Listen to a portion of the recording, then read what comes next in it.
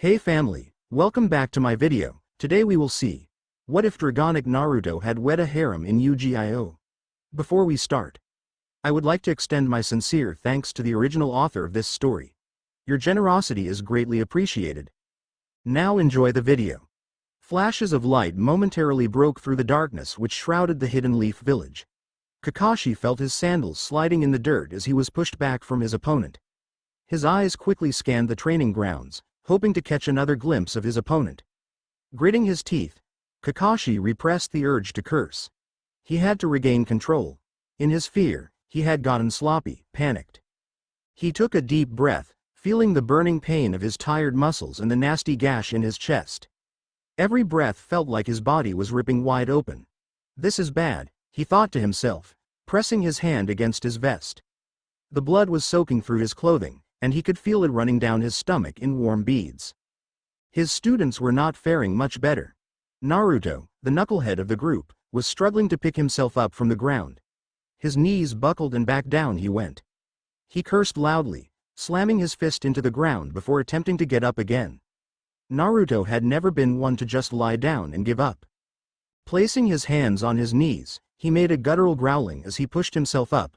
"All right, you creep," Naruto panted. "You're going down this time, for sure." "Naruto, don't get carried away," Kakashi called out, but there was no stopping him once his mind was made up. Gathering his strength, Naruto darted forward. His eyes narrowed as he began to weave hand signs. Perched on top of a tree branch, his opponent watched Naruto curiously. Naruto propelled himself up the tree with his chakra. Clones popping up in smoke all around him. "You're mine now, you four-eyed creep," the Narutos yelled in unison. His opponent pushed up his glasses, giving a small laugh. "Naruto, you are too predictable." He grabbed the wrist of the closest Naruto and threw the clone at the others. Bowling into each other, the clones exploded into large puffs of smoke, leaving the real Naruto falling down the tree as he lost concentration. He hit the ground hard. Dazed, he remained on the ground, staring up at his opponent. "Naruto," Sakura screamed. "How did you possibly think that was going to work against Kabuto?" While her words rang of anger, her body language betrayed her true feelings, fear. Her hands were up to her chest, folded together as if she was praying.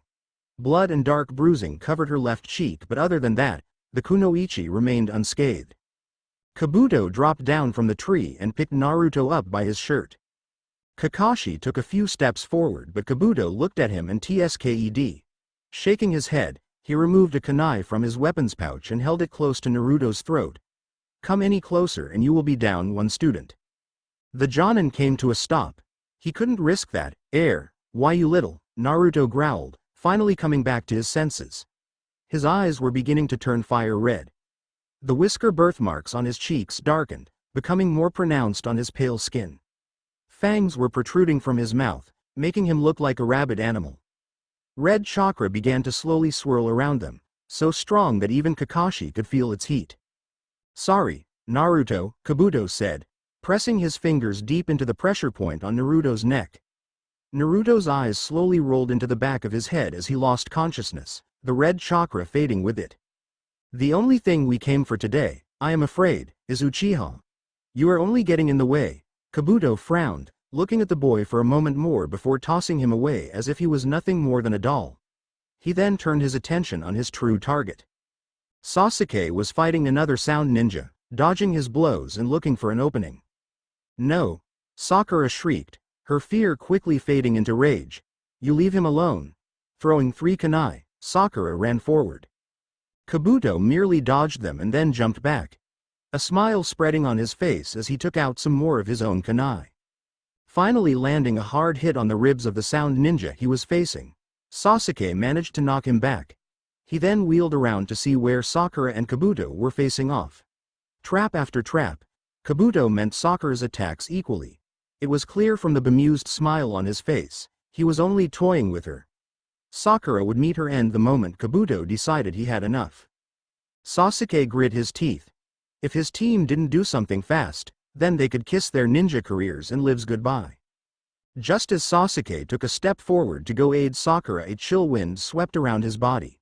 His skin crawled as he heard the unmistakable hissing voice slither over the training fields. "Kabuto, We need to end this now. Kakashi clenched his fists as Orochimaru's slender form came into view. The Sanin's eyes slowly went over Sasuke, taking in every detail. His lust was almost palpable. It made Kakashi sick. You snake, the Jonin growled, get the hell out of our village. Heh, Orochimaru chuckled, tuning his wicked stare to Kakashi. Well, don't you look like you have seen better days? Don't worry, this will be over soon. The Sanin's eyes turned their attention to Kabuto. Kabuto nodded, muttering, right. He tripped another trap, causing a net to rise up and wrap around Sakura. The ends were being held down by heavy stones. Desperately, she began chipping away at the heave rope with her kunai knife, but the chakra-infused rope only dulled the blade. Kabuto smiled to himself. Once this jutsu was cast, his master's plan would be in motion. The ninja world would never be the same again. They would be pioneering a new and greater generation of ninja. All after this one moment. Weaving intricate hand signs, Kabuto forced himself to focus. One wrong move and the jutsu would fail. Sasuke had to be theirs, he was the key. Darting forward, Sasuke threw a shuriken at Kabuto. He is mine. No. Sasuke. Stop. Kakashi yelled. He ran forward, hoping to cut Sasuke off. Fear twisted his stomach, making him feel sick. If Kabuto's jutsu landed, there was no telling how catastrophic the damage would be, and Sasuke was mindlessly running right into it.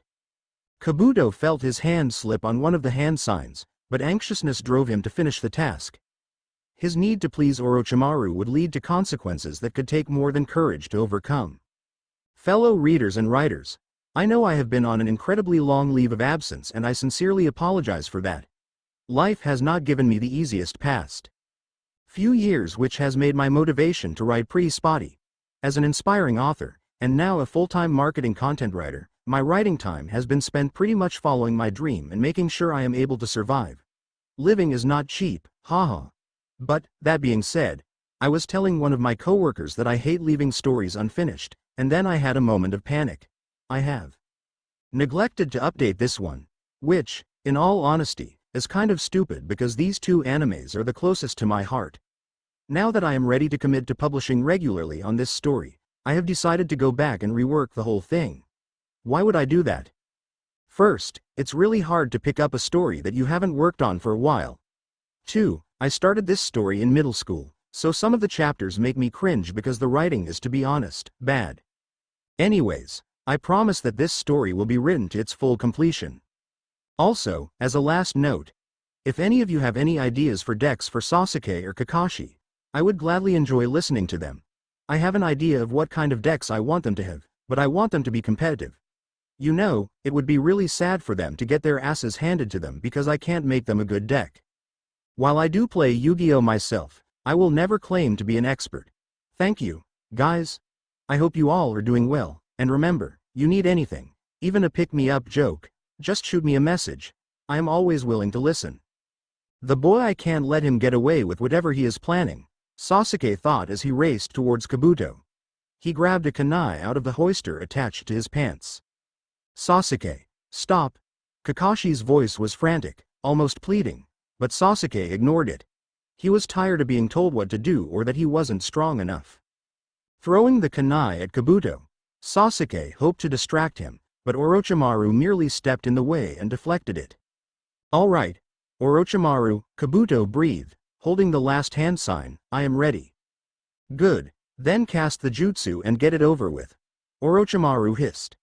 Kabuto muttered some words that Sasuke couldn't hear. It didn't matter anyway.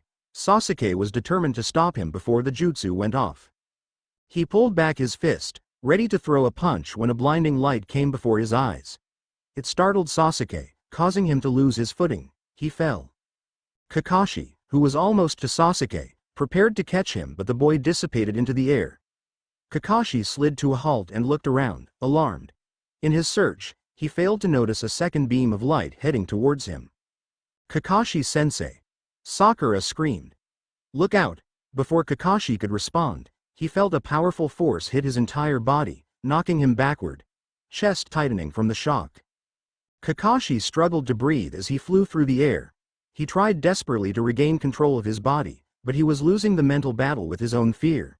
He felt as if lightning was running through his veins, constricting his muscles and resulting in cramps so bad he thought his muscles were going to snap from the strain. Resigned to his fate, Kakashi closed his eyes, hoping that by some miracle, his landing wouldn't cause him to severely break something. A few seconds went by and it struck Kakashi that he never hit the ground. He opened his eyes to see a rainbow of lights flashing and blending before him. They were beautiful but dizzying, and Kakashi felt exhaustion pulling at his eyelids. Instead of fighting it, he welcomed it and felt his consciousness leave him. In Domino City, at a registered Battle City registration center, Yugi and Joey walked out of the shop. Both boys were silent, staring off into the bustling city, feeling the determination swelling in their hearts. Tomorrow, Domino City would erupt into a warzone of monsters and magic as duelists from all around the world gathered to take the coveted name of King of Games and the prestige from winning the Battle City tournament. Absent-mindedly, Yugi placed his hand on the Millennium Puzzle hanging from a chain around his neck. For him, Battle City was more than just a Duel Monsters tournament. Here, he would face a different kind of war. A war to help the mighty pharaoh whose soul resided in the Millennium Puzzle find his lost memories and save the world from a great evil. Yugi frowned. He didn't even know who this evil was or what they were capable of. But he did know that to help his partner, he needed to defeat it. "I can't believe Dad computer got my duelist level wrong," Joey said happily. A large box containing his new duel disc bounced in his arms. "I can't believe you were actually good," Tristan said, rubbing his chin. The blonde stopped in his tracks, clenched his fists, and turned to face Tristan. "What did you say?" Joey asked through gritted teeth. "I said, I can't believe you were actually that good. I mean, luck basically got you through the Duelist Kingdom tournament," Tristan answered, winking at Joey. The tall and slender brunette, T, sighed and murmured to Yugi, "Here comes one of the famous Joey versus Tristan fights again." "Yeah, seems like it," Yugi agreed. He smiled anxiously as Joey and Tristan tackled each other, falling to the ground and wrestled on the street. "You betta take Dad back, man," Joey yelled. "And lie?" "I don't think so," Tristan answered. Joey tried to punch Tristan in the gut, but he managed to roll out of the way just in time. Joey's fist collided with the concrete sidewalk with a sickening crack. "Yowow!" Joey screamed, nursing his bruised hands, the knuckles already turning a deep purple. "Ouch," T said, wincing. "That's gotta hurt." "You had it comin', man," Tristan said, quickly getting up off the ground. "Shut up," Joey muttered, turning from them and gently kissing his hand. Tristan was about to make another snide remark but was cut off from a huge crash coming from the alley. It sounded as if something heavy had landed on top of the dumpsters. "What was that?" Yugi asked, alarmed. "I don't know," T said, holding her hands to her chest, "but maybe we should check it out." Yugi nodded in agreement and led the gang over cautiously to the entrance of the alley. Large shadows loomed over the opening between the two massive buildings, shielding the dangers that lived inside. The moonlight peeking over the roofs of the surrounding buildings provided only a small sliver of silver light. "Maybe this was a bad idea," Joey whispered. Tristan nodded in agreement. "Every comic book I have read always has some gang lurking in the shadows," Joey continued, as he watched Yugi take a step into the dark. Yugi didn't hear Joey. His gut was telling him to move forward, sensing that something needed their help. T followed him and immediately went searching around the dumpster. Bending down, Yugi picked up a blue headband with a metal plate attached to the center. A leaf was engraved into the metal. Tracing his fingers over the engraving, Yugi peered at his reflection. A terrified screech from T caused Yugi to snap his head up. Joey and Tristan ran over to join her and Yugi did as well, but not before he pocketed the headband. Yugi pushed past his taller friends to see what the commotion was about. As soon as his eyes fell on the raven-haired boy, he felt his heart sink. His body was lying in a pool of blood, coming from a wound on his side. A nasty cut was under his right eye as if he had been slashed by a sharp blade. His right arm was also covered in blood, but Yugi couldn't tell if that was from the gash in his side or if there was another laceration on the arm. The wrist though was twisted back, obviously broken. Joey knelt down and placed his fingers under the boy's jaw, feeling for a pulse on his neck. "He's alive," he announced, looking back at his friends. "I am no doctor but his pulse feels weak and I am sure he has seen better days." We need to get him to a hospital, Tristan stated. Yeah, Joey answered as he carefully lifted the defenseless body off the ground. The boy's hair fell into his face. T gently swept them back. She then dug through her purse and retrieved her pink cell phone, which had a cute keychain of Karibo on it. She quickly dialed emergency services and waited for another response on the other side of the line. Hello. This is 911. What is your emergency? The woman on the other line said. Hello. This is T. Gardener. My friends and I were walking home from a card shop and found this boy unconscious in an alley. He has been beaten pretty bad, T answered. Is the boy breathing? The woman questioned. Yes, T looked at the child, but faintly. Okay, and where is your location? T rattled off the street they were on and nodded as the emergency dispatcher told her that an ambulance would be there shortly. She then hung up after politely declining the offer to stay on the line with the dispatcher until emergency services arrived. It wasn't long before the sounds of sirens echoed down the street. The lights from the ambulance lit up the alley as Joey, T, Yugi, and Tristan walked out, carrying the child. Hang in there, kid, Joey said. You're going to be okay. Paramedics rushed over to the gang and took the child from Joey. They then disappeared into the ambulance and told the gang to which hospital they were going before speeding off. Maybe we should go with him and make sure he had a place to stay when he gets out, Yugi said, watching as the ambulance disappeared as it went around the corner. Yeah, and my sister is having her operation at the same hospital, so I was going there anyway, Joey answered. Together they walked down the road towards Domino Hospital. Author's note. When I first wrote this story I was in middle school. Back then, I wasn't very knowledgeable about the world. I lived a very sheltered life and so the only culture I knew was the one I grew up with. So I assumed that every country used 911 as their emergency number. Anyways, there is one comment that came through where someone said, 911 in Japan. Screw the rules, it made me laugh so hard, especially when I realized my mistake, and today I do not have the heart to change it. So this is a tip of the hat to that reader and my silly middle school self. I hope you guys enjoyed this chapter.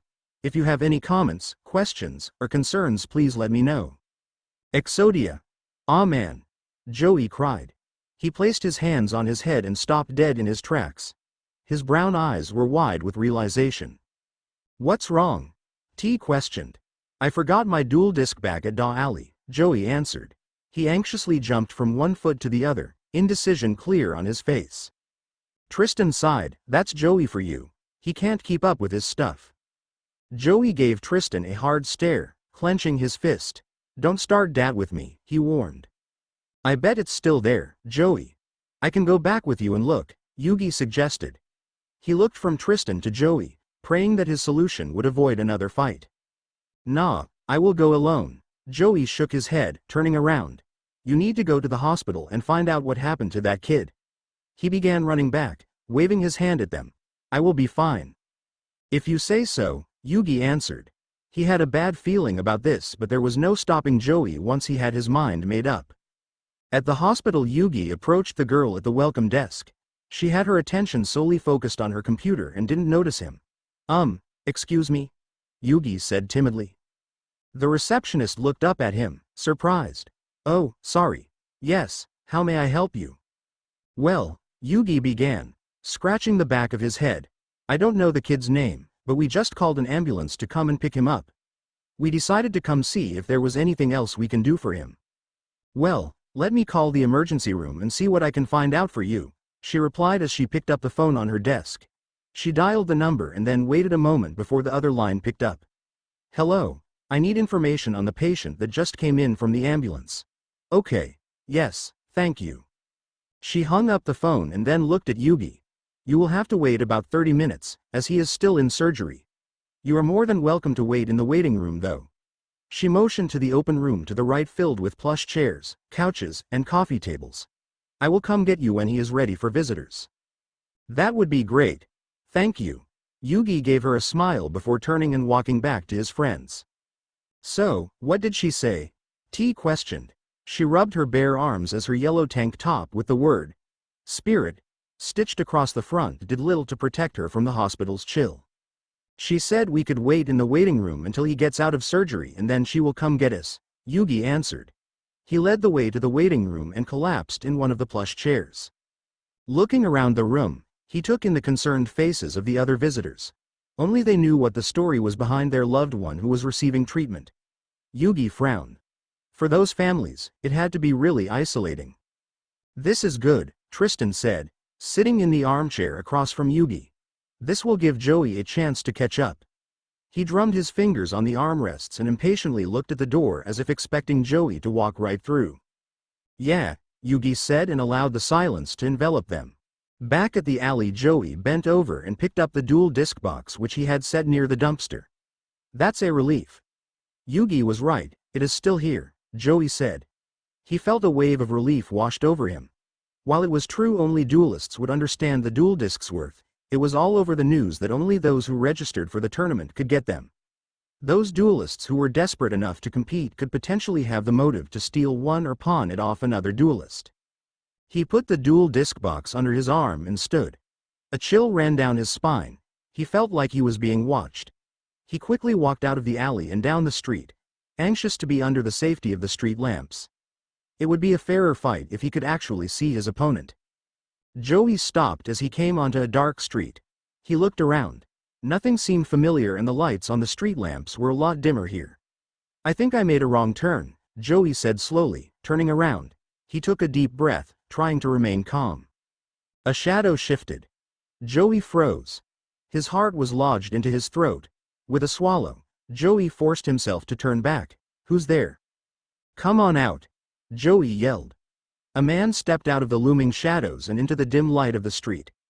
He was wearing a black robe, the hood covering his face. He had a dual disc on his left arm and he had it in front of him as if it were a shield. Can I help ya with something? Joey asked. He hated when people hid their faces. Yes. My friends and I are interested in that red eyes black dragon of yours. I would love to duel for it, the man answered. Joey chuckled, turning from them. Look fella, I would love to duel ya, but I have to go. Joey started to walk but more robed men stepped out in front of him. This duel won't take long. Not with your skills. I am sure you will be able to beat me quickly and then my friends will step aside and let you go, the man answered. He took another 2 steps towards Joey. Besides, you wouldn't want anything bad happening to your friends, now would you? You better leave my friends alone, Joey warned. He gritted his teeth and then knelt down. He opened the dual disc box and took the machine out, latching it to his arm. If it's duel you want, then it's a duel you get. But be warned, I bring my game. At the hospital. Where is Joey? T asked as she looked at the clock on the wall. It had already been 20 minutes and there was still no sign of Joey. Yeah, the alley is only 5 minutes away, Yugi added. He stood up, no longer able to sit still. Maybe he got lost, Tristan answered. He will catch up, I know he will. He gave Yugi an encouraging pat on the shoulder and then walked towards the exit. Where are you going? T called after him. There's a vending machine outside, he answered, pulling out his wallet. He disappeared through the 2 mechanical sliding doors. Shortly after, one of the hospital maintenance staff followed Tristan out. Tristan came back, his face weighed down by his deep frown. The vending machine is out of order, he announced, showing them his dollar. What am I supposed to do? I can't eat this. Well, you could, Yugi laughed, but I am not sure it would taste very good. HMF, Tristan huffed as he sat down next to T. At the alley, if you want to see red eyes, now is your chance, Joey yelled, holding the card up in the air for dramatic effect. I sacrifice my 2 monsters to summon Red Eyes Black Dragon. A bright light washed over the field and then vanished, leaving behind a large red dragon. The magnificent creature raised its head, its blood-red eyes staring down its opponents. Spikes ran down the dragon's neck all the way to his tail. Letting out a tremendous roar, the dragon showed off his sharp teeth. Joey's opponent's face twisted into a wicked smile. Perfect, he whispered. Thanks to your trap card, I can't attack this turn. Next turn though, you will feel the wrath of my dragon. Joey smiled triumphantly. As long as I have people to fight for, there is no way I can lose, he thought. There will be no next turn, the man said, for I summon Exodia the Forbidden One. Joey's mouth fell open. He couldn't believe his ears or his eyes. Bright portals of white and yellow light paired on the field, followed by a large green 5-point star. Exodia's massive arms, legs, and head came out the star and pulled the rest of his body through. The monster brought its hands together, creating a sphere of light that grew in brightness and power. It then unleashed that power on Joey. His dragon was obliterated in the blast, and Joey felt his own body lose all of its strength. His life points hit zero as he hit the ground. The field slowly faded and Joey just watched it go in a daze. How could he lose? The man stood over him. "Your red eyes, black dragon, please. You can take it from my cold dead hands," Joey growled. A ringing sound filled his ears as a sharp pain ran through his head. One of the goons had struck him. Joey fell to the ground, his vision fading in and out. "That can be arranged," the man laughed. Joey felt the man remove the card from his duel disc. He could only watch hopelessly as the group of thugs left before he lost consciousness. Big brothers help others. It was the day before the Battle City tournament and Kaiba could feel the building tension in the city. Everywhere he looked, he could spot a duelist, studying the crowds just as he was. Every single duelist would be staking out their battle plan and sizing up the competition. Turning another corner, Kaiba paused. The city, despite it being so late, buzzed with life. Cars filled the streets. People moved to and from shops and restaurants, and peddlers stood begging for individuals to stop at their stalls. "It's pretty, isn't it, Seto?" Mokuba commented. He carefully set the heavy suitcase full of Duel Monster cards on the ground. He looked up at his brother, admiration shining in his bright gray eyes. "Yeah," Kaiba agreed. "You know," he began, looking once again towards his brother, "I can carry my own briefcase." "No," Mokuba shook his head, his long wild black hair whipping his face. "I got it. You need to rest your arms for all of your duels tomorrow. As duel commissioner, I will be busy ensuring that all of your rules are being followed and that people are showing each other respect." Kaiba smiled. Mokuba had always tried to find ways to help him with anything he might need, even something as small as carrying his briefcase. His little brother was the most important thing to him on this planet. He had to win this tournament, not only to bury his painful past but to bring honor back to the Kaiba name. Mokuba would one day head the empire he had built, and he wouldn't let anyone besmirch that name. Not even Yugi. Kaiba drew the first card from the deck slot in his duel disc. The Egyptian god, Obelisk the Tormentor, stared back at him from the card. Though to the untrained eye the card was no more than a fancy drawing, Kaiba could feel the power behind it. Once he had all three Egyptian god cards in his deck, he would be unbeatable. "Hey, Seto," Mokuba said, suddenly. Kaiba looked away from the card and towards his brother. "There's a man over there, he looks hurt," Mokuba said as he pointed down the street. A strange man limped down the street, holding his chest. The clothes he wore were torn and scuffed. A mask covered the man's face and a headband covered one of the man's eyes. Silver hair was matted from sweat. As he came closer, Kaiba could see the paleness of his face and the wince in the only eye that showed. He was looking right at them. "Great, more freaks," Kaiba muttered. Mokuba moved closer to his older brother, his hand moving to the briefcase. "Pardon me," the man said, panting. "Have you seen a boy around the age of 13 with raven black hair? He would be wearing the same type of headband I am." He motioned to the metal plate on the band, which had an engraving of a leaf. "This guy is a mess," Kaiba thought as he looked the man over. Blood seeped through the man's fingers as he clutched his chest. His good eyes searched their faces desperately, hoping to see some sort of recognition from the description he shared. Kaiba knew the man would be sorely disappointed. "Sorry," Kaiba began. "We haven't seen your kid." With a heavy sigh, the man looked past them, slowly scanning the streets. His face was pale from both pain and worry. "I guess I will keep looking then," he stated and then continued to hobble forward.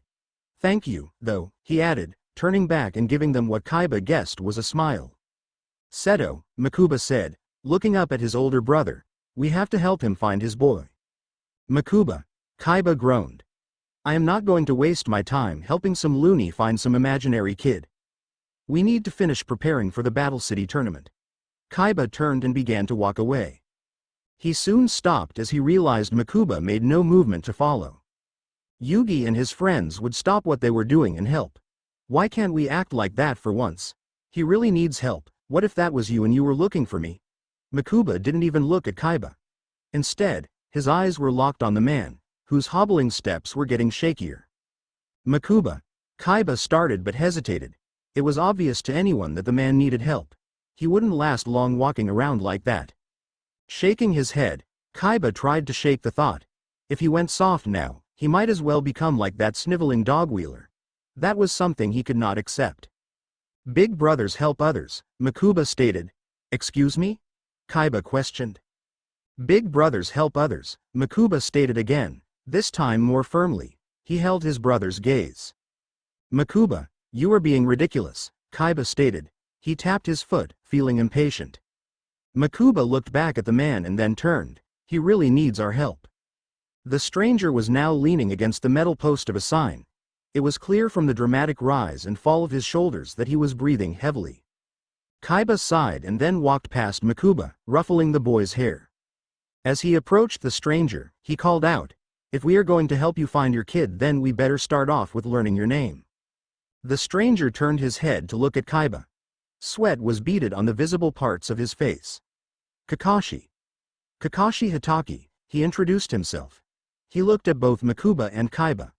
I am looking for a boy named Sasuke, and once I find him, I promise I will be out of your hair. This is a big city, and while it is well lit on the main roads, the dark will make it hard to find him, Kaiba said. Besides, you look like you could use some rest and medical attention. Kakashi nodded slowly. He allowed Kaiba to help support him, and together they made their way down the street. Mokuba trailed behind them, and Kaiba could feel the beaming smile on the boy's face. We have a whole personal medical staff that can fix you right up, he announced. Then tomorrow, we are sure to run into your kid during the Battle City tournament. We can even make posters and hang them up. Kakashi chuckled. I appreciate that. He looked at Kaiba and then back at Mokuba. What are your names? Seto Kaiba, but you can just call me Kaiba. Kaiba responded and then motioned with his head back to Mokuba. And that is my little brother, Mokuba. You probably recognize the name, Mokuba said proudly. We own and run Kaiba Corporation and are proudly hosting the Battle City tournament tomorrow.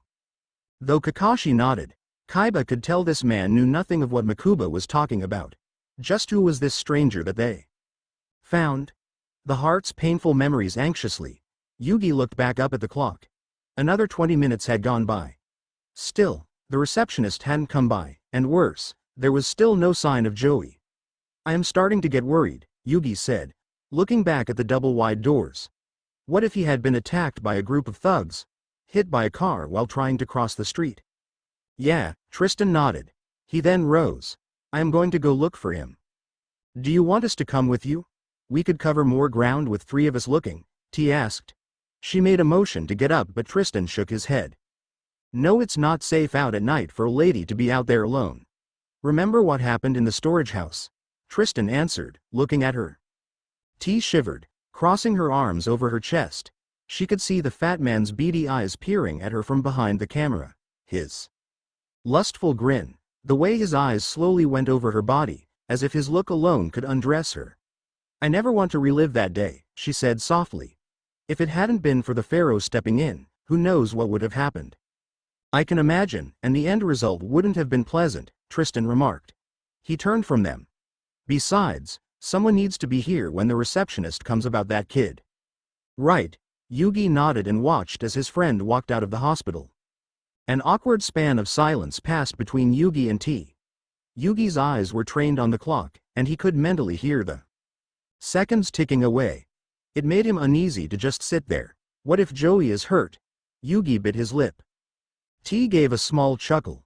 Yugi looked at her, curious as to what she could find so humorous at a time like this. Now we just need to hope that Tristan doesn't get lost. His directional skills are almost as bad as Joey's. Yugi gave a half-hearted laugh. He knew she was trying to lighten the mood, but the thought of losing Tristan as well only made his anxiety worse. Yugi, has anyone ever told you that you worry too much? Yami's strong voice sounded in Yugi's head and radiated within his soul. I do not, Yugi replied defensively. He placed a hand on the chain of the Millennium Puzzle. He could feel Yami's calmness washing over him, driving the anxiety back. You do. Trust me, Joey and Tristan will be fine. You can knock them down, but they always come back up, Yami remarked. I hope you're right, Pharaoh. Yugi sighed heavily. He could feel T's eyes on him, but she couldn't offer him any more comfort. She was just as anxious as he was and he needed to be strong for her. "Sorry to keep you waiting." The receptionist's sweet voice brought Yugi out of his own thoughts. Yugi blinked, shaking the image of the ticking second hand from his mind, and looked at the receptionist. Her eyes looked exhausted but her lips were pulled into a smile. "He is out of surgery now and is in room 311. You can take the elevator over there up to the 3rd floor and it should be the first door on your right." "Thank you," T said as she rose. "Yeah, thanks," Yugi said, giving her a smile. As they headed towards the elevator, Yugi looked back one last time to the doors. Hopefully, Joey and Tristan would be soon behind them. In the city of Domino, Dag Nabbit, Joey yelled as he pushed himself off the ground and into a sitting position. His head ached but not as bad as his heart did. How could I lose like that? Why did I just let them take my red eyes? Now I summon Exodia. The words that had sealed the duel rang through Joey's ears, resounding like a bell. Joey balled his fists and gritted his teeth. Slamming his fist onto the sidewalk, he felt the numbing pain run through his hand to his elbow. Now he knew how Kaiba felt when he himself faced Exodia at the hands of Yugi. The previous unbeaten champion of Duel Monsters had become a shell of his former self after facing the mighty monster, and Joey didn't blame him. However, Joey was more stubborn than Kaiba. I will find you, you shady creep. Mark my words, I will get my red eyes back, and when I do, you will be sorry," Joey yelled out. "Joey?" Joey froze. He knew that voice. "Tristan?" Joey called back. He forced himself to stand and looked around. He could see a few people passing the alley which he and the stranger dueled. "Tristan," Joey called again, making his way to the street.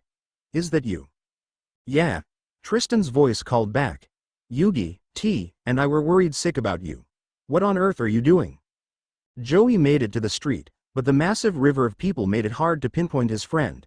While he could hear him, he couldn't see him. "Where are ya, man?" Tristan called out again. This time his voice was getting further. "Just follow the sound of my voice," Joey replied. A moment of silence followed as Joey scanned the people passing for Tristan. Joey," Tristan's voice rang out again. He was closer, but Joey still couldn't see him. "You actually need to keep talking for me to find you." "Oh yeah." Joey felt his cheeks turn red. A woman looked at him funny as she walked by. "What, you never heard a man talking before?" "Sheesh. I am not talking to myself, you know." The woman began to walk faster, arching her eyebrows, and then looking away from Joey and straight ahead. "I am not some kind of creep, you know," Joey yelled after her. "I am the runner-up from Duelist Kingdom, you know, the godfather of games. You know," Tristan said, placing a hand on Joey's shoulder. Joey wheeled around and faced his unicorn-haired friend. "Yelling at people that you are not a creep actually makes you look like a creep." Joey sighed and then smiled at Tristan. "Am I sure glad to see you." Tristan motioned Joey to follow him and together they headed towards the hospital. Looking at Joey from the corner of his eye, Tristan asked, "So, what happened to you? How did you end up all the way down here?" "Well," Joey began, "I took a wrong turn and at the hospital in room 311 inches I don't want to die," a young boy cried as he fled down the body-covered street. Everywhere he looked he could see another clan member lying in their own blood on the ground. "You are not even worth killing, baby brother." The once comforting voice of his older brother now felt like daggers piercing his heart. All of the warmth was gone, replaced by cold, sinister indifference. Didn't he feel anything for destroying their clan? Their family? "You are pathetic." He stopped, panting. He couldn't run any longer, his body was tired and his heart was too heavy. He looked back, the piercing red eyes stared down at him. Hopefully, death would take him quickly. A flash of light enveloped him and searing pain ran through his arm. Sasuke jolted upright. Bright lights blinded him, and he heard a continual beeping sound, which was steadily getting faster. His right arm uncomfortably heavy and stiff. Fear raced through his body as he felt a cool material wrapped tightly around his legs. Pain ran through his body, echoing with every breath. He winced and wrapped his good arm over his midsection. Sweat beaded on his face and stung his eyes. The world around him was finally solidifying as his eyes got used to the lights. "Hey, take it easy, you're okay," a woman's gentle voice said. It was followed by a light touch on his shoulder. Sasuke pulled away from the touch. He looked at her, meeting her big sapphire eyes. "It's all right now," another voice, this one more childish and innocent, asked. Sasuke looked at the second individual in the room. If it hadn't been for the pain, he would have sworn he was dreaming.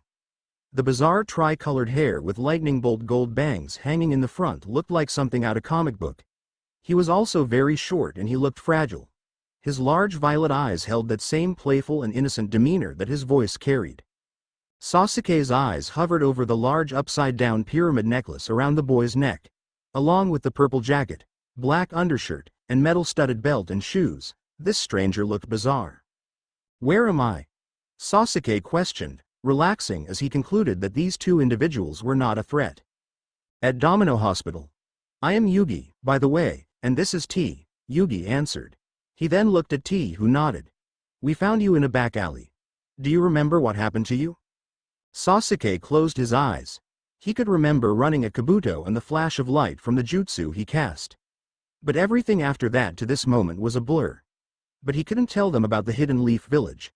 While he didn't know exactly where he was, he did know that he was far from the world of ninjas. These people did not look like they could hold their own in any kind of fight.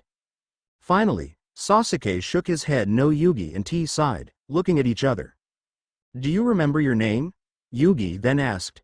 There was a look of uncertainty on his face. "My name is Sasuke. Sasuke Uchiha," he replied. His eyelids were getting heavy and his mind felt like it was entering a fog. The dull throbbing through his body only made things worse. "Do you know who your parents are, or where they are?" T asked, giving him a sympathetic look. She reached to grab his hand but Sasuke once again pulled away. He didn't want these two feeling sorry for him. Big brother, mother and father are." Tears welled in Sasuke's eyes and he quickly looked down at his hands. The stiff blue cast on his arm shocked him enough to allow the memory to fade, even if for a second. It gave him enough to get his emotions back in check. "My parents are gone," Sasuke answered, not daring to look up at T. "Oh," her voice was low and soft. He heard her take in a deep shuddering breath as if she was sharing in his pain. "You have to be staying with someone though, right? I mean, you are too young to be out on your own." "I live by myself," Sasuke snapped and looked up at them. T had tears in her eyes. Tears that weren't hers to shed. Sasuke wished these two clowns would just leave him be. Why should they care what he was going through? "That's okay," Yugi said suddenly. He stood up, his hands clenched into fists and determination painted in his face. "You can come with us." Sasuke bit his lower lip. What these two good Samaritans didn't realize is that having him around would bring more trouble than they would have bargained for. But at this point, Sasuke didn't know what other choices he had. Mixed emotions. A full silver moon was already sitting on its throne, spreading its veil of light over the land by the time the Kaiba brothers and Kakashi made it back to the Kaiba mansion. For Kakashi, the walk back had been slow and painful. Every step only aggravated his injuries, his muscles screamed of exhaustion, and his thoughts were becoming muddled. The mansion standing in front of him rivaled that of the Hokage's house. A large iron fence surrounded the property, discouraging trespassers with its height and the sharp points of the fence posts. Two brick guard stations sat on either side of the gate and both men inside were on high alert. They eyed Kakashi suspiciously, their hands kept close to the strange weapon hoister on their belt. Kakashi looked sideways at Kaiba. This kid is trying desperately to keep something out or maybe some secret in. As they passed through the gates, Kakashi was awestruck with wonder. In front of him was an expansive garden filled with white and blue flowers. They stretched out to the front of the Kaiba mansion, each row meticulously planted so that no flower grew out of place. 3 large stone dragon statues sat on bases of marble. 2 were standing by the gates as if they themselves were another pair of guards and the third stood in the middle of the garden. Their eyes, made out of flawless sapphires, seemed to state into his soul as if they were more than just stone. Kakashi felt himself shudder. "What's wrong?" Kaiba asked, coming up beside him. The eldest Kaiba brother followed Kakashi's gaze to the stone dragon. A smile spread over his thin lips. "Nothing," Kakashi answered. He couldn't shake the feeling though that there was some kind of deeper meaning or power behind these dragons. It was as if they were trying to call out to him, tell him. Something that he should know about this world or the ruler of this mansion. Kakashi shook his head. No, that was just silly. The pain, loss of blood, and exhaustion were getting to his head. You seem to have taken a liking to the Blue Eyes White Dragon, Kaiba commented as Kakashi took one last look at it as they walked by. Kakashi smiled as he turned his attention to Kaiba. They're interesting. Are they a family symbol? Kaiba looked at the weird contraption on his arm. The metal disc with two blades attached to it didn't seem like a formidable weapon. The edges seemed dull and it looked heavy. Kaiba removed a card from the slot on the metal disc. He then held it up so Kakashi could see it. They're the new family symbol for power. I took control of my life when I got rid of my stepfather. After he was gone, I turned the company he had built from a producer of machines to a company that the Kaiba name could actually be proud of. When I win the Battle City tournament, the ties and terrors of the past will finally be buried and forgotten. Kakashi noticed a change in the younger Kaiba brother. The small boy was now looking at the ground, his long bangs shielding his eyes from their view. Mr. Kaiba, a man was running towards them.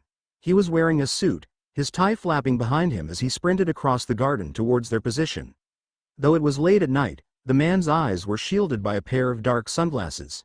He stopped, panting, and dabbed a small handkerchief over his brow. Mr. Kaiba, he repeated again as he caught his breath. We were worried about you. You had a meeting 3 hours ago. I know that, Roland, Kaiba answered.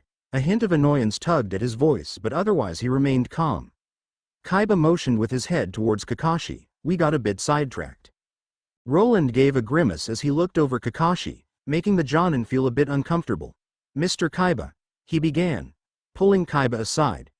He whispered, though, with Kakashi's sensitive hearing, he caught what the man was saying. Do you know who this man is? What if he is some lunatic serial killer? Don't be ridiculous, Kaiba remarked. This man isn't a threat. Besides, it was Mokuba's idea to help him. Roland looked at Kakashi again, still unsure. Kakashi waved to him, hoping that his calm demeanor along with Mokuba's and Kaiba's would help solidify that belief that he wasn't there to harm them. Roland, get our medical staff to see to our guest, Kaiba finally said with a huff. Do it before I lose my patience, he added, after another second went by of Roland just standing and staring. Yes sir, Mr. Kaiba, Roland answered quickly. He turned and once again sprinted to the mansion, calling out to the staff woman who had opened the door. Kakashi sighed. Despite the beauty of the garden grounds, the majesty of the dragons standing guard, and the immaculate white bricks of the mansion being illuminated by the outdoor lighting, there was still a sense of isolation. Kakashi didn't have to know either Kaiba brother long to realize that their lives were full of pain and anger. Something had left a deep opened wound on their hearts, and only time would tell if it would heal. At the hospital, are you sure this is the right floor, Joey? Tristan questioned as he and Joey stepped off the elevator. Yeah, Joey answered, scratching the back of his head. Now he wasn't so sure. She did say the 3rd floor, right? Yeah, I think. Tristan shrugged. He then sighed heavily, looking around at the nursing staff that was now starting to stare at them as they just stood there, lost and dazed. Man, we really need to pay more attention. Do you remember what the room number was? I don't remember, Joey admitted. He gave a sheepish grin. I honestly wasn't paying attention. I couldn't look away from the lady who walked in with a tree branch sticking out of her neck.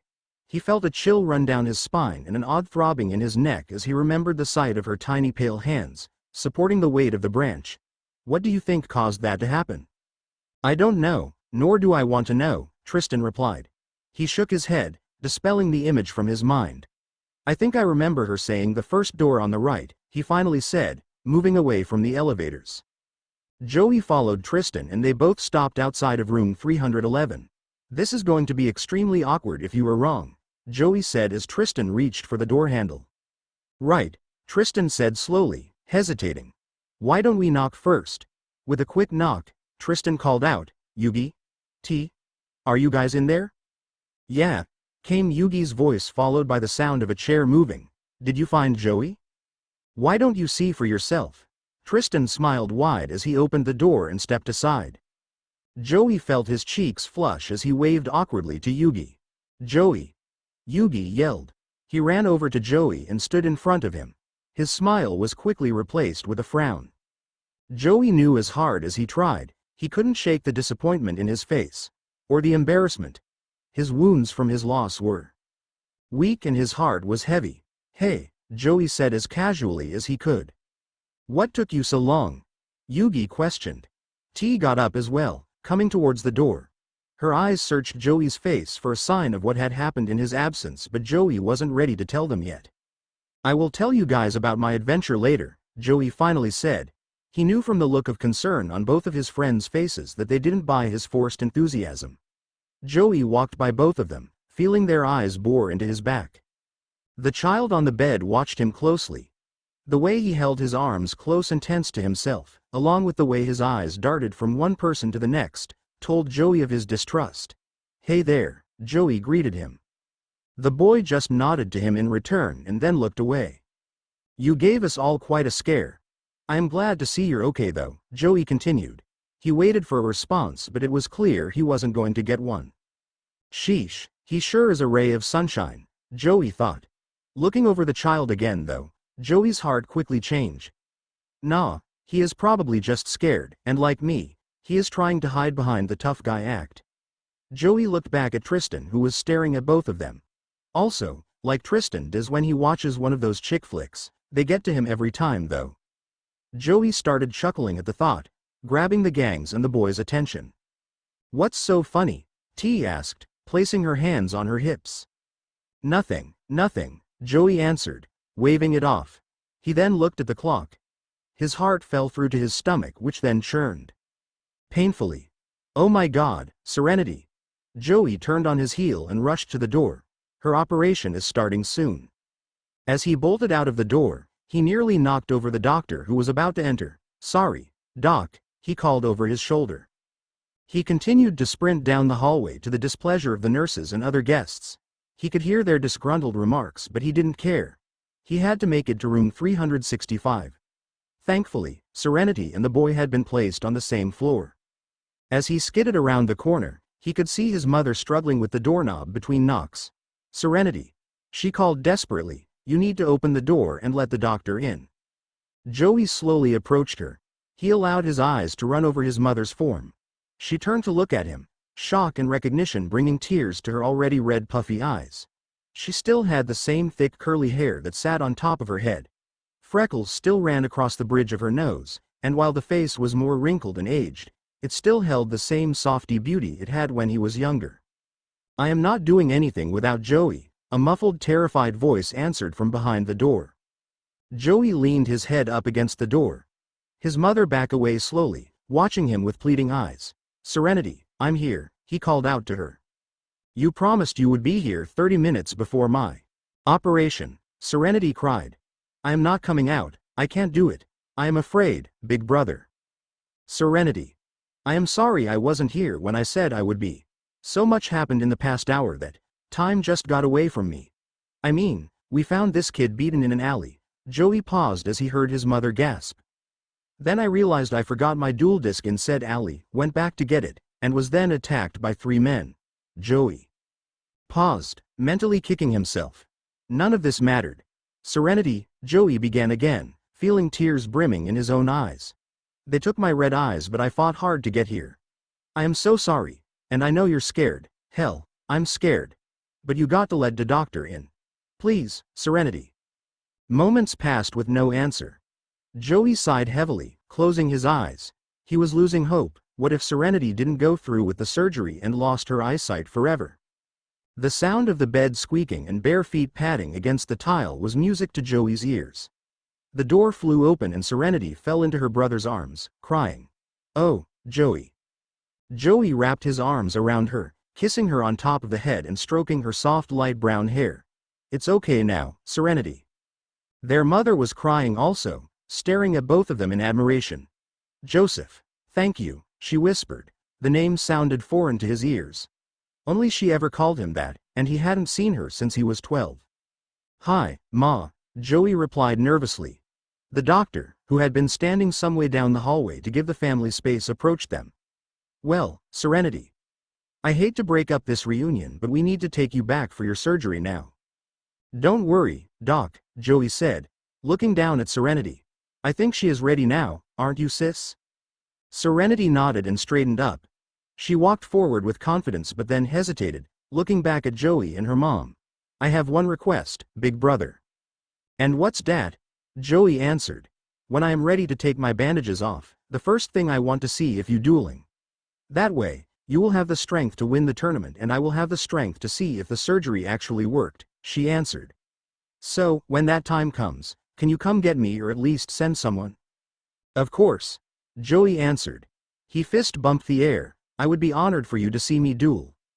Adrenaline ran through his veins, filling him with so much excitement and hope. He no longer felt the searing embarrassment of having lost his red eyes. I will do better than just get my red eyes back, Serenity. I am going to win the whole tournament. Yes. You can do it. Serenity cheered. Her spread from cheek to cheek, showing off her beautiful straight white teeth and the little dimples at each cheek. We can do anything together, Joey. Yeah, we will always be there for each other, Joey answered. He felt his pride swelling as he watched his little sister walk away with the doctor. Room 311. Hello, Sasuke, the doctor said as he approached them.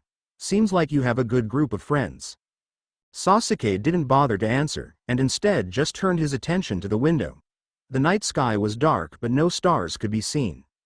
Instead, the lights from the city blocked out the natural beauty of Mother Nature and replaced it with an artificial one. People moved through the streets like a river, flowing in the same collective direction on one side and in the opposite direction on the other. Small machines, like deformed wagons, rolled through the center like boats. From their vantage point on the third floor, the sights below looked like nothing more than a mural. As if he could reach out and pick them up. The doctor cleared his throat and then turned to Yugi, T, and Tristan. I have some good news and some bad news. The doctor began looking down at his chart. The good news is that we were able to push a few of your broken ribs back into place. They will naturally heal over time. The doctor handed T a picture of the X-ray. There was a puncture in your lung, which we were able to seal back together, and we gave you some anti-inflammatory medicine to reduce the swelling. The doctor paused, turning to the next page in his chart. All of your lacerations were properly stitched, he continued, and those stitches will dissolve in a few weeks. Sasuke sighed and looked down at his right hand, which was wrapped in a tight cast. It felt stiff and it ached when he tried to move it. Your wrist was also broken, the doctor added, looking at him. That cast will allow it to heal properly and then, in a month, we will be able to remove it. He smiled at Sasuke. All in all, you will make a full recovery. So, what's the bad news? Tristan asked, tilting his head to the side. The bad news, the doctor sighed, is that we haven't been able to locate his parents. Even child services aren't sure where he is from. They have no record of him. I don't have any parents, Sasuke growled. He felt a stabbing pain shoot through his side as he tried to readjust on the bed. Oh, the doctor frowned deeply. I don't need their sympathy, nor do I want it, Sasuke thought angrily. Well, the doctor said, turning to Yugi, T, and Tristan. The only options I can see is that he goes with you or I call child services to step in. They will probably take him to an orphanage. I don't need to go to an orphanage, Sasuke snapped. I am fine living by myself. He wished they would go away. Leave him alone. They didn't even know him and he didn't know them either. Why couldn't they just leave him be? I am sorry, young man, the doctor answered. It is illegal for anyone under the age of 18 to be living on their own. And from what you have told me, you only just turned 13, is that correct? Sasuke bit his lip to keep himself from arguing. It wouldn't do any good and talking only made his side hurt worse. He was out of options anyway. There was no sign of Kakashi, Sakura, or the idiot Naruto. This doctor expected him to go with these strangers or go to an orphanage for people to look at him as if he was some pet, and decide whether he was worthy to adopt or not. He wouldn't go to an orphanage. Sasuke looked at Yugi, whose eyes were trained on him. As much as Sasuke hated to admit it, he needed them. He can come with us, Yugi said, looking at the doctor. All right. The doctor smiled. We are going to keep him overnight to just monitor his condition, but he should be set to go in the morning. Just as the doctor was leaving, Joey burst through the door, once again almost knocking the poor man over. The doctor gave Joey a stern look, fixed his jacket, and then marched out the room. Sorry, Joey yelled after him. Hey, Joey, how is your sister? Tristan questioned. She is doing awesome. She went back into surgery and should be done in about an hour, Joey answered. That's great, Joey, Yugi and T both chimed. Yeah, and she wants to see me duel and win the tournament, Joey announced. He then looked hard at Yugi. That means when we duel, I am coming at you with everything I got, pal. I will be looking forward to that, Joey, Yugi answered smiling. Sasuke watched them talking and laughing. Wincing, Sasuke leaned back in the bed and stared once again out the window. He had no idea what this tournament was, but he was anxious to get out of this hospital. Maybe he would find the rest of his team or a way for him to get home. In Egypt, with these new allies, the pharaoh will fall and I will rise to take his place. Calm before the storm, Yugi and the gang had left the hospital around 11:30 p.m., leaving Sasuke alone to his thoughts. Besides the gold light from the hallway outside peeking beneath the doorway and the dim lights from the heart monitor standing next to his bed, the room was dark. He had asked T to shut the curtains by the window before she left, shielding the room from the bright lights from the city outside. Sasuke stared up at the ceiling, taking in the darkness and his own sense of growing dread. He felt disillusioned, apart from himself. In the Hidden Leaf Village, the Uchiha name would have been recognizable and demand respect from anyone who heard it. But now his name meant nothing. He was a nobody.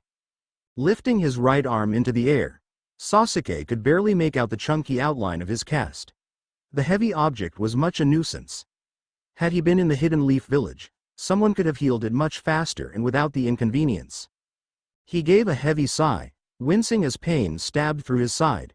What happened to the rest of his team? Were Sakura, Kakashi, and Naruto here too? If so, were they currently looking for him? Another stab of pain made Sasuke bite his lip, holding back the cry that wanted to desperately escape from his lips. What if Kabuto and Orochimaru were in this strange land as well? Would they find him first? All of this wondering did him no good, he decided. Tiredness weighed down his eyelids, making it harder for him to stay awake. He shut his eyes, welcoming the total darkness and listening to the soft beep of the monitor. Sleep would do him some good, he decided, allowing his muscles to relax. He needed to regain his strength if he were to find his comrades or face down his enemies again. At the Kaiba mansion, day 1 of the Battle City tournament. Seto Mokuba came running into the dining room, where his brother was sitting enjoying a nice cup of coffee while perusing the latest news story on his tablet. What is it, Mokuba? Seto asked, not bothering to look up from the article he was reading. Mokuba moved to the side of the chair, and knelt down, and looked up so that his eyes were peering into his brother's face. With a heavy sigh, Seto finally looked at Mokuba, his eyebrows arched in interest. Can you make your famous chocolate chip pancakes? Mokuba questioned, once he had his brother's full attention. He completed his request with a big pleading grin and batted his eyes. Seto gave a sigh and set his coffee cup down. Why don't you get one of the cooks to make them for you? He questioned, turning off the tablet. He already knew the answer, but he loved hearing it from his brother's own lips. Mokuba knew. Because it isn't the same when they make it. They don't know the secret to make them good, Mokuba answered. He stood and backed up, not shifting his gaze from his brother's face. Seto looked at him, a rare genuine smile pulling at the corners of his mouth. Is that so? Yeah, you know, they don't have the skill to pull off your pancakes. Besides, you make them like Mom used. Mokuba suddenly paused, the mention of his mother recalling faded memories that seemed a lifetime ago. His heart ached with learning. He never did find out what happened to her or their real father. Seto's eyes softened as he rose from his chair. He turned from Mokuba and walked towards the kitchen, which was in the next room. Mokuba stood there, locked in between his memories and reality. 8 years since he and his brother had been dropped off at that orphanage, and now his brother was the head of a major corporation and he was still nothing special. Mokuba frowned, feeling buried emotions flooding to eyes in the form of tears. Aren't you going to get the chocolate chips? Seto's voice, as it always did, was strong enough to close the floodgates before they opened. Once again he was a shield, separating the painful past from his heart and keeping him lodged in the promise of a better future. Yes. Mokuba cheered and ran to the pantry. As he re-entered the kitchen, a bag full of semi-sweet chocolate chips in his hands, he noticed Kakashi sitting at the bar top. Seto had his back turned to the jonin, turning on the oven and prepping the pan. Good morning, Kakashi, Mokuba greeted, placing the chocolate chips on the counter next to his brother before taking a seat on the bar stool next to Kakashi. Kakashi smiled, or Mokuba guessed it was a smile, and answered, "Good morning to you, Mokuba." Kakashi seemed to be doing a lot better this morning than he had the previous night. Color had returned to his skin, he held himself with a renewed strength, and his blood-covered clothes had been replaced with a black t-shirt, one of Sito's, and a pair of loose-fitting jeans. He still wore his own sandals, the mask, and the headband, covering his one eye. Mokuba thought he looked like a pirate, a very odd one. A yawn told Mokuba that Kakashi was not used to getting up at the crack of dawn, as they were. He looked at the clock, which said 6:30 a.m. The tournament began promptly at 9 a.m. and Seto wanted to make one more sweep of the city before the start of the tournament. "Are you feeling better?" Mokuba asked. Kakashi nodded. "Yes, thank you, both, for letting me stay the night here and for the medical attention." Mokuba nodded, flashing a wide grin. His cheeks flushed as a rumble from his stomach sounded loudly in Kitchen. Kakashi arched his one visible eyebrow. "Hey, I really want those pancakes," Mokuba said slowly. He then slid off the stool, approaching his brother who had just finished mixing the batter. "Can I put the chocolate chips on?" Seto just nodded, carefully ladling even amounts of batter onto the pan. The batter sizzled as it hit the hot surface and sent up a sweet aroma. Mokuba breathed in deeply, filling his mouth water. Carefully, he opened the bag of chocolate chip, preparing the first handful. It wouldn't take long before the batter would be ready to sprinkle them on top. "All right," Seto said, taking a small step sideways so Mokuba could sprinkle them on. Mokuba couldn't stop the anticipatory dance that found its way through his body. He bounced from one foot to the other, watching as the chips settled into the batter before Seto flipped them over. Another satisfactory sizzle sounded from the pan. "I can already taste them," Mokuba announced. Seto chuckled as he scooped the pancakes off the large pan and began piling them on a plate. He then set to make another batch. Mokuba looked at the ones already made but knew he couldn't have any until they were all done. But the sweet smell and the steam coming off the stacks were tempting him to take a bite. "Those 2 stacks are for you and Kakashi," Seto said suddenly. He looked at Mokuba. "I can handle this set." "But what about eating together?" Mokuba asked. Remember the manners that his brother had always emphasized. "We don't have much time before we need to leave, and I know how you need to enjoy every bite," Seto answered, turning back to the pancakes. Mokuba smiled widely and then ran to the cupboards. He took out 2 plates, splitting the pancakes evenly among them and then walking over to Kakashi. "Do you like syrup with your pancakes?" Kakashi looked down at the food in front of him and then back at Mokuba. "No, I think I will be okay to just eat them as they are." "Yeah, same," Mokuba answered. "I do want milk though, how about you?" Kakashi nodded. Running to the fridge, Mokuba took out the milk and poured him and Kakashi a glass. Seto had his coffee, and wouldn't need one. He then returned, setting the glasses down gently before running back to the counter beside Seto. In the drawer next to the stove, he removed 3 forks and then grabbed the napkins. He gave on each to Kakashi, set the other one down on the empty spot, and then one next to his plate. With one final huff, Mokuba ran back into the formal dining room, grabbing Sito's coffee before returning to the kitchen. He set the mug down in front of his brother's spot and then sat on the stool. Placing his hands together and licking his lips, he said, "Now it's time to chow down." With his fork, he cut into the fluffy pancakes, watching as his fork separated a piping hot portion. He then put it into his mouth, feeling the flavors dance around his mouth. Mokuba sighed, closing his eyes as he chewed slowly. He then swallowed and chased the pancake down with the cold milk. Mokuba repeated this ritual with every bite. Seto shook his head as he took the space next to Mokuba, and began to eat his own pancakes. Kakashi just stared at the stack on his plate and slowly picked up his fork. He seemed hesitant. "You are going to want to eat," Seto said, looking over at Kakashi. "You won't get something else to eat until later this evening." With care, Kakashi slowly pulled his mask down, revealing his strong jawline. A small mole sat on his face. "Is that why you wear a mask?" Mokuba questioned through a mouthful of pancakes. "Because of the mole?" Kakashi blushed. "No, I just think it makes me look cool." He took a bite of the pancake and smiled. Mokuba knew the sweet but cinnamon taste of the pancakes had worked their magic on Kakashi. "These are good," he announced, confirming Mokuba's thoughts. Mokuba laughed and answered, "Well, duh, who doesn't like chocolate?" Kakashi chuckled and answered, "I know someone who doesn't." T's house. 7:30 a.m. T looked at herself once more in the mirror. She was wearing a pink tank top, a light blue jacket, and light-colored jean shorts. Her platform sandals gave her a bit of height and showed off the slender but powerful muscles in her calves. Running her hands through her hair, she nodded. "I am ready to go." She picked her pink purse off the bed and then walked out of her room. "I need to pick up Sasuke and then head to the park to meet Yugi, Tristan, and Joey," T thought to herself as she walked out of her house. The sun was shining bright, painting the streets in a golden light. The sky was a gorgeous shade of bright blue and little puffballs of clouds, like waterponds, hung overhead.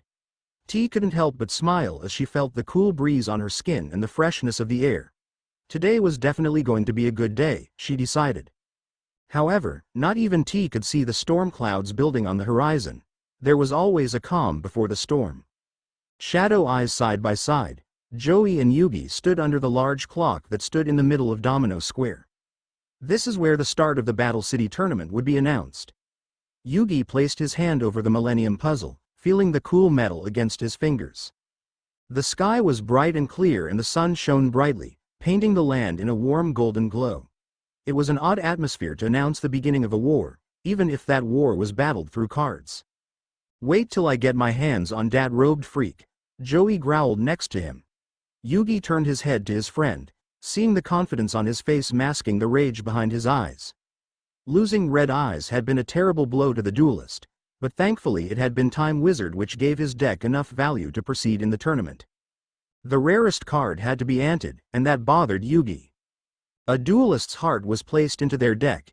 Even losing a single card would leave a gaping hole in the other duelist, one that would be hard to fill. Yugi hated the anti-rule, but forcing himself to follow it would be the only way he could stop the evil and help the pharaoh reclaim his memories.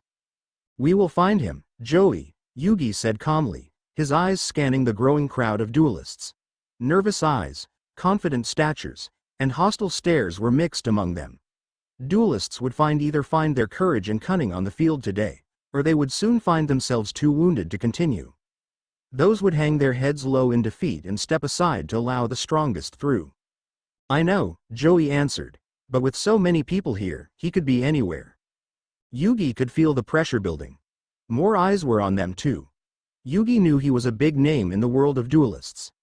Having beaten Pegasus at his own game and being crowned king of games, he knew many duelists would be either gunning for him or giving him a wide berth. A feeling of pride welled up in Yugi's soul, most likely coming from the pharaoh himself. Their feelings were interlocked and it was hard to hide secrets from each other. Yugi knew that Yami, almost to a fault, prided himself on his boldness, wit, and honor as a duelist. The only thing that kept Yami from being pushed too far over the edge was his respect for his opponents. Even the worst of them would be met with the same honor as he would meet his friends. "I wonder where Tristan and T are?" Joey questioned thoughtfully, placing his hands behind his head as he looked up at the clock. Only 15 more minutes and the start of the tournament would be announced. "Hopefully, soon," Yugi answered, looking around. He hoped they could all stay together, as they had on Duelist Kingdom. If this new evil was out to destroy him, then his friends were in as much danger as he was. "If it isn't Yugi and Joey," a woman's voice called out to them. Both boys turned to face Mai, striding towards them with confidence and grace. Her long blonde hair bounced off her shoulders, shimmering in the bright sunlight. Her deep purple eyes softened as she approached them, a smile painting her thin lips. "Hey, Mai," Joey greeted, his mood instantly changing. His smile was so big and his cheeks slightly flushed. "What brings you here?" he said and then quickly bit his lip.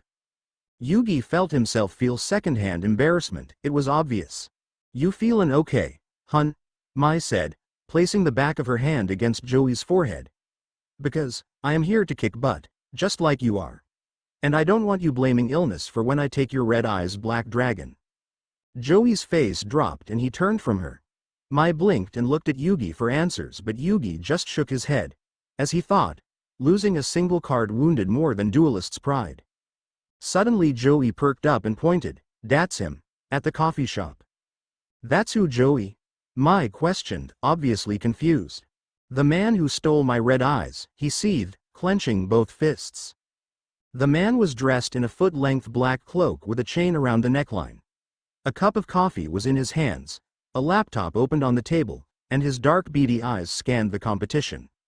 Your red eyes was stolen, Mai exclaimed, looking over to the coffee shop. But how? Joey shook his head. It doesn't matter. All that does matter is that I am going to get it back. Yugi felt Yami's presence beside him. Yugi, may I? Yugi nodded and felt as a strong force overcame his body, moving his soul into the puzzle while the pharaoh took his place in the mortal world. The Millennium Puzzle flashed, signaling that the transformation was complete. Are you sure that is him, Joey? Yeah, I could never forget that ugly mug, Joey answered. What would you think would happen if I went over there and just gave him the Joey surprise? Joey lifted one of his fists in the air, his chin sticking out. May I challenge him for you? Yami asked, locking his eyes with Joey. Joey seemed unsure, concern raising his eyebrows and brightening his eyes. I mean, if y'all want to, but his dueling style, it's... Yami held up a hand, just as Yugi knew he would, and responded, Joey, I don't want to know about his strategies. But, no buts, Yami answered. If I knew his strategy before we even took the field, no matter how dishonorable he is, it wouldn't be a fair fight. Before Joey could respond, Yami set off in the direction of the man. Joey and Mai followed closely behind. The robed man looked up, bored, at Yami as he approached. As soon as his eyes landed on the Millennium Puzzle, his eyes lit up. A twisted grin pulled at his lips. Good evening, he began pleasantly, folding his fingers together. Can I help you with something? I believe you have something that doesn't belong to you, Yami answered, staring the man dead in the eyes. With an arched eyebrow, the stranger answered, and what would that be? His voice sounded scratchy as if something were lodged in his throat. My friend's red eyes black dragon. You took him from him last night in a duel. The stranger and Yami stared at each other for another moment, sizing each other up. Standing, the robed man motioned to the duel disc on his arm. I suppose you would like to duel to get it back? That would be correct, Yami replied. Something felt off about his opponent. Yugi could feel it from deep within their soul chamber. Before he could say anything to his partner about the feeling, a strong gust of wind buffeted them. A loud whirring came from the spinning blades of a helicopter as it flew directly overhead. Mokuba was holding onto a ladder, smiling down on them with both pride and a bit of fear-driven excitement. Attention all Battle City duelists, he yelled using a megaphone, his long black hair buffeting behind him. I hope you all are prepared for war. The fight between duelists will commence now.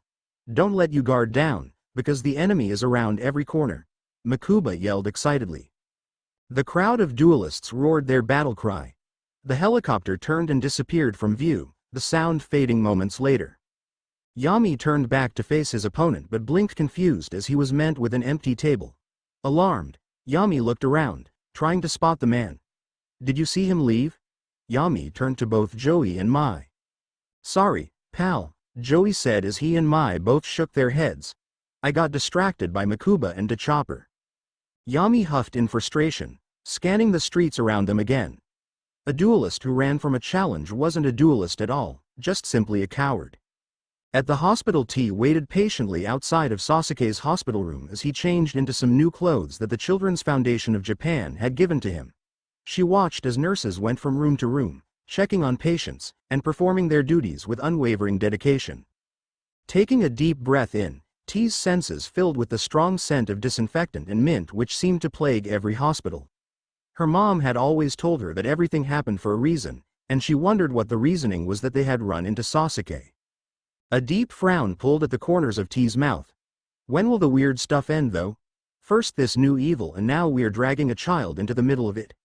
T chuckled to herself. If she was being honest though, Yugi seemed to be a magnet for the strange and bizarre. So this was a normal thing for them. The door behind her clicked open and T quickly turned around to see Sasuke stepping out. He seemed unsure of himself as he held his arms stiffly to his side. A black T-shirt with the Nike symbol seemed baggy on his thin frame. A pair of red basketball shorts completed the look though, along with a white pair of running shoes. His other clothes, T had been told by the nurse earlier, had been thrown away due to the blood splatter and damage they had received. "You look good," T commented, smiling at him. Sasuke didn't answer her, instead, he just rubbed his forehead. "Oh!" T exclaimed as she dug into her purse. She had completely forgotten about the headband. "Here," she said, handing it to him. Sasuke's eye grew wide as he gently took it from her. "Thanks," he said, softly. "I thought I had lost it." T smiled. "Sure thing. I thought it looked pretty important." Sasuke looked up at her, a small smile tugging at his lips. "You ready to get out of here?" she asked, readjusting her purse. He nodded and followed her to the elevators. As they went down, T stole another glance at him. He was muscular as if he had spent a lot of time training his body. He held himself with confidence and despite his injuries, his face didn't portray any sign that he was in pain. The elevator doors opened and T led the way out. They crossed the lobby, where people were waiting anxiously in the same waiting room she and her friends had been in the night before. Somehow, that already seemed ages ago. The bright sunshine greeted them as they walked outside. Sasuke stood still for a moment, his eyes wide and confused as he took everything in. "Come on," T said, looking down at her watch. "The tournament has started already." Stepping out into the street, T quickly pulled Sasuke back as a car sped past them, its horn blaring. "Ugh," T grumbled and looked at Sasuke. "When you learn how to drive, make sure you don't act like those knuckleheads." "Drive?" Sasuke repeated slowly, as he watched the cars. T blinked. Where was this kid from? Domino Square. 30 minutes had passed since the war of Duel Monsters had broken out. Joey and Yami had moved to the park nearby and were standing watch under the shade of a tree. Two duelists were locked in a heated battle, matching each other card for card. Joey frowned, wishing he could join in with them, but they had promised to wait. "Arg, why are they so slow?" "Be patient, Joey," Yami answered. His arms were crossed over his chest. Joey could tell from the hard look in his eyes though, that his friend was burning with as much anticipation as he was.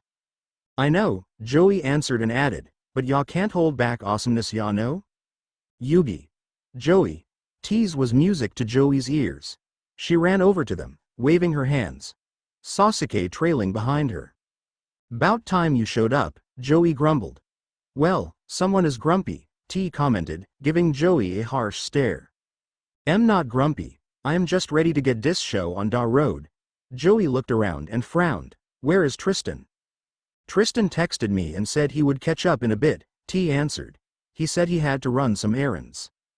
"Good, then that means we can get a move on," Joey exclaimed. "Let's go kick some butt, yug." Yami nodded. "Let's go get them, Joey." Together, Joey, Yami, T, and Sasuke walked into the battlefield, unaware of the bloodthirsty eyes watching them from the shadows. "On a boat in the Pacific Ocean, ha ha ha. The time has come, my rare hunters. Attack Yugi and his little friends. Make them beg for mercy. By the end of this tournament, the pharaoh will realize it is I who should be king." A strange encounter. Kakashi felt himself flinch as a dinosaur roared in its fury.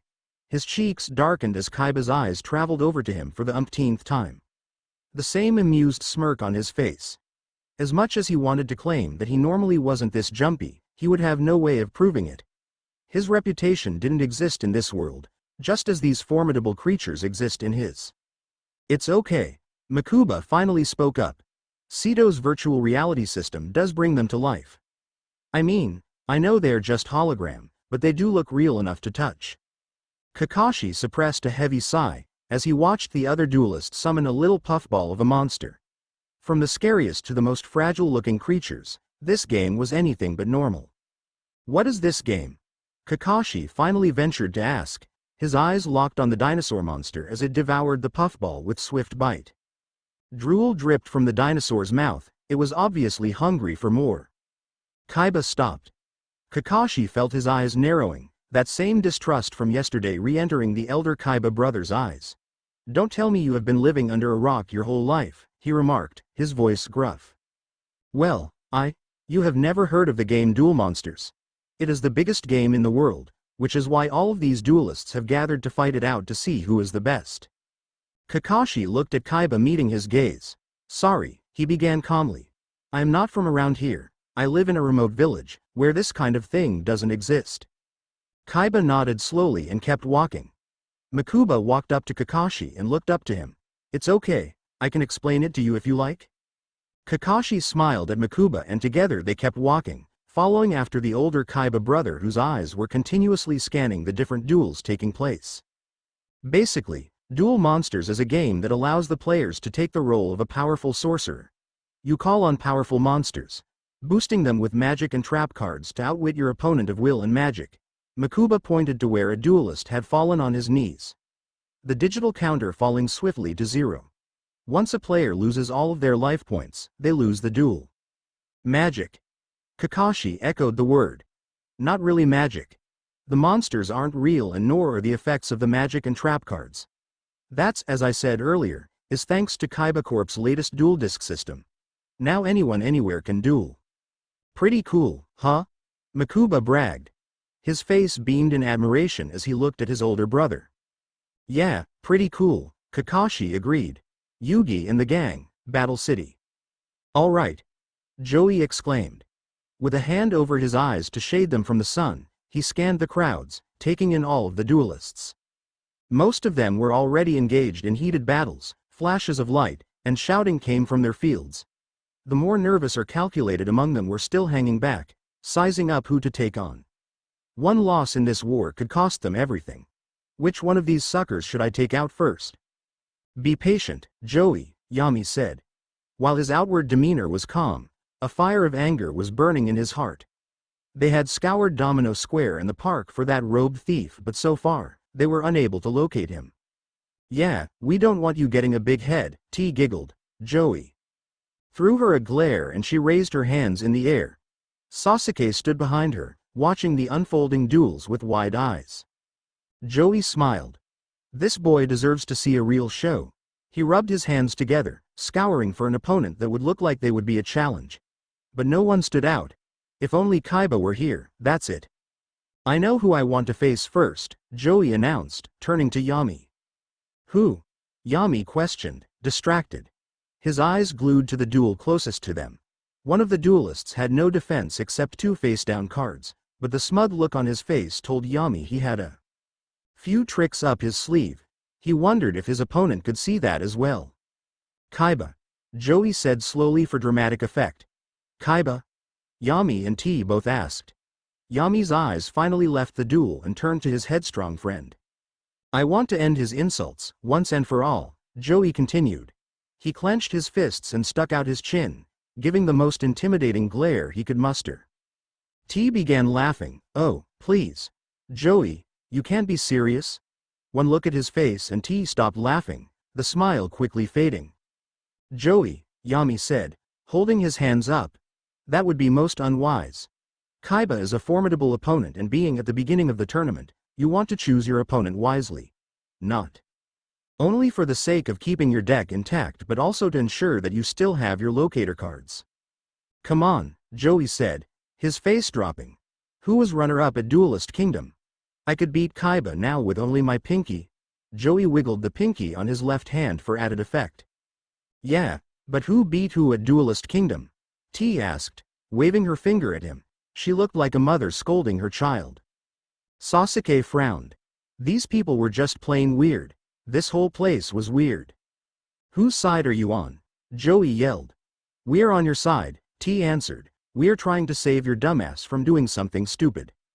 Remember, you have to warm up first, Yami said from a little pushing of Yugi. The words sounded strange on the pharaoh's lips but it seemed to do the trick. Joey sighed, running his fingers through his blonde hair. You're right, he conceded. I wouldn't want to pull a brain muscle. What muscle? T sighed. What brain? Sasuke thought with a smirk. Battle City. Kaiba, Mokuba, and Kakashi. Hey, you. Kaiba paused, feeling a surge of rage run through him. Who the hell would address me that way? Whoever it is, they have a death wish. Turning slowly on his heel, Kaiba faced his opponent. A thin face with thin-framed glasses looked back at him. His silver hair was pulled back into a ponytail, and he was clothed in a dark, high-colored sleeveless shirt with a gray undershirt. His dark purple pants matched the shirt and the look was completed with compression tape wrapped around his right leg, a small hoister attached to it. His black eyes stared down Kaiba, a wicked grin twisting his face. "Can I help you?" Kaiba answered, his interest quickly fading as he realized there was no dual disc on the man's arm. "Yes, you can, actually," the man responded. His eyes went from Kaiba to Mokuba, then fell on Kakashi. "I just wanted to talk to your friend there, Kakashi." "You know this guy?" Kaiba questioned, and was slightly taken back. Kakashi's face had flashed from completely pale and shocked to anger. "Kabuto," Kakashi greeted through gritted teeth. The tension between the two males became palpable. Even Mokuba seemed to sense it as he looked up at his older brother, worried. "Look," Kaiba said, his voice lowering his chest. "I don't know or care who you are, but it's obvious Kakashi does not want to talk to you. And funny enough, neither do I, so get lost." Kaiba made to turn but Kakashi caught his arm. The touch sent a jolt of lightning through him. "Don't turn your back on him," Kakashi warned, his eyes never leaving Kabuto's face. "I have spent the last 20 hours with this man and not once has he been so serious." Realization struck Kaiba as he looked over Kakashi, remembering the wounds that were hidden under high clothes. What if this was the man who had attacked him? "Oh, come now, Kakashi. Why such a serious look?"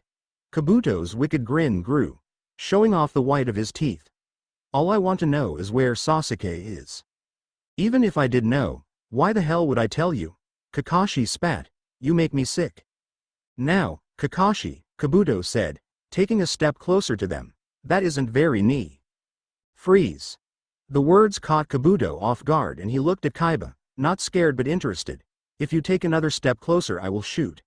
"And I don't miss," Kaiba growled, aiming the pistol he always kept on him at the stranger. Kabuto blinked, taking in the gun with the same confusion Kakashi had given the Duel Monsters earlier. He moved as if to take another step and then hesitated. "I will just talk to you all later," he finally announced, bringing his hands in front of his chest. A puff of smoke encircled him. When it cleared, Kabuto was gone. "Seto?" Mokuba whimpered, looking at his older brother. Kaiba was breathing hard. He was aware of the eyes of other city-goers around him and he slowly lowered the pistol. Putting it back in his pocket, he looked at Mokuba. "It's okay," he said. "Who was he?" Kaiba demanded from Kakashi. Kakashi sighed. "His name is Kabuto. He is very dangerous and someone you should never take lightly." Kaiba huffed, feeling his heart pounding in his chest. He hoped he would never see him again, but Kaiba knew that wouldn't be possible. With Kakashi with them, they would be a target. "Next time I won't ask questions, I will just shoot." "On a boat on the Pacific Ocean. I didn't realize that your companion could travel so fast. He got to Battle City in a matter of hours and has already completed the first part of his assignment," Merik said. He was seated on a plush seat inside of the boat's cabin. In his hand was a glass of ice water. The man sitting across from him looked like a snake walking. His eyes were narrowed and outlined in purple. A long tongue came out and wetted the snake man's lips, anticipation and lust filling his eyes and brightening his face. "Yes. Soon we will have what is rightfully ours." Sounds of Battle Dragons and Shinobi Chapter 9. Sounds of Battle. Howdy people of fanfiction. Okami Dragon here with the next installment of Dragons and Shinobi. Yay. Again. I need to get better at updating. I write these chapters then forget to put them up. I sincerely apologize for the delay, but now it is here, so, without further interruptions let me do the disclaimer and you guys can get reading. I am not by any means the owner of Naruto or Yu-Gi-Oh! They respectively belong to Kazuki Takashi and Masashi Kashimoto, so enjoy the story. In Egypt, now, it is time to commence to the next phase in our plan, a man in a dark robe said, the hood covering his face in shadows. He was carrying a golden rod with a weird eye in the middle of the round sphere at the top. A snake-like man nodded, his black hair falling over his shoulders. His snake eyes glimmered with bloodlust and excitement. "I believe this plan of yours will actually work. With your strange magic controlling the minds of innocent people and my power, we will be able to obtain that which we so much desire." The man in the cloak looked at him and nodded. "Yes, no longer will I be the servant to some dead king." He sounded angry and resentful. His hands tightened around the rod, turning his knuckles white. He then spoke into the rod, his voice rising in pitch with excitement. "Now, my rare hunters, pay the pharaoh and his friends a visit." The rod began to glow, lighting up the dimly lit room, and the cloaked man began to laugh, his voice echoing off the walls. Yugi and his friends. All right. Joey yelled, jumping up in the air. My first locator card. He began to prance around, like a love-struck horse. Yeah, it's a miracle, T joked, then receiving a glare from Joey. Oh, you know I'm only teasing, she defended. Joey then gave one of his signature bright smiles, then looked at Yami, who seemed impressed. Did you see me, Yug? I totally wiped the floor with Esperoba. Yes, Joey, it was an excellent match. Yami agreed, thinking of how Joey kept his cool, despite Roba's dirty trick. Sasuke stood there watching the three of them, muttering how strange this place was. He sighed, crossing his arms over his chest. A slight throb of pain came from his side, but he pretended not to notice. Are you doing all right? The voice snapped Sasuke from his own thoughts, and he looked over at T, who was looking at him with worry. I'm fine. Sasuke answered, annoyed. T looked down at her watch, then at Yami. It's almost lunchtime. I know you guys are probably hungry. Hungry? Joey exclaimed. I'm not hungry, I'm famished. He then turned to Yami. Wait, but we still need to find you a challenger. I'm sure a quick bite to eat wouldn't hurt, Yami answered, chuckling inwardly as he heard Yugi's voice in his head comment about how he could go for a burger. All right, it's settled then, Joey stated, let's go eat. They followed Joey through the crowded streets, passing by a lot of heated duels. Yugi, would you like to take over? I heard your comment about the burger. Yami spoke to Yugi through their link. No thank, it would be best if you stayed in charge, just in case we meet a duelist along the way. Yugi answered him. Yami was about to say something else to his partner, but a cold chill went up his spine, cutting him off. The Millennium Puzzle began to glow faintly, and he stopped as he could feel a dark presence getting closer. What's wrong, pal of mine? Joey questioned, stopping, giving Yami a confused look. Yami searched his surroundings, then turned his attention to Joey. I can sense a dark presence coming our way. Well, that's not good, Joey commented, then added, maybe you're just paranoid or something. No, this is the same dark presence I felt when I was facing Bandit Keith, Yami responded, shaking his head. T started to feel her stomach drop. Yugi, what do we do? Yami looked at her, but he didn't have an answer. If we run, the enemy would just follow us, but if we stay, innocent people could be in danger, he thought as he looked at the numerous people around him. Besides, I can't put my friends in danger. You guys go on without me, Yami said. I'll take care of it and be along soon. Are you kidding? How many times do we have to tell ya, man? We are not going to let you do this on your own, Joey said, his eyes glowing with determination. Joey, I appreciate your offer, but I don't want to put you guys in danger, Yami said, then added before Joey could argue, we also need to keep Sasuke safe, do we not? Sasuke's eyes narrowed. I can take care of myself, he put in, causing T, Yami, and Joey to look at him. Besides, those who don't help their comrades are lower than scum. Sasuke then pointed behind Yami. Plus, I think your friends are already here. Yami whirled around to face three cloaked men. The one in the middle removed his hood to reveal his very angular face. Greetings, Pharaoh, the man said. Prepare to lose your puzzle, but first, how about we move to a more solitary location? Why? Afraid of getting your butt whooped in public? Joey growled. No, the man laughed. There are just too many witnesses around. Yami's eyes narrowed. And if I refuse? Oh, trust me, he answered, you wouldn't want to make that mistake. The other two men came towards Yami and his friends. Force won't be necessary, the Pharaoh said calmly, walking forward. I accept your challenge. Good, but to be on the safe side, the man began, your friends must come along. Like we would let him go by himself, T stated. The man ignored her comment and began to lead them away from the busy streets. Sasuke wasn't sure of what to make of the situation. He could easily beat these three men, but he was curious as to what they wanted. Don't worry, T whispered to him, we won't let them harm you. Sasuke glared at her. I am fully capable of protecting myself, he murmured, but she didn't hear him. They finally made it to a small clearing in the far side of a park. No one was errand, and the tall trees cast long shadows on the ground, giving the place an unnerving feel. The man stopped and faced them. Well, Yami said, are we going to duel here?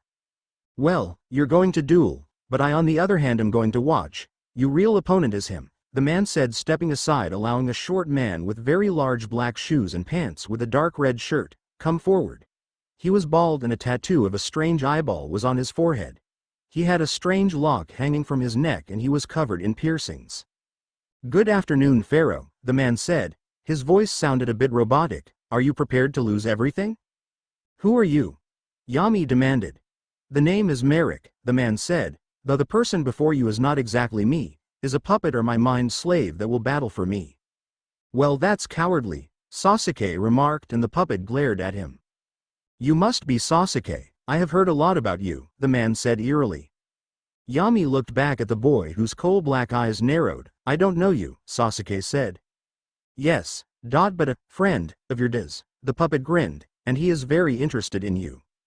Sasuke's eyes widened. "Orochimaru? He is here too?" he thought, clenching his fists.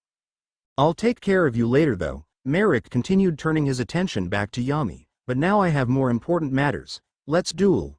The duel disc around his arm activated, sending 2 holographic projectors into the grass. "Merik, I will defeat you," Yami said confidently, his duel disc activating as well. "Good, I'm just in time, and I didn't miss any action." The voice made Sasuke's skin crawl. He looked up to one of the trees to see Kabuto sitting on a branch. "Kabuto!" Sasuke hissed, anger making his blood boil. "Sasuke," the gray-haired man said, "I ran into your sensei earlier. He looks like a mess, just like you do." "Hey, Four Eyes," Joey growled, "quit talking to Sasuke or I'll introduce you to my 2 friends. He held up his fist and received a shocked look from T. "Joey," she exclaimed. "I'm not sure if you want to get into a fight with him," Sasuke warned. "But I would surely enjoy slitting his throat," he said darkly. "This isn't looking good," T thought nervously. She could feel the air grow tense and heavy, and she herself felt like fear was going to choke the life out of here. "Please, someone help us," she prayed as a threatening wind howled, warning the earth of the battle that was about to take place. Well, that's it for now, but don't worry folks, Chapter 10 will be out soon. Anyways, tell me what you think, or constructive criticism, or recipes, but I hope you enjoyed this chapter and I wish you guys a happy week of reading and writing. Oh, and before I forget, thank you so much to all who have left comments on the last chapter, I really appreciate them. Rising Tensions, Dragons and Shinobi Chapter 10. Rising Tensions. Greetings people of fanfiction. I know recently it has been taking me a seriously long time to update, and I came to the conclusion that it is not fair for me to whine about other authors on this site who take an equally long time to update their stories when I am unfortunately doing the same thing myself, so I am going to try and work on that, so apologies for the wait. Well, I know that you are waiting for me to begin chapter, so here we go. I do not own Naruto or Yu-Gi-Oh, because if I did I would be in a lot of trouble because I need to learn to update faster. Please enjoy this new installment. He had to admit this day was getting to be pretty disappointing. Not only had he not found another duelist with an Egyptian god card, but he also now had to keep a more careful eye on the people around him. Kaiba clenched his fist in anger as he thought about the other strange character that day, Kabuto, or as Mokuba liked to call him, the creepy man with glasses. He looked over to his little brother who was chatting happily with Kakashi, who only smiled, well, at least looked like he was smiling. With the mask he couldn't tell for certain, about the game of Duel Monsters. Seto is the best duelist in the world, and once he wins this tournament he will prove it, Mokuba said excitedly. Kakashi nodded. Is that why everyone seems wary to approach you? Kaiba turned to look at the strange masked man. That, and I don't want to shame myself by taking out these simpletons, he answered. Kakashi nodded, a thoughtful look coming into his visible eye. Is there anyone in particular you are looking to challenge? A smirk came over Kaiba's face and he stopped, crossing his arms over his chest. Yes, but his and I battle will have to wait for a more fit setting. I need to take back my title the right way. Kakashi gave him a puzzled look and waited for Kaiba to continue. I will destroy Yugi on top of my duel tower, the last remaining building on an island that my evil stepfather owned. That way I can take my memory of him down with Yugi. Revenge. Kakashi sighed. Why does that sound oddly familiar? Yugi and the gang. The raging battle between Yugi and this strange puppet controlled by the elusive Merik was becoming more and more heated. With their life points nearly tied, Yugi being at 2000 and Merik's puppet at 2100, the battle so far could be coming out in a dead draw. Both of them had countered the other's move brilliantly, but now this weird revival jam creature had Yugi more or less stumped. Come one Yug, Joey yelled, take down this weird little freak of nature. It was Yugi's turn and Sasuke watched with little interest, his mind more preoccupied on trying to figure out what Kabuto's plan was exactly. The young ninja gave a glance at the silver-haired menace who was watching with a strange twinkle in his eye.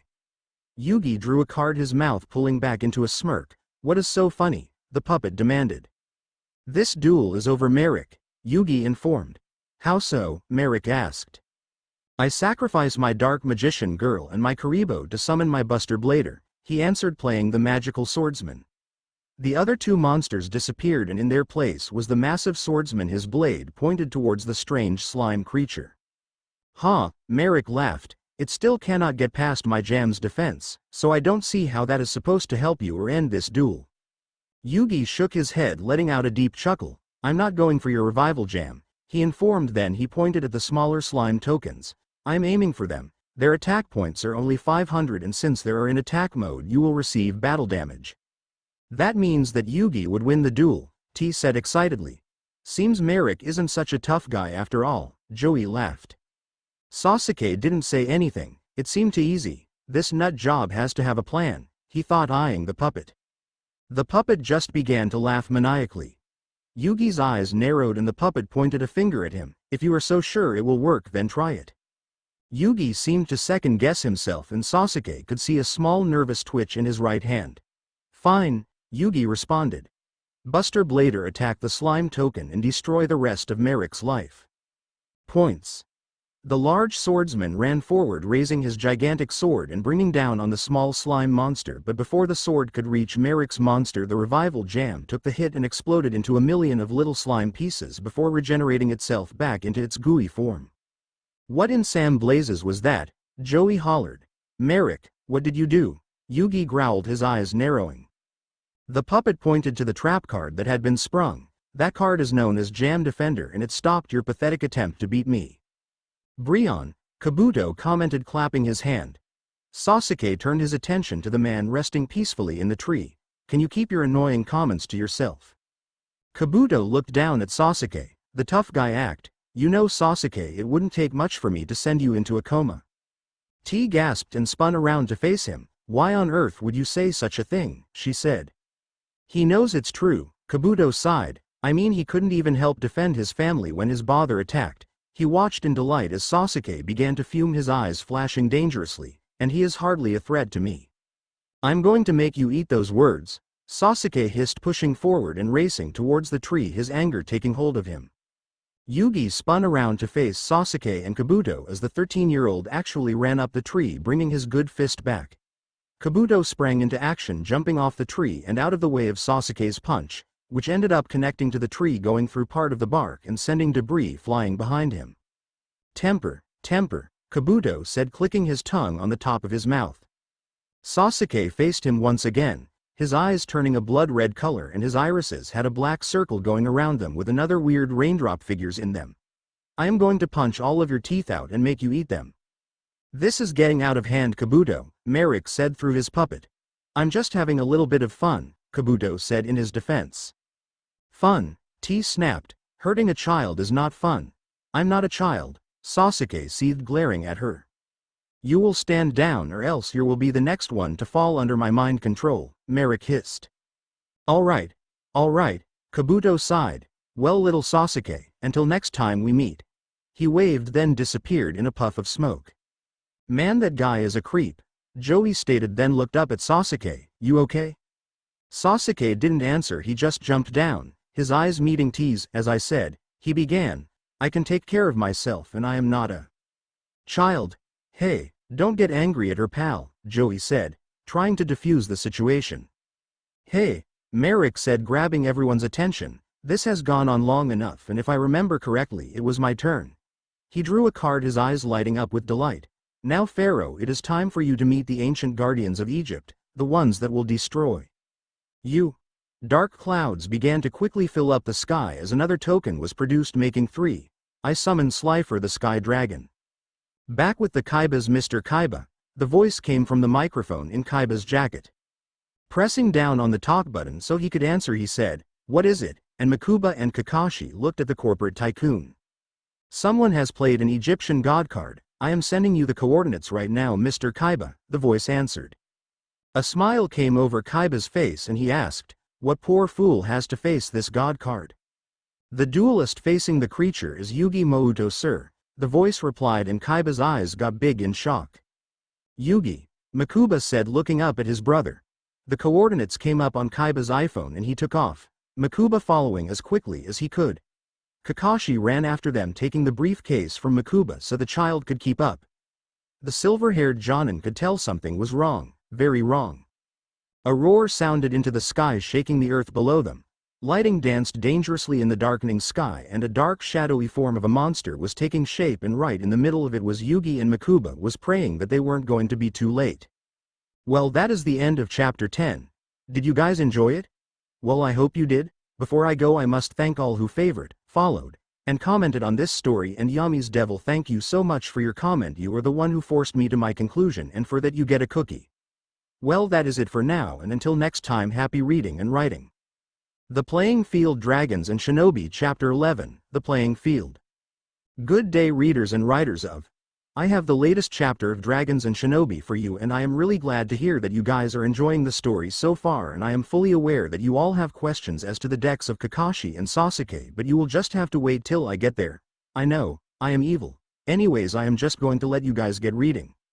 I do not by any means own Yu-Gi-Oh! Or Naruto. He shook with fear. A nervous sweat began to roll down his brow as he stared at the enormous creature before him. Slifer the Sky Dragon. Yami couldn't exactly say he was surprised. He could sense this coming, but for some odd reason it still managed to catch him off guard. Yugi, be careful. He barely heard T's voice through the frantic beating of his own heart. This is your executioner, Pharaoh. Merik introduced his puppet, motioning to the dragon, whose second mouth was open wide as a dark smoke came pouring out of its mouth. Its long snake-like body coiled in the air, only a small portion of the dragon's neck and head were extended forward. Its blue eyes stared Yami down, searching him for a sign of weakness. Its large wings beat once, sending a strong gust past Yami and the others. Don't worry, Yugi, Joey said. I've seen scary stuff come out of my gym bag. Sasuke gave a disgusted look and T slapped Joey. That's gross, she whined. Ouch. Joey pouted, then regaining his usual strange behavior said, take this psycho down, Yug. Yami looked back at his friends, gave them a reassuring thumbs up, then faced Merik and Slifer. If only I knew how, he thought. He looked at Buster Blader compared to Slifer. The dragon had 3,000 attack points, and thanks to Slifer being a dragon, Buster Blader had 3,100. The puppet was watching Yami carefully, then said, I must explain a few things about the Egyptian god cards, Merik said casually. I'm listening, Yami answered. First, Egyptian god cards take differently to magic and trap cards, Merik began. How so? Joey butt in, and the puppet gave him an aggravated glance. If you would shut up and listen, then maybe I could explain, Merik hissed, and Joey rolled his eyes but kept his mouth shut. Some trap cards and magic cards won't affect them at all, others will only last for a turn. Also, my Slifer gains 1,000 attack points for every card I hold in my hand, though he loses it if I get rid of a card, like so. Merik put a card face down on the field and Slifer's attack decreased to 2,000. Why would you purposely lower your monster's attack points? Yami said, confused. An evil chuckle came from the puppet. Strategy, something that you severely lack. Yami's face pulled into a frown. I'm still in this game, Merik, you haven't won yet, and so far, my strategy, Yami said, putting emphasis on the last word, has kept me alive this long. Perhaps, Merik answered, but you have been playing right into my hands. Really? Yami challenged. He could feel himself becoming tense. I need to calm down. Why am I getting so worked up? Yes, and I will show you if you decide to attack, Merik taunted. It is your turn, Pharaoh. Yami drew his card and looked at the field. He had nothing to lose, and surely this man must have been bluffing. But what if he was wrong? No, he couldn't be wrong. He had to go for it. All right, Merik, Yami said, his voice deepening and growing louder with determination. I'm calling your bluff. Yeah, Yugi. Show M who's boss. Joey yelled. T gripped her hands together, fear becoming visible in her eyes, and even Sasuke felt a cold chill run up his spine. This game, it had seemed, just got a lot more dangerous. With the Kaibas and Kakashi, were they too late? Bright flashes of light blinded Kaiba, Mokuba, and Kakashi, forcing them to stop and shield their eyes. An angry roar blasted through the air, followed by a painful moan. A blast sent dirt flying towards the Kaiba brothers and Kakashi. Mokuba gave a cough before lowering his arms and asking, Seto, what was that? Kaiba didn't answer, he just calmly walked forward, his eyes lighting up with amusement. Seto? The older of the brothers finally looked back at Mokuba. It was that Egyptian god, I am sure of it, he replied. Mokuba nodded and sprinted forward. Come on Seto. We have to help Yugi, he said. Or watch as he falls in defeat, Kaiba thought as he followed Mokuba. Kakashi walked cautiously beside him. Then again, I wouldn't want some other low-life duelist taking away the glory of defeating Yugi first. Yug, are you alright man? Joey's worried yell broke Kaiba out of his thoughts. Mokuba had stopped behind Joey, the child's eye big with amazement and fear. I'm fine, Yami responded in shock as his life points decreased by 900 on his duel disc. Merik, what did you do? Played a magic card, Merik gestured towards the pot of greed. I told you were falling right into my hands, soon I will have what is rightfully mine. In your dreams you cowardly freak of nature, Joey yelled angrily. Quit barking you sniveling dog, Kaiba said annoyed. Joey whipped around to face Kaiba and Mokuba. Kaiba? Who invited you? Kaiba crossed his arms over his chest. Did you forget this was my tournament? Joey growled, clenching his fists but didn't respond.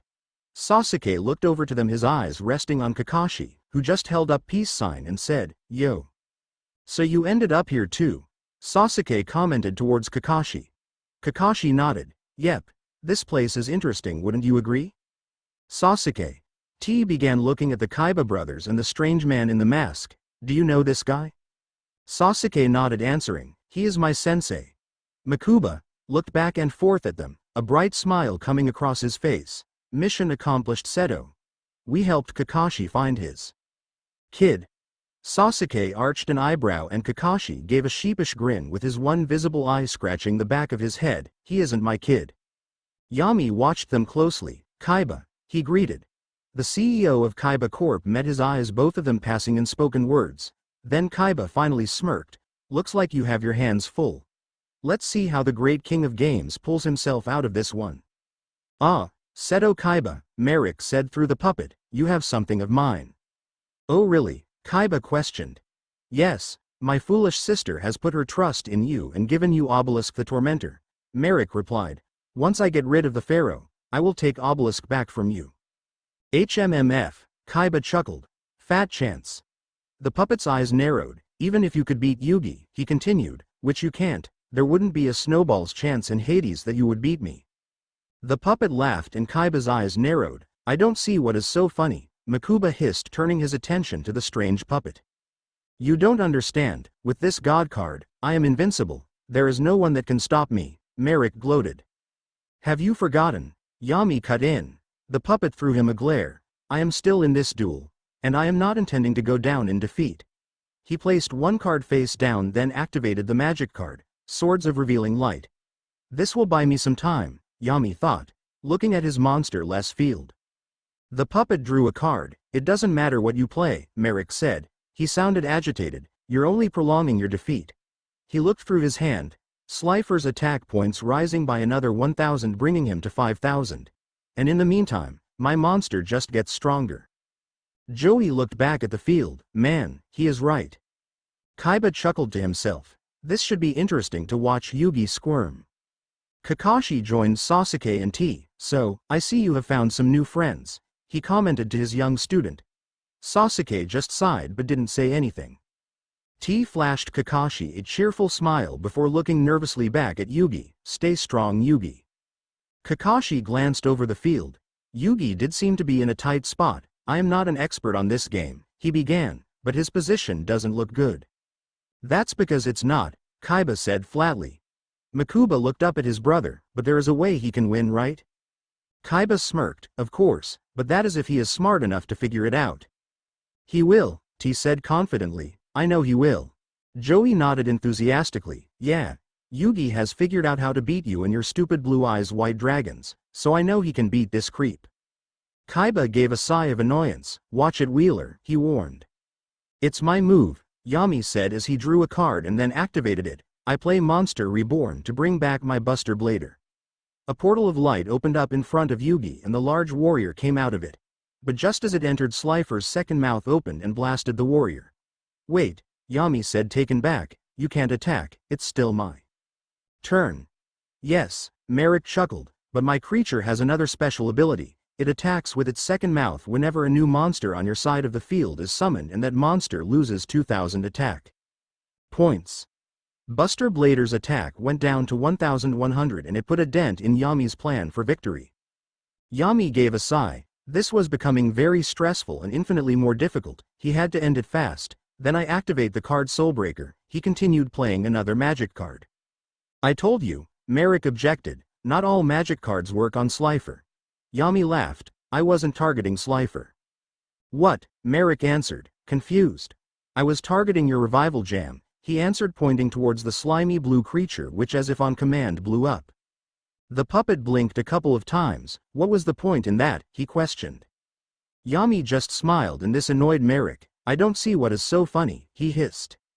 In 3 turns, Yami said, confidence glowing in his violet eyes, I will win. On a boat in the Domino City harbor, a cloaked figure holding a strange golden rod stood up and stomped his foot on this ground and gave a raged cry, receiving a questioning glance from a snake-like man. Orochimaru waited patiently for an explanation, but he didn't receive one. Pharaoh, I will wipe that infuriating grin off your face. And that, my friend, is the end of this chapter. I know, sort of a cliffhanger, but the next chapter will be out shortly. Thank you again so much for reading this, and any feedback is welcome, or any recipes, or if you have any questions. Alright. Well, I wish you all a happy reading and writing, and until the next chapter, Okami Dragon is out. Reflections Dragons and Shinobi Chapter 12. Reflection. Bonjour. It's Okami Dragon here with the next chapter of Dragons and Shinobi. Woohoo.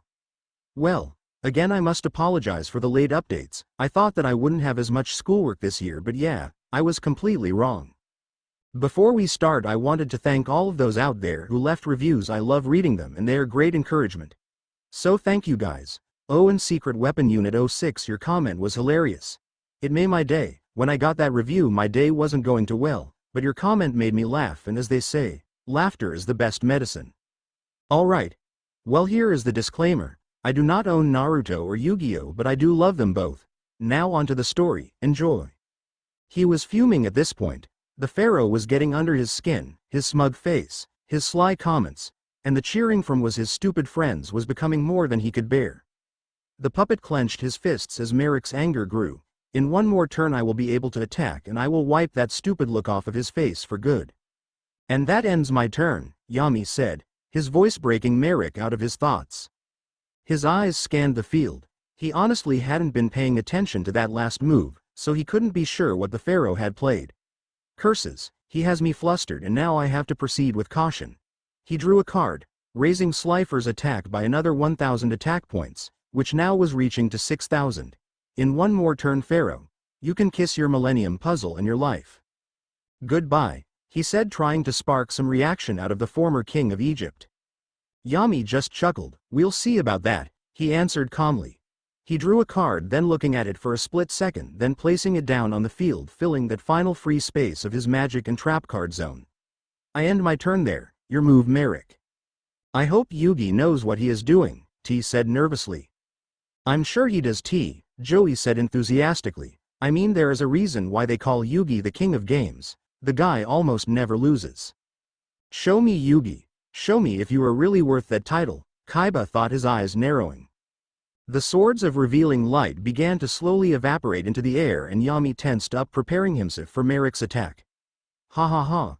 The time has finally come. Are you prepared to lose everything you hold dear? Yami's eyes narrowed, but he didn't respond and the puppet's eyes widened with malicious excitement. Slifer, he began, his voice rising. Rip the pharaoh apart. Allow him to feel the powers of hell. The ground beneath them shook as the mighty dragon roared. Lightning flashed behind him. Slifer opened his mouth and bright yellow flames began to circle in a ball. Then releasing all its energy, it attacked Buster Blader. I activate my face down card, Yami said, his heart beginning to pound. Please let this work, he prayed, then continued. Life Shaver, take away 4000 of Slifer's attack points by forcing Merik to discard 4 cards from his hand. The puppet blinked, then scoffed. What good will that do you? Slifer still has 2000 attack points and that is 900 more than your pathetic warrior has, and less. Unless I have another card to play. Yami finished for him, pressing another button on his dual disc, activating another magic card. I activate the trap card Rush Recklessly, which raises Buster Blader's attack to 2,500. Your math is off, Pharaoh. Merik laughed. Your Buster Blader only had 1,100 attack points, and Rush Recklessly only raises a monster's attack points by 700. Obviously someone wasn't paying attention, Kaiba remarked. What? Merik hissed. Kaiba is right. Yami began, his eyes glinting with determination. On my last turn I play the magic card Sword of the Dragon's Soul, which raises Buster Blader's attack by 700. I am impossible. Merik gasped. No, it is definitely possible, Yami said. Now Buster Blader wipe Slifer out and leave him defenseless. Buster Blader slashed through Slifer's mighty flames, then charged at the mythical dragon, bringing his powerful sword down on the dragon's head. Slifer gave a painful roar before bursting, sending a forceful gust throughout the forest. Yeah, he did it, Joey hollered, jumping up in the air. Does he have to be so loud? Sasuke mumbled, causing Kakashi to chuckle. He reminds me of a certain blonde hyperactive ninja we know at home, Kakashi commented. Sasuke grunted in agreement. That was impressive, right, Seto? Mokuba said, looking up at his older brother, his eyes bright with excitement. Kaiba responded, crossing his arms over his chest. He isn't out of the woods yet, he commented. Joey turned around and looked at Kaiba. He just took down an Egyptian god card. What do you mean he isn't out of the woods yet?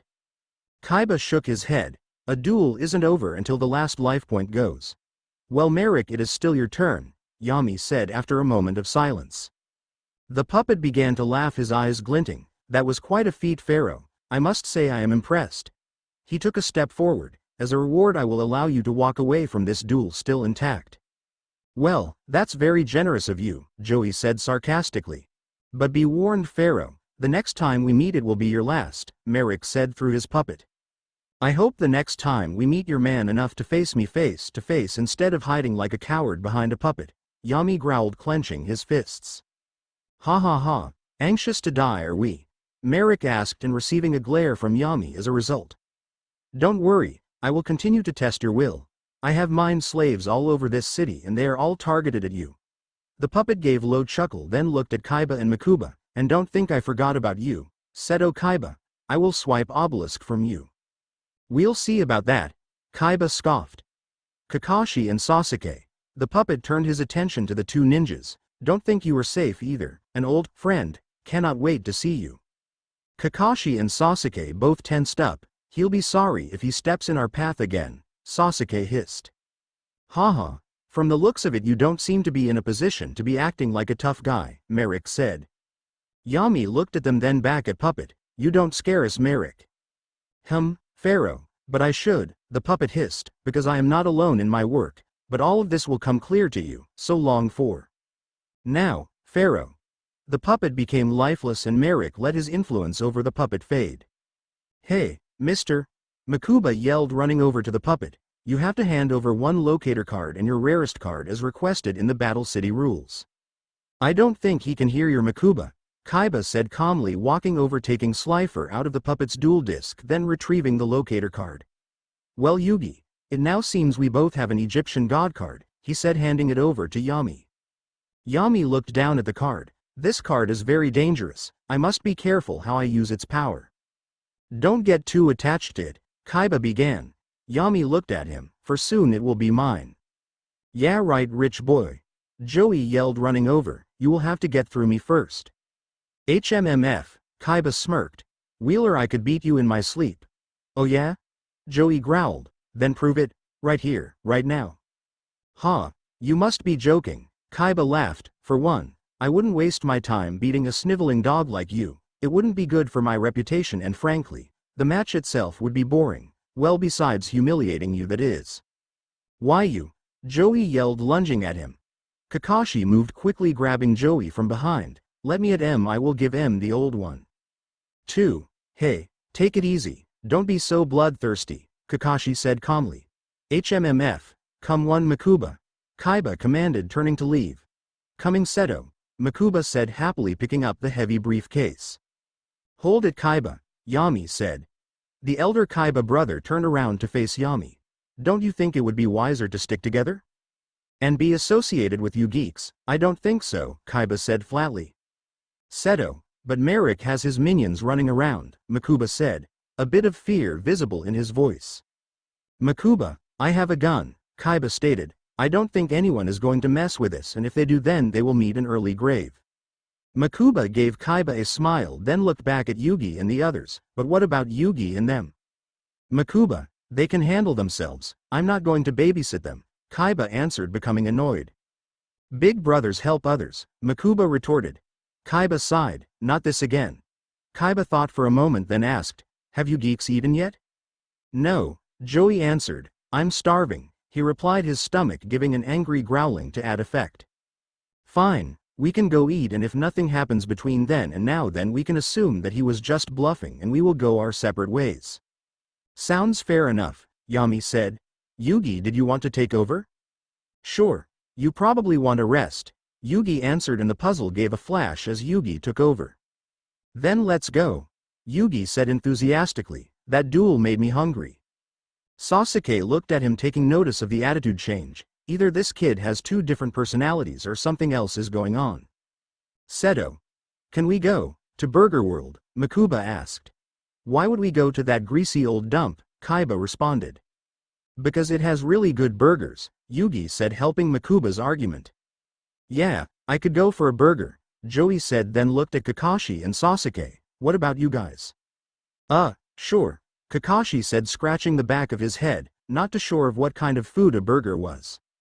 Sasuke said, shifting his weight from one leg to the other. His injuries were starting to bother him. The pain medication was wearing off. T gave Sasuke a worried glance, then said, well, we need to hurry up and decide. Sasuke's pain medication is wearing off and he can't take another till he eats something. Come one, Seto, it's just a couple blocks away, Mokuba said, adding emphasis on every syllable. Fine, Kaiba finally gave in after a few more moments of Yugi, Joey, and Mokuba's pleading. Kaiba began to walk and the others followed. Mokuba was grinning ear to ear and Yugi was talking about what he was going to put on his burger. Kakashi walked closer to Sasuke, in a fatherly kind of way. Are you all right? He asked, sensing the boy's discomfort. I'm fine, Sasuke growled. Hey rich boy, Joey began, grabbing everyone's attention. You're paying, right? Hey, you're funny. At Domino Harbor, a man in a cloak walked off of the boat and onto the dock. A golden rod was in his hand. Finally, Domino City, he said, then turned to the snake-like man that followed behind him. He looked at his surroundings, his long black hair blowing in the breeze, outlining his angular face. Interesting setup, he said, taking note of the large buildings and the lack of trees. Odeon should be here shortly, the cloaked man said, ignoring the other's comment. Master Merik, a voice called out. Odeon, how is the tournament going? He asked, walking over to the tall man with the tattooed face.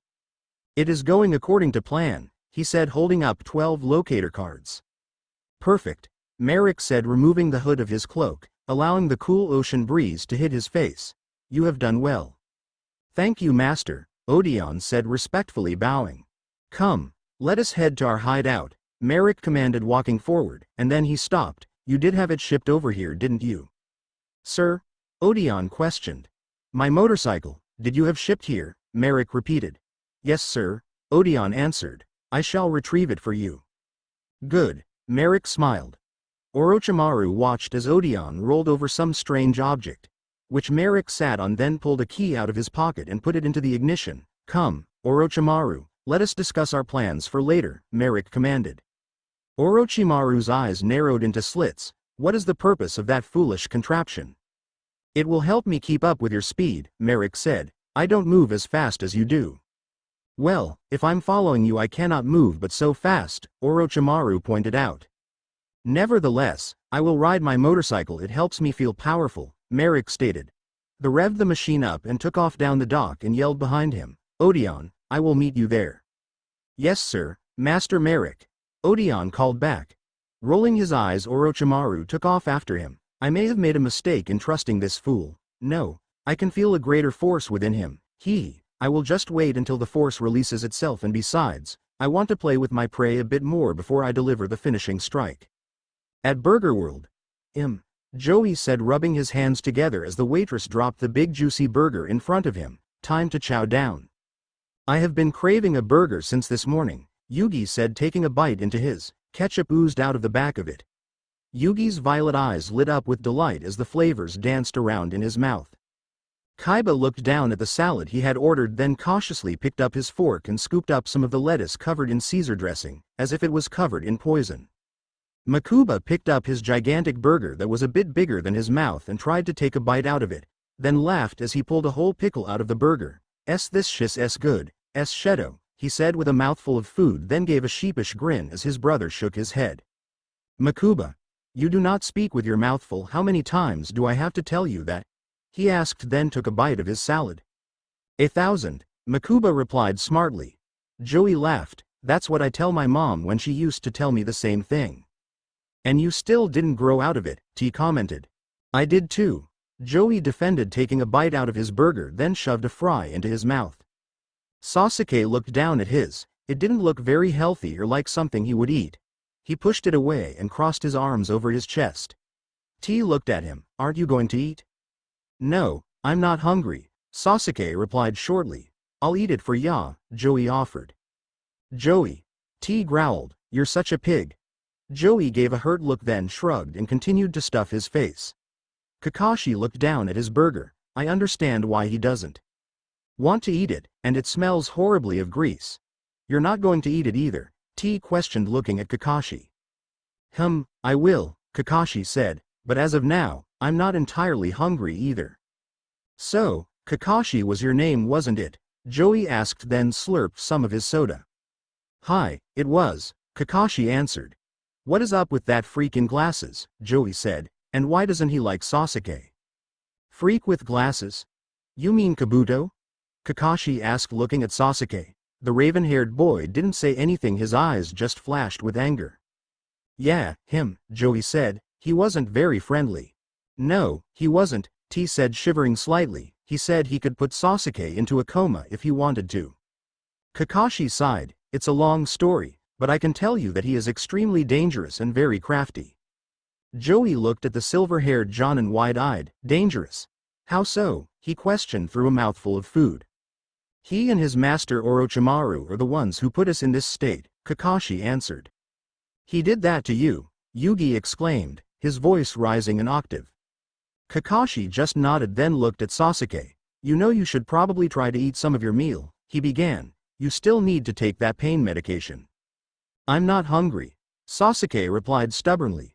Do you not like burgers? Mokuba asked, seeing the disgusted look in the boy's face. Not really, Sasuke answered. Aw, man, why didn't ya say something before we came in here? Joey asked, feeling a bit guilty. I don't know, does it matter whether I wanted to come here or not? Sasuke said, anger rising in his voice. Yeah, because then we could get ya something you actually wanted, Joey snapped back. Hey, if you actually cared about what I wanted, then you would leave me alone. Sasuke growled, then got up from the table and left to the men's room. Well, isn't he a ray of sunshine? Joey said sarcastically. Kakashi sighed, please excuse him. T looked sympathetically in the direction where Sasuke was headed, then turned her attention back to Kakashi. His injuries are probably bothering him. Kakashi hummed, his mind slipping into his own thoughts. His wounds are deeper than you think. Inside the men's room, Sasuke looked at himself in the mirror, his eyes narrowing at his reflection. Why can't they just leave me alone? Their pity, their friendship, I don't need it. He slammed his fist into the mirror, causing it to crack. He then sucked to the floor, his shaking from the pain in his hand and in his heart. He was cracked just like the mirror. Well, I hope you guys have enjoyed this chapter. I made it extra long just to make up for the long time without updating. Well, until the next chapter, have fun reading and writing. Okami Dragon out. Questions and Answers, Dragons and Shinobi, Chapter 13.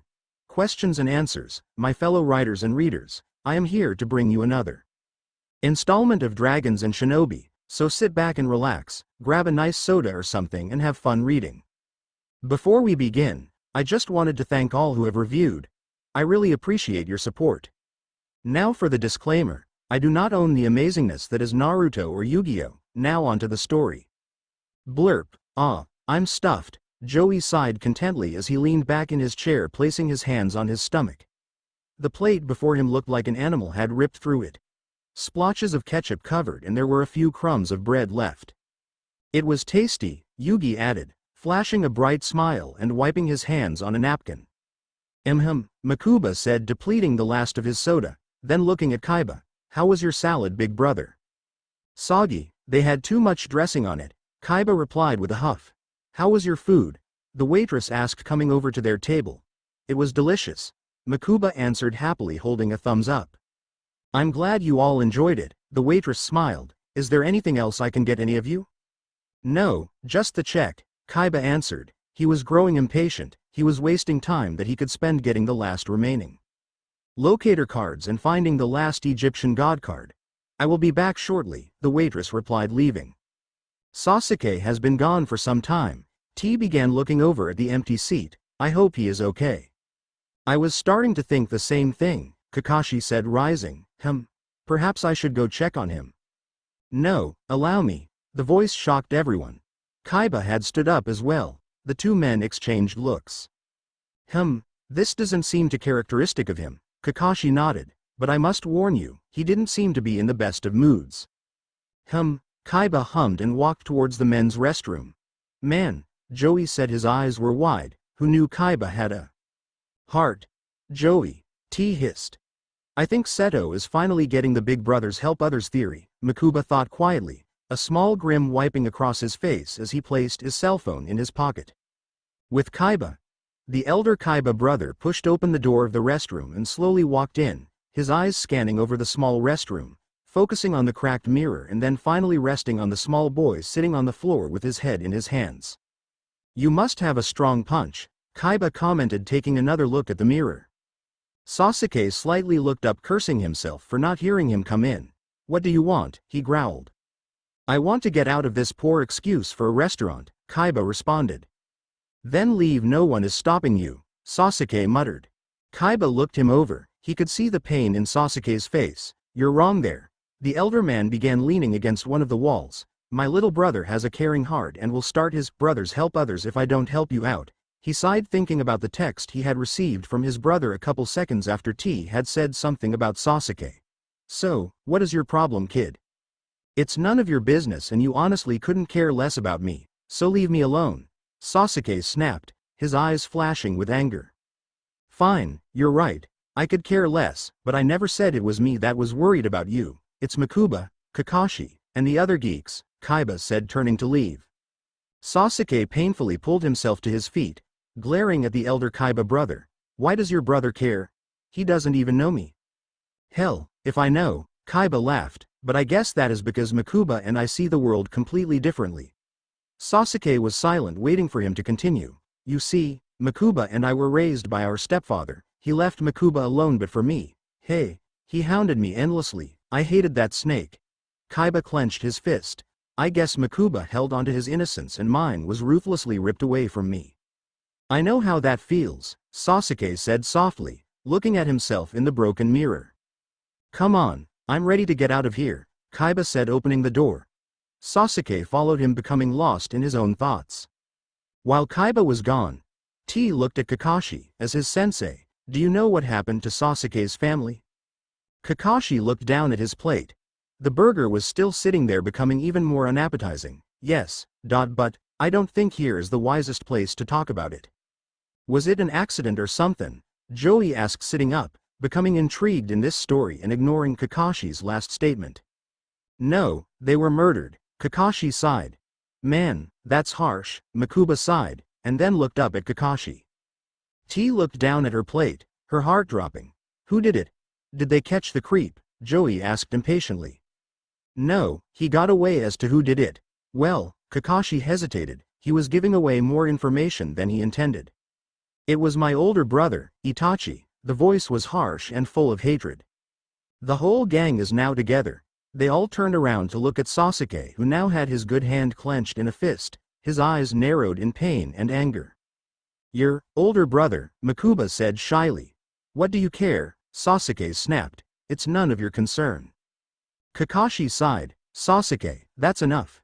He's hurting, he doesn't have any parents just like me. The only difference is, his brother was a jerk while mine would do anything to protect me, Mokuba thought sadly. Sorry to interrupt, said the waitress, but here is your bill. Kaiba took it, then handed the lady a large sum of cash, keep the change. The waitress looked down at the money in her hands, thanks. HMMF, come on Mokuba, Kaiba said. Kaiba, Yugi said rising, thank you, yeah whatever, Kaiba said dismissing him. He turned to look Kakashi, I suppose you are heading home right? Well, the older shinobi smiled sheepishly, I don't really know how we are getting home. Don't ya have any money, Joey said, then snapped his fingers. Oh I get it, you guys were robbed then separated by those creeps. Right? Yeah, Kakashi replied, well, he came up with an excuse for me.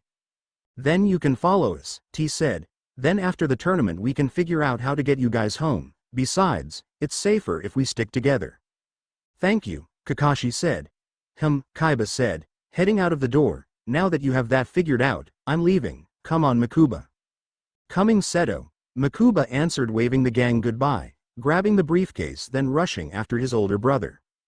Alright Yug. Let's go take down some chumps, what do ya say, Joey began confidently. Yes, Yugi replied his voice becoming stronger, as Yami took over, let's go. With Merik.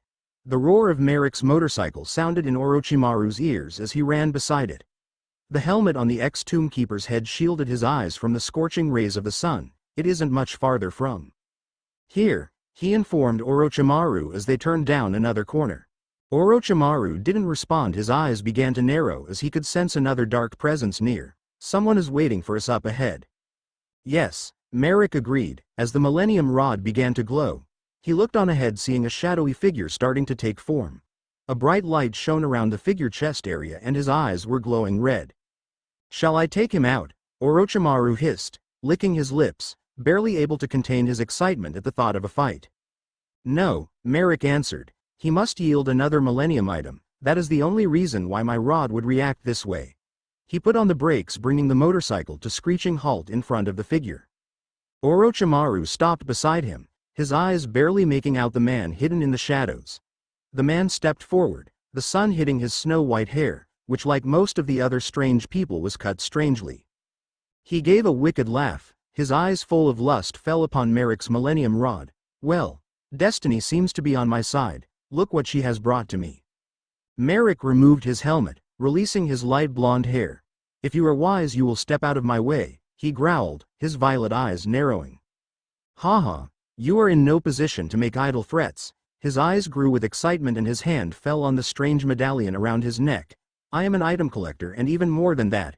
If you want to leave here without being sent to rot in the Shadow Realm, I suggest you hand over your item immediately. Orochimaru suddenly disappeared, then reappeared behind the mysterious man, holding a kunai to his neck. It wouldn't take me long to end your life, trust me. I would delight in watching the life run out of you. The man's attitude changed. Exactly who are you fools? He snapped looking back at Merik. My name is Merik and what I seek is the Pharaoh's power. Behind you is my new ally, Orochimaru, and believes me, he is not one to mess around with. Merik smiled as the man seemed to becoming a little bit annoyed. What about you? My name is Bakura and I am after all 7 of the Millennium items, he said, and then added a new demonic light shining in his eyes. What if we struck a bargain? What kind of bargain? Merik questioned. What if I helped you two get what you want and you help me get what I want? Bakura said. I'm listening, Merik said relaxing slightly. I am after you Millennium item. If I help you two obtain what you want, then you will give me the rod, he said. Merik thought for a minute then looked at Orochimaru. What do you think? It is important for the hunter to not allow too many other predators into his hunting party.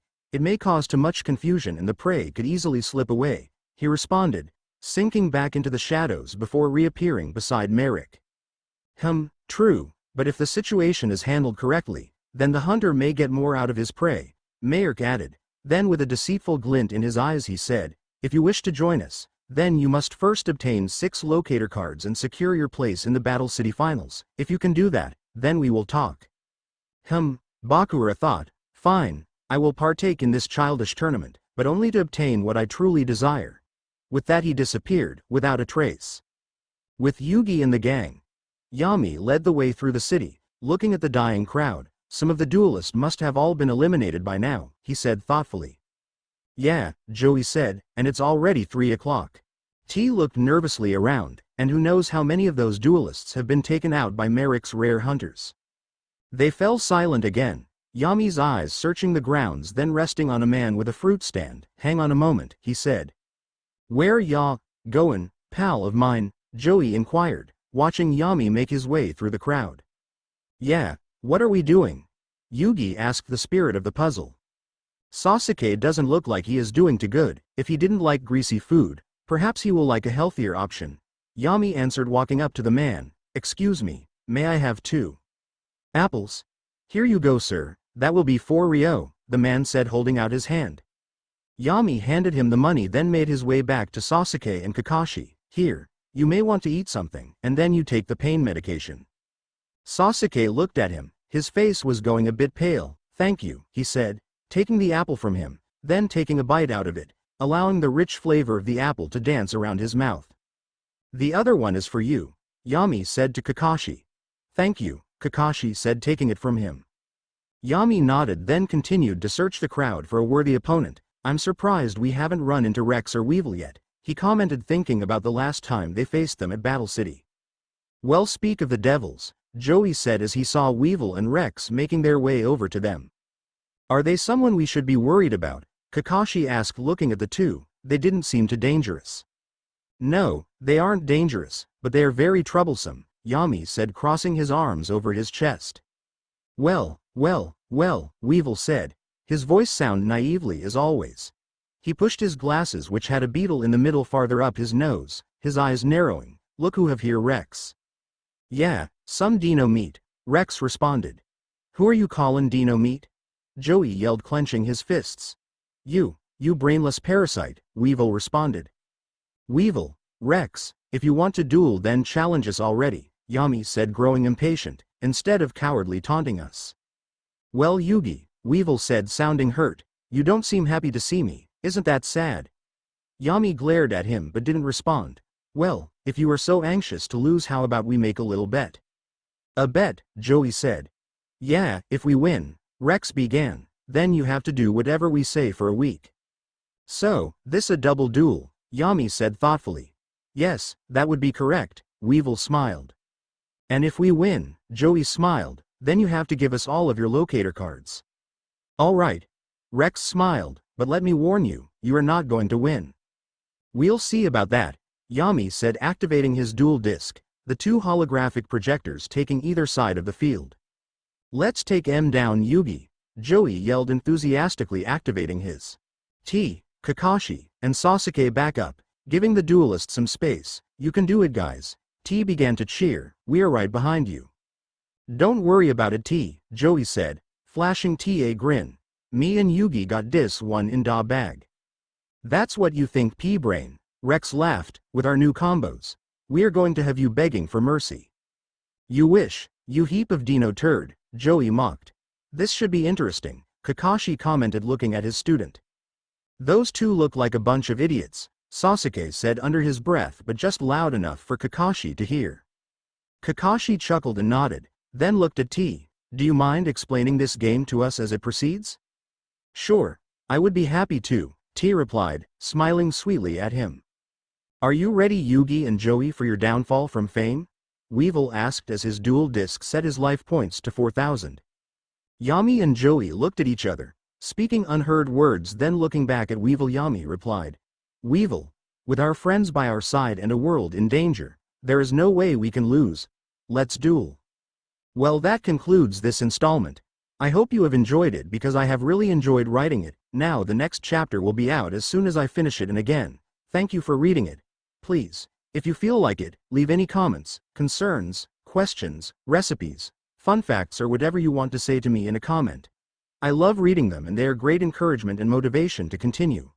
Well, until next time, happy reading and writing. Okami Dragon out. Understanding the Rules, Dragons and Shinobi, Chapter 14. Understanding the Rules. Greetings, my fellow readers. Okami Dragon here with the next chapter of Dragons and Shinobi. I must apologize for the long wait. College work seems to build up really fast, but it is finally here. Yay. Also thank you to all who reviewed, and now it is time to answer a few questions I got in my reviews. No, Naruto and Sakura are not going to make another appearance in the story until the very end. If I added them in now, it would be very difficult to juggle all these characters around. Sorry about that, but that's how it goes. Will Sasuke and Kakashi get a deck? Of course, but be patient, they won't get them for another few chapters. Last question, is Kaiba going to take them under his wing? Well, you will just have to wait to find out. Now, on to the disclaimers and we will begin our story.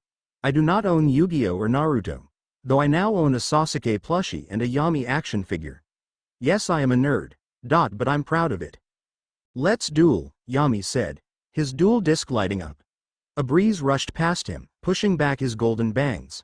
A spark of confidence was present in Amethyst eyes. I will start this show off, Rex said, drawing 6 cards and waited as everyone else drew their 5. I summoned 2 Gilosauruses, then I sacrificed them to summon Black Tyranno. The ground shook as a gigantic black T-Rex materialized. Its blood-red eyes looked hungry as it stared down its opponents. It took a step forward and gave a horrible roar. It didn't seem to faze Yami, but Joey fumbled backwards and exclaimed, "Wait a minute, you broke the rules. You can only summon 1 monster per turn." Wrong, Wheeler, Rex laughed. You can only normal summon 1 monster per turn. I special summoned my 2 Gilosauruses, thanks to their special ability, which allows me to special summon them from my hand. Then I used them as sacrifices for this amazing example of Jurassic might. He looked proudly at his monster, then with a smug grin looked back at Joey, and let me tell you, he is really hungry. Luckily for me, though, he can't attack until everyone has gone at least once, Joey thought, giving a sigh of relief. Are you done yet? Joey demanded. Rex laughed. Yeah, I have scared you enough for now. Then do you mind if I go next, Yug?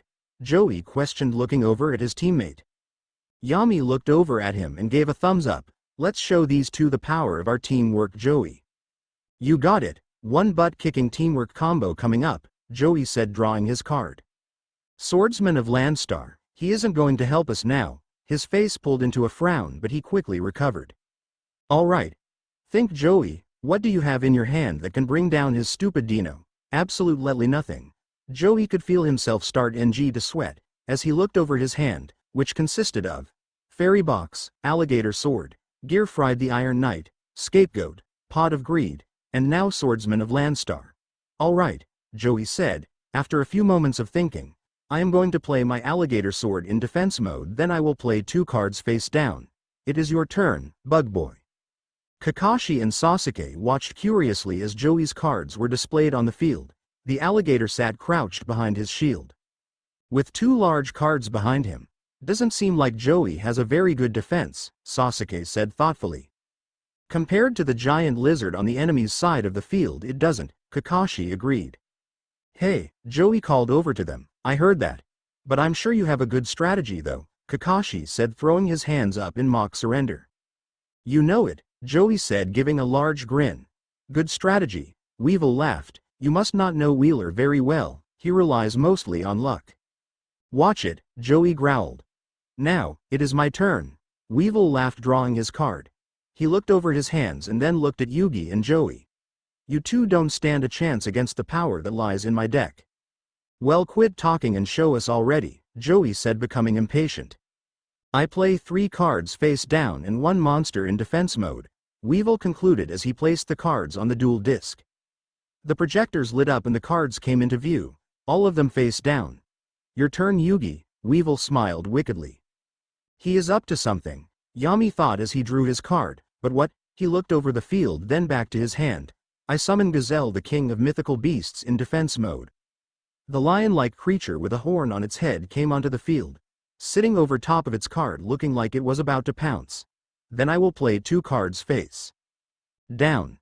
Yami concluded, sliding the cards into the dual disc, and watched as they appeared on the field behind his gazelle. That will end my turn. Which brings it back to me, Rex said. He drew his card and then without hesitation said, all right, you chumps did exactly what I wanted you to do. Now, Black Tyranno. Show them why you are one of the most feared duel monsters in the game. Attack Wheeler's life points directly. Wah! Joey yelled as the Tyrannosaurus leapt over his defense and landed right in front of him. Then with a nasty roar the monster took a huge bite out of Joey's life points, reducing them down to 1400. Kakashi scratched the back of his head. That looked like that hurt. Rex, you snake. Joey hissed. You can't do that, it's against the rules. Rex began to laugh, then pointed to his mighty beast. Black Tyranno has a special ability which allows him to bypass enemy monsters and attack my opponent's life points, as long as those monsters are in defense mode. Kakashi looked to T for an explanation, but she shrugged, then looked to Yami. Yugi, can you please go over what is going on? Normally, in the game of Duel Monsters, Yami began, you are not allowed to attack your opponent directly until you get through their monsters first. Though, every monster is different, there are some monsters, like my gazelle, which are always forced to follow the rules, because they have no abilities or special effects. Then there are effect monsters. These monsters are deadly because they give the owner of these creatures some deadly advantages, like the ability to bypass enemy monsters. So, there are only two types of monsters that a duelist needs to be worried about, Sasuke stated. Not exactly, there are also ritual and fusion monsters, but we will get to those later, Yami corrected. Joey wiped his mouth and watched as Rex's monster retreated back to its side of the field. Alright, you got one lucky shot, but Joey Wheeler does not back down, Joey said confidently and drew his card. Alright. Guilford the Lightning.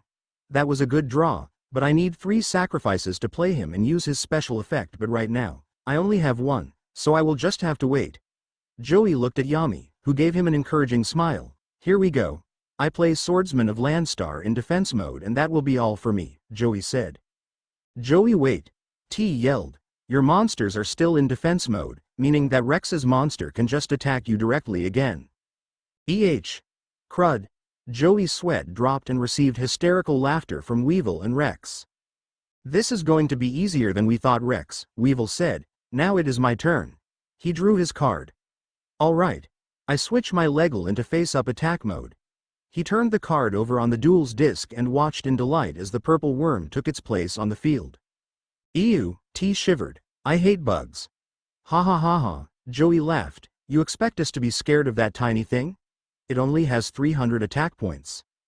Laugh at it all you want, Weevil said, but trust me, it can have a deadly punch. Weevil pressed a button on the back of the duel disc, causing it to light up. I activate my magic card, Armor with Laser Cannon, and place it on my Legal, raising its attack to 1000. Whatever, it's still weak. Joey scoffed. Really? Alright Legal, fire your cannon at Wheeler's life points, Weevil commanded. The purple bug's cannon lowered itself and shot out a green beam that hit Joey hard in the chest. Gah! Joey cried in pain as he grabbed his chest. Joey, Yami called. Are you alright? I'm okay, Joey replied, but my life points have seen better days. They had dropped to a measly 400. Hang in there, Joey, Yami said encouragingly. I think I caused enough damage for now, Weevil said. Yami drew his card. It's my move. Poor Joey is bad shape. I have to do something to help him out, and I think I may have the solution, Yami thought as he looked down at his cards. Alright, first I activate the magic card Swords of Revealing Light. This should keep your monsters quiet for 3 turns. Hey, you're just stalling, Rex laughed. Then I play my Beta the Magnet Warrior in defense mode and add 1 more card face down, Yami said. Alright Rex, it is your turn.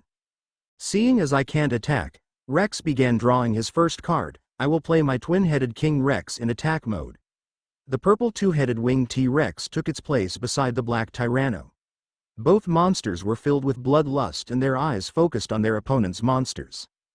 Now it's my turn, Joey said and looked down at the card he drew. Change of heart? How is that supposed to help me out right now? Wait a minute, I have an idea. Alright you piece of dino turd and you dung beetle. I play the magic card Change of Heart and take control of Rex's black Tyranno. That's not good. Rex gulped and watched in shock as his monster was pulled from his side of the fields and placed on Joey's. Looks good over here, doesn't he? Alright. Next I switch my alligator sword into attack mode. The alligator stood up and drew its sword, pointing it right to Weevil's bug. Don't worry Rex, Weevil laughed, that brainless parasite won't be able to touch us. Joey looked at Yami. Well Yug? Should I attack? If you do, Yami began, I have your back. Joey nodded. Alright alligator sword, Attack that stupid Legal and get its ugly face off of the field. The alligator leapt forward and slashed down on the large worm, cutting it in half. Weevil's life points went down by 500, leaving him at 3,500. You will pay for that, Weevil growled. Now your turn, Black Triano. Attack Rex's twin-headed King Rex. The large dinosaur ran forward, giving a loud roar, but before it could hit his target. Stop right there. I activate my trap card, DNA Surgery, which will turn your monster into an insect, Weevil yelled. What? Joey said, shocked, and looked at the large monster, which was starting to give off painful cries as its body started to convulse. Large pinchers started to form in its mouth and long black wings began to sprout out of its back. That's gross, T commented, shaking. Then I chain this trap with my magic card Eradicating Aerosol. It will destroy all face-up bug-type monsters, which now include Yugi's monsters since DNA Surgery changed all monster types to insects, Weevil laughed. Not if I can help it, Yami said. I activate my trap card Dust Tornado, which will destroy your DNA Surgery, thus causing your magic card to become ineffective. Why, you little, Weevil seethed. Alright, that means my attack will go through, Joey cheered. Black Tyranno grabbed twin-headed and chomped down hard on its neck, crushing its windpipes. The monster exploded and Rex's life points dropped down to 3,000. You will pay for that, Wheeler, Rex growled. I am not done yet, Joey laughed. I go to my main phase 2 and sacrifice my 2 monsters, to summon Guilford the Lightning. Lightning flashed right in front of Joey, causing a huge wall of smoke. Once it cleared, a strong warrior stood proud and tall. In his muscular hands was a magnificent blade that commanded the very unstable force of lighting. Hey, thanks to your Black Tyranno being able to wipe out all of ya monsters, I didn't have to waste my alligator sword. Instead I was able just to sacrifice your Black Tyranno and my swordsman of Landstar. I am confused as to what just happened, Sasuke commented. T gave Sasuke a smile, then looked at Joey. Hey hotshot, why not explain the rules a bit to our new friends? Hee. Joey began to chuckle. Why, certainly, my adoring fans. You see, the game is made up of different phases. The first phase is called the draw phase. This is when we each draw a new card at the beginning of each turn. The second phase is called the standby phase. If an effect needs to go off, for example Fairy Box, which requires 500 life points to stay on the field, this is when it would happen. The third phase is known as main phase 1. This is when you can play a monster or set a magic or trap card. I activated my magic card known as Change of Heart. It allows me to take control of the other player's monsters, and in this case I chose Black Tyranno. Then I went to my battle phase, which is like the name suggests when monsters go into battle. The monster with the highest attack generally wins. Any damage comes out of the losing player's life points. If a monster is in defense mode, no damage will be dealt. I took out both Weevil and Rex's monsters. Weevil tried to stop this attack by activating his trap and magic card, which created a chain, and Yugi continued this chain by activating his own trap card, which ruined Weevil's plan. Then, using my amazing battle strategies, I sacrificed Rex's monster, leaving him defenseless, and allowing my monster to have full reign of the field by going to my main phase 2, which is where you can set additional magic or trap cards or play a monster if you haven't already done so in main phase 1. Joey finished looking proud of himself. Don't get ahead of yourself, Rex growled. You haven't won yet. Hey, we might as well, Joey laughed. You guys are now defenseless. Weevil began to laugh and Joey was starting to get annoyed. What's so funny, P-Brain? The fact that you think you can still win, Weevil replied, touching the rim of his glasses. Joey clenched his fists. You're really getting on my nerves. Stay calm, Joey. Right now we have the advantage. He is just trying to get your road up, Yami said calmly, watching Weevil and Rex. His eyes narrowed. He still has one more face down card left. Could that be why he is so confident? Well, it's your turn. Show us what you got, tough guy, Joey grumbled. With pleasure, Weevil drew his card, his eyes glinting with delight. You are about to meet the most feared insect in all of Duel Monsters. You will bow before her might.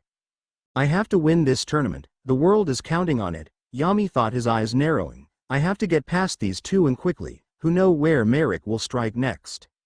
Well, that's all for now, folks. I hope you guys have enjoyed this chapter, and the next one will be out, and hopefully faster than it took me to put up this one. If you guys feel like it, please leave me a comment and let me know how the story is going. or feel free to ask questions or leave recipes. Happy reading and writing. What are friends for? Good day my fellow readers and writers. I hope you guys are doing well. I don't have really much to say, so let's get this party started. I do not own Naruto or Yu-Gi-Oh! The rights belong to their respective authors. Chapter 15. What are friends for? Are you guys ready to meet the face of royalty? Weevil asked, his eyes glinting with vicious delight. Yeah. Quit stalling and go already, Joey said. Anxious to lose, Weevil taunted as he held up his card. This card and the one I have face down are going to seal your fate. Yami's eyes narrowed. I knew it, he muttered under his breath. First I activate my magic card, Graceful Charity, Weevil said, setting a card in the duel disc. An angel appeared on the field and spread her magnificent golden wings over Weevil's deck. This allows me to draw 3 cards as long as I discard 2. He gave a wicked grin as he drew his cards, and I know exactly which 2 I am going to send. He placed 2 cards in the graveyard. Then I will play 1 monster in face-down defense mode and place 1 more card face down. Your turn, Yugi. Yami drew his card and looked at Joey. We need to proceed with caution. Joey nodded. I don't trust Bug Boy. He is definitely up to something. Weevil laughed. Well, Yugi, make your move. Yami looked down at his hand. He had just drawn Alpha the Magnet Warrior and the other card in his hand was a monster reborn. He had already used up one of his face-down cards and the other 2 were Spellbinding Circle and Mirror Force. Strong cards, but who knew what Weevil had hidden underneath those face-down cards? It honestly was making him uneasy. I play Alpha the Magnet Warrior in attack mode then end my turn, Yami said simply, then looked at the field. The swords of revealing light were starting to fade. After Rex's turn they would be gone. Hey, Yugi, you have been pretty quiet this duel, Rex commented. Yami didn't reply, just raised an eyebrow. I play a card face down and play Kaitopitra in attack mode. The large dinosaur flew out of the card and roared. Many people were now gathering around the duelists, watching in awe at the large creature as it took its place before Rex. That's the end of my turn. All right, it's my turn to shine, Joey said, drawing his card. Now, are you guys ready to meet the full power of Guilford the Lightning? Joey, be careful, Yami said, sensing his friend's anxiousness. I know, Joey said, but he wasn't really paying attention. The crowd around him and the fame of winning had complete control over his ego and it blinded him to the dangers on the field. All right, Guilford, let's take down that stupid dinosaur, shall we? Joey, Yami warned. Guilford sprang into action, running forward. He brought his sword down upon Rex's monster, but something happened. Joey's monster disappeared. Joey's eyes went big. What the heck? What happened? T asked, concern coming over her facial features. Well, that isn't good, Kakashi commented. Sasuke looked at Rex, who was laughing up a storm. He fell into a trap, he said bluntly. Rex, Joey growled. What did you do? I just played my handy-dandy trap card known as Sakuretsu Armor. It destroyed your Guilford when you attacked, Rex answered. Dang it, Joey sighed. Sorry Yugi, I got carried away. Yami took in a deep breath. There goes our strongest monster. He slowly released the air, trying to keep himself calm. How could Joey be so reckless? It's all right, Joey, we will get through this. It's okay guys, stay strong. Everyone makes mistakes once in a while, T said, trying to keep their spirits high. Kakashi crossed his arms and felt a slight rush of pain go through his chest. Yes, but some are more costly than others, and it seems like they will have a hard time recovering from that one. Sasuke agreed, and his eyes focused on Yami, who seemed to be lost in thought, his eyes becoming more determined. Some kind of willpower was sparking a fire behind those violet eyes. The duelist clenched his fists. Now, it's my turn, and thence to Wheeler's blunder. The stage is set for Her Highness to arrive, Weevil explained. First I draw, then I activate my trap, Call of the Haunted. This lets me bring 1 monster back from the graveyard, and my choice is my Insect Queen. The field began to light up and large arthropod legs came out of the card and lifted the ginormous bug out of the card. It made a horrid hissing sound and faced Joey and Yugi. We never sent that to the graveyard, Joey exclaimed. No, we never did, but Weevil did when he played his Graceful Charity magic card, Yami said, looking up at the gigantic bug. Weevil chuckled. Very perceptive, Yugi. T began to shake. I think I am going to throw up. Kakashi raised an eyebrow. This game has some interesting looking creatures. Sasuke looked away. This game was becoming a game of cat and mouse. Not only could one side not keep a strong monster on the field for more than 2 turns, but they kept toying with each other. If the freak in the glasses does have a strategy to win, why not employ it already? Waiting and toying with the opponent only allows more room for his opponents to make a counter-attack. Now pay close attention. Weevil began a huge smile coming across his face. Insect Queen has a deadly effect. Yami began to tense up. I don't like the sound of that. You see, she cannot attack unless I offer up a tribute, but when she does attack and destroys one of your monsters, I get an insect token. To make things worse for you, she gains 200 attack points for every insect on the field. Weevil began to laugh. I don't see what is so funny, Bug Boy, Joey snapped. Your queen ain't so tough. We have 3 monsters on our side of the field, and your queen only has 2,200 attack points right now. I'll show you, Weevil said wickedly. I activate my magic card. Mystical Space Typhoon. This will allow me to get rid of one of your face-down cards, but I should choose wisely, since there are 3. Wheeler has 1 and Yugi has 2. If I were you, Weevil, I would go for one of Yugi's, Rex stated, eyeing Yugi suspiciously. You're right, Rex, I think I will, Weevil said, scratching his chin, and I will pick the one on the left.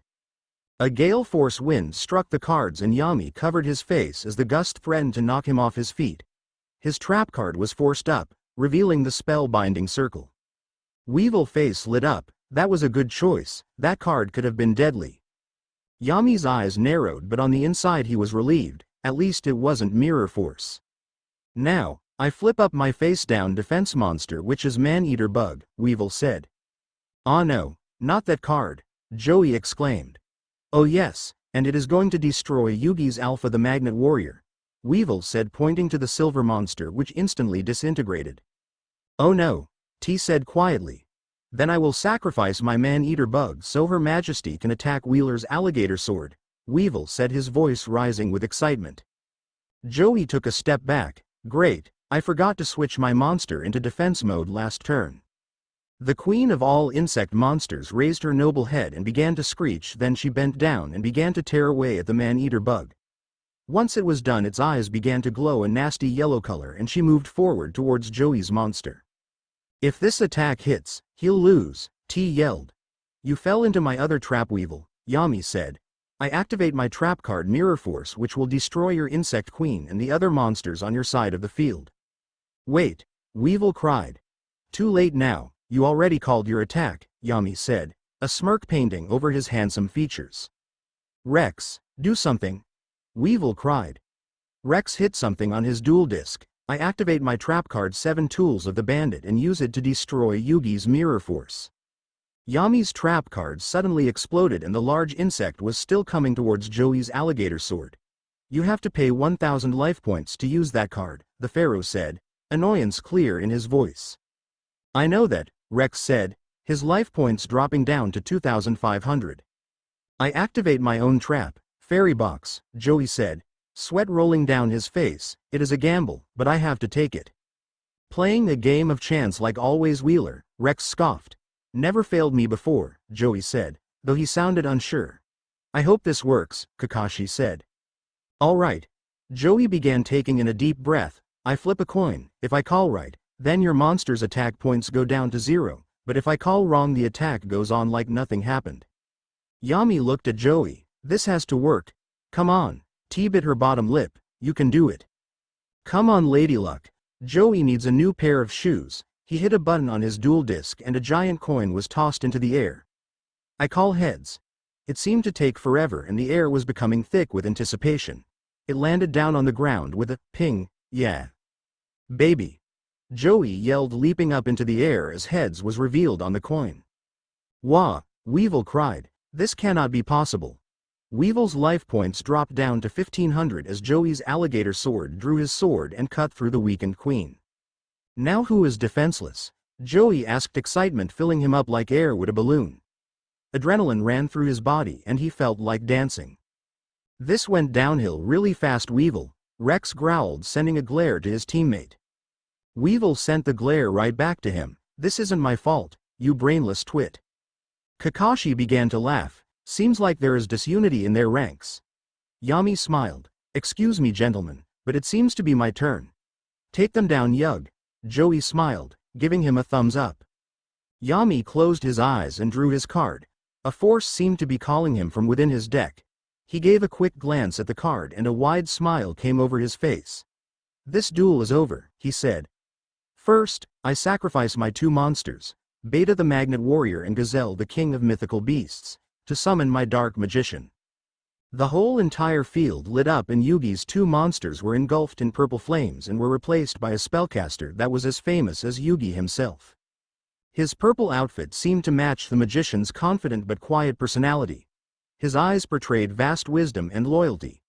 He gave a glance to Yami, then looked at his opponents and pointed his staff at them. Then I play my magic card, Monster Reborn, and bring back Joey's Guilford the Lightning. The mighty warrior took his place beside the Dark Magician.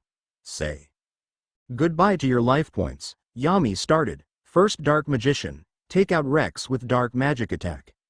Rex screamed, his eyes nearly popping out of his head. This can't be possible. The Dark Magician spun his staff around in his hand, then stopped it and sent a full blast of black aurora towards Rex. It slammed into him, forcing the Dino Lover backwards into the crowd of people.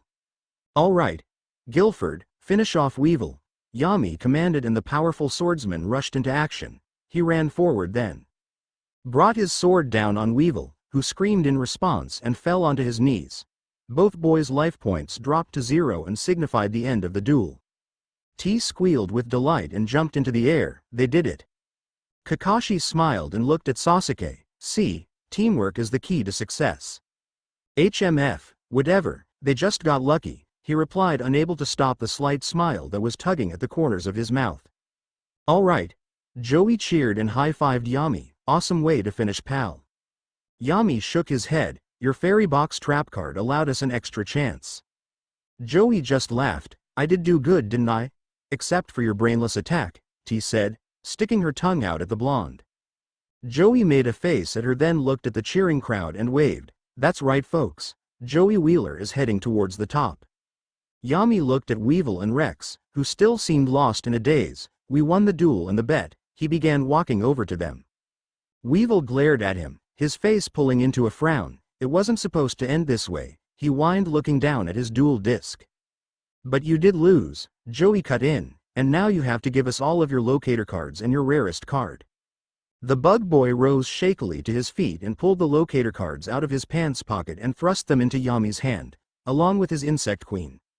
Rex walked over to them, his face red with anger. I hate you too, he growled as he handed over his cards. Yami didn't say anything more, he was tired of the two of them. Walking over to Joey, he gave him his share of the locator cards. Good teamwork, Joey. Joey looked down at the cards. All right, we are closer to our goal, soon we will be in the finals. So, if my math is right, T began thinking back. Yugi has 5 locator cards now and Joey, you have 4. Yep. Joey said, jumping into the air with excitement. 2 more and I will be in the finals, baby. Kakashi laughed. Don't get ahead of yourself now, he stated. Your competition seems thick, it is better to go into battle with a clear mind. That way, it is easier to avoid unwanted mistakes. Joey looked at Kakashi, a large goofy grin spreading over his face. Right. Would you like me to take back over, so you can have a rest? Yugi's voice rang in the pharaoh's mind. If you want to take over, that is fine. Yami replied and allowed the younger boy to gain control over the body they shared. Sasuke picked up on the change, his eyes studying Yugi curiously. Something is off about that kid, he thought. It's like he is 2 different people. We need to find ourselves another duelist, Joey said, looking at his spiky-haired friend, who nodded in response. 2 different people, that's ridiculous. Sasuke sighed and turned his attention to a nearby office building where a man was arguing with a cop because of another duel that had just started. A large green goblin was blocking his vehicle, as T called it, in its spot. Kakashi directed his focus on Sasuke. He knew they weren't in the most ideal situation. In fact, this had to be the most bizarre place he had ever been. He was thankful, though. The people they happened to run into, though some rough around the edges, like Kaiba, seemed to hold themselves to high morals and valued family and friendships as sacred. Perhaps this wasn't just some freak accident, but was meant to happen. Sasuke seemed to notice the amount of attention that Kakashi was placing on him, for he gave his mentor a questioning look. The teacher just smiled and looked away, though this strange sentimental feeling was chased away by a cold chill that ran up his spine. It was the kind of feeling that one got when being stalked out, like some kind of defenseless prey before the deadly eyes of the hunter. Careful, careful, proceed with caution and care. The enemy waits and hides. Waits and hides. At Merik's hideout, Merik parked his motorcycle inside the warehouse that was now his makeshift lair. It wasn't much, but it would do to hide themselves until it came time to strike. He knew his new ally was becoming impatient, but what he had planned had to be handled with care. Nothing could go wrong. Orochimaru warily scanned his surroundings. The room was musty and the air was thick and heavy. A couch was set in the large room along with a glass table and 2 chairs. "Why do we keep waiting?" he hissed, his eyes looking at Merik. "Because I like to toy with my opponents, make them suffer," the ex-Tonkyoer answered darkly. Orochimaru licked his lips. He could already see Kakashi's horrified face, as death hands came to claim the Jonin and him claiming his prize, the Uchiha boy. It made his body quiver with a strange sense of delight. Merik walked over to one of the chairs and sat down. Crossing his legs he held up his Millennium Rod. "All right, Lumis, Umbra, put the next part of our plan into motion." "And what would that be?" Orochimaru hissed, his eyes narrowing. "The preliminary rounds for this tournament," Merik began, "lasts for 42 hours. The duelists will be turning in for the night soon. That's when the next phase of my plan will go in motion."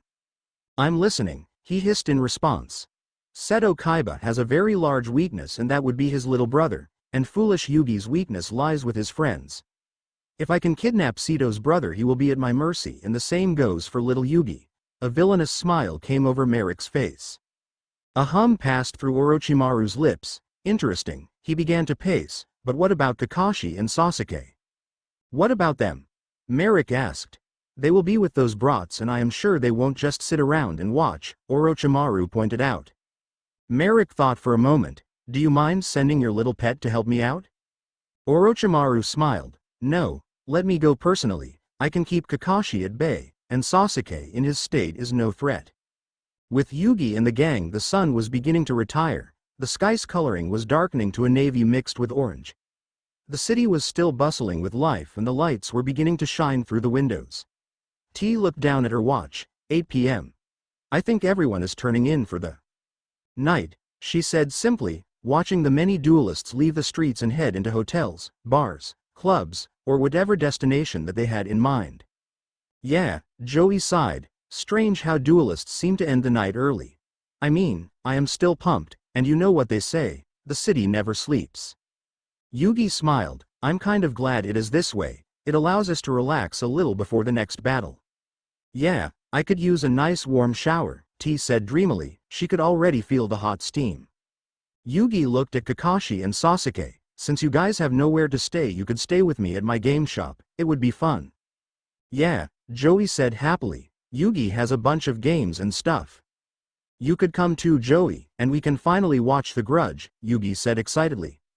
Sasuke and Kakashi exchanged glances. Thank you," Kakashi said. "We are very thankful for your hospitality." Yugi gave them both a friendly smile. "Sure, friends always help each other out." The turning to T he said, "Before we head back to my house though, why don't we walk T home? I know it is still a little early but safety always comes first." "Yugi," T laughed, "I can walk myself home." "Nope, out of the question," Joey butt in, crossing his arms over his chest. "Remember the warehouse incident? We don't want a repeat of that." T began to shudder as the dark memory came into the forefront of her thoughts. Yeah, maybe it would be best. They began to make the walk to T's house. The night sky was beginning to show signs of age, and stars began to twinkle in the sky.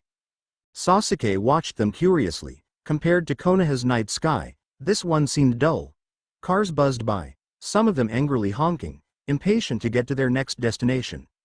Patches of people littered the sidewalks, all of them talking about their day's events or gossiping. None of them seemed to notice them as they walked by. Sasuke sighed. His body ached and his stomach growled angrily. He wanted nothing more than sleep. Kakashi moved a little closer to Sasuke. The Jonin was becoming uneasy. "Are you feeling all right?" "Yeah," Sasuke grumbled. He kept his eyes preoccupied on anything but his sensei. They made the rest of the way in silence, listening to the symphony of city life. As they turned another corner, the city was beginning to fade into a quiet suburb. They reached T's house and Yugi and Joey said their goodbyes to her. She then turned to Sasuke and Kakashi. "Good night you two. I hope you guys sleep well, and Sasuke, don't forget to take your medicine." "Yes, Mom," Sasuke thought sarcastically and rolled his eyes, but replied with a HN. Kakashi chuckled and placed a hand on Sasuke's shoulder and waved T good night. The group waited until she had entered the house before they made the way to Yugi's house. When they reached the house it was 9 p.m. Yugi unlocked the door with his key and called, "Grandpa, I'm home and I brought friends." An old man dressed in Blue Star pajamas entered the shop area and turned on the lights. "Hey Yugi, how was day one of the tournament?" "It was great. I won 5 Lochter cards," Yugi said cheerfully holding the clear cards up. His grandpa smiled and he said, "That's my grandson." He then turned his attention to Sasuke and Kakashi. "And who might these two be?" Yugi turned to his new friends. "This is Sasuke," he said pointing to the raven-hair boy, "and that is Kakashi." "Is this the young whipper-snapper that you said you found yesterday in the alley?" Mr. Moto walked over to the two ninjas. "Yes sir," Yugi answered. Sasuke felt uncomfortable under the attention. He wished they would just leave him alone. "Nice to meet you too." Yugi's grandpa reached out to shake their hand. "It is nice to meet you too," Kakashi said taking the old man's hand. Mr. Moto then looked back at his grandson. "You boys don't stay up till late now. You have a long day tomorrow." Yugi smiled. "Yes grandpa." "Do you need help setting up the air mattresses and sleeping bags?" Grandpa questioned. "No, I think we can handle it. Thank you though." Yugi answered and looked around the shop. The glass cases holding the cards and the different games were reflecting the moon's rays that were peeking in through the windows. Yugi's grandpa stretched and yawned. "Well then good night Yugi." "Good night," Yugi answered and watched as he climbed the stairs. He then turned to Kakashi and Sasuke. "Well, this is the game shop, also known as the turtle shop. Through the opening to the left is one of our private game rooms. It isn't much, just has a game table and some chairs." Yugi signaled them to follow him up the stairs and they obediently followed. "Down this hallway is the kitchen and one of the bathrooms. Here is the living room." The room was lightly furnished with a light blue couch and a coffee table. Another cream-colored chair was next to the couch and across from this setup was an old TV. Plants were aligned next to the window. "One of us can sleep on the couch," Yugi piped up again, his high-pitched voice bouncing off the walls, "and I can bring out 2 air mattresses and a sleeping bag." He quickly went down another hallway that was to the right of the living room and stopped at the closest door, which Kakashi was guessing was a closet. He grabbed 2 bags and then signaled over to Joey to come help. Joey grabbed the 2 large bags and Yugi grabbed a smaller one. "Does anyone have any preferences?" Yugi asked.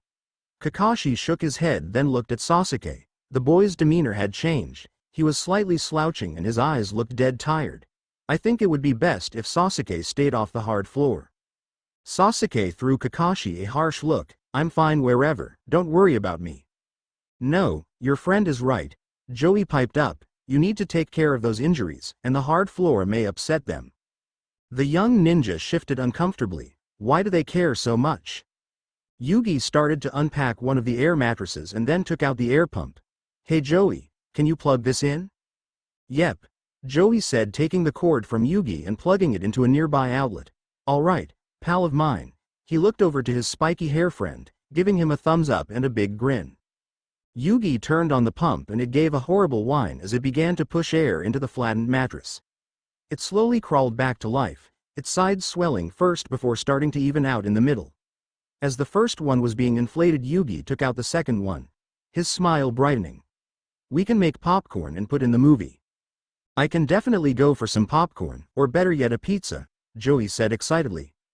"That's right," Yugi said as he pulled out the pump from the first mattress and started on the second. "We haven't eaten dinner yet." Joey grabbed his stomach, his face and frowned. "Yeah, I'm starvin'." Kakashi could feel his own stomach give a horrible churn and growl. He hadn't really eaten, and he could also go for some food. Yugi began to hum then said, "If you go into the kitchen, there is a number for the pizza place down the road, we can get them to deliver." Alright. Joey jumped up in the air. Pepperoni, here I come. He ran into the kitchen, his footsteps echoing across the walls. Sasuke made his way over to the couch. Exhaustion was draining the rest of the energy he had. He wanted nothing more than to just lay down and allow the sleep to take him away. Kakashi watched his student with a careful eye. Maybe he needs another one of those painkillers, the Jonin thought. Yugi rose and went back to the closet and pulled out sheets and blankets. I can't remember the last time I had this many people over at my house. His voice still held and cheer. It's usually just Joey and I. Thank you again, for giving us a place to stay for the night, Kakashi said, tearing his attention away from Sasuke. I'm not sure what we would be doing right now, if you hadn't. What are friends for? Yugi asked, his eyes sparkling. Kakashi just smiled and turned his attention to Joey, who came bounding in the room. Pizza will be here in 30 minutes, he announced. Awesome, Yugi said, putting the white sheets on the air mattress. Joey knelt down to help his friend and Kakashi even offered his help. But Yugi politely declined and explained that they were guests and Joey was more like brother. All done, Yugi said, clapping his hands together, and I decided I will take the sleeping bag. You guys are my guests after all. Yeah, sure, Yug. I don't mind taking the sleeping bag, Joey said, unrolling it. I'm sure. Yugi smiled, then looked over at the couch. I think Sasuke has already claimed that spot. A gentle smile pulled at Kakashi's face as he looked over at his young student who was passed out on the sofa. He was curled up on his good side and was using the arm rests as a pillow. Yugi slowly grabbed a blanket and walked over to him, but before he could put the blanket on the boy, Sasuke's eyes shot open. Sorry, I didn't mean to startle you, he apologized. I just thought you might like a blanket. And a pillow, Joey added, walking over with one. We don't want ya getting a crick in her neck. Sasuke's face flushed a bit. He hadn't actually meant to fall asleep and it was embarrassing for him to be caught in this kind of vulnerable state. I'm fine, he declined, sitting up. Well, you can keep it for later, Yugi said, sensing Sasuke's uncomfortableness. He set the blanket next to Sasuke on the floor and Joey also tossed the pillow in that direction. Then the famous duelist took a seat next to Sasuke. Pizza should be here soon, he said, trying to strike up some kind of conversation. HN, was the only response he got. Kakashi sighed and walked over to one of the air mattresses and sat down on it. It sunk down a little bit but nonetheless supported his weight. It wasn't bad, it was surprisingly comfortable. I wish I had my book with me, he sighed. I have some books you could read, Yugi said, looking over at the silver-haired ninja. Sasuke rolled his eyes. It wouldn't be the same, he said sarcastically. Nah, I understand, Joey said. Nothing beats a good book. Since when do you read? Yugi laughed. Joey looked hurt. I read. He crossed his arms over his chest, the covers. Yugi laughed even harder. That's what I thought. The doorbell rang and was followed by a knock. There's our pizza, Joey said, pulling out his wallet and looking at Yugi. Want to split the bill?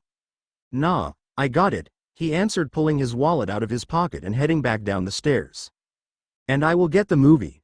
Joey walked over to the TV and knelt down and picked through a basket that housed Yugi's various DVDs.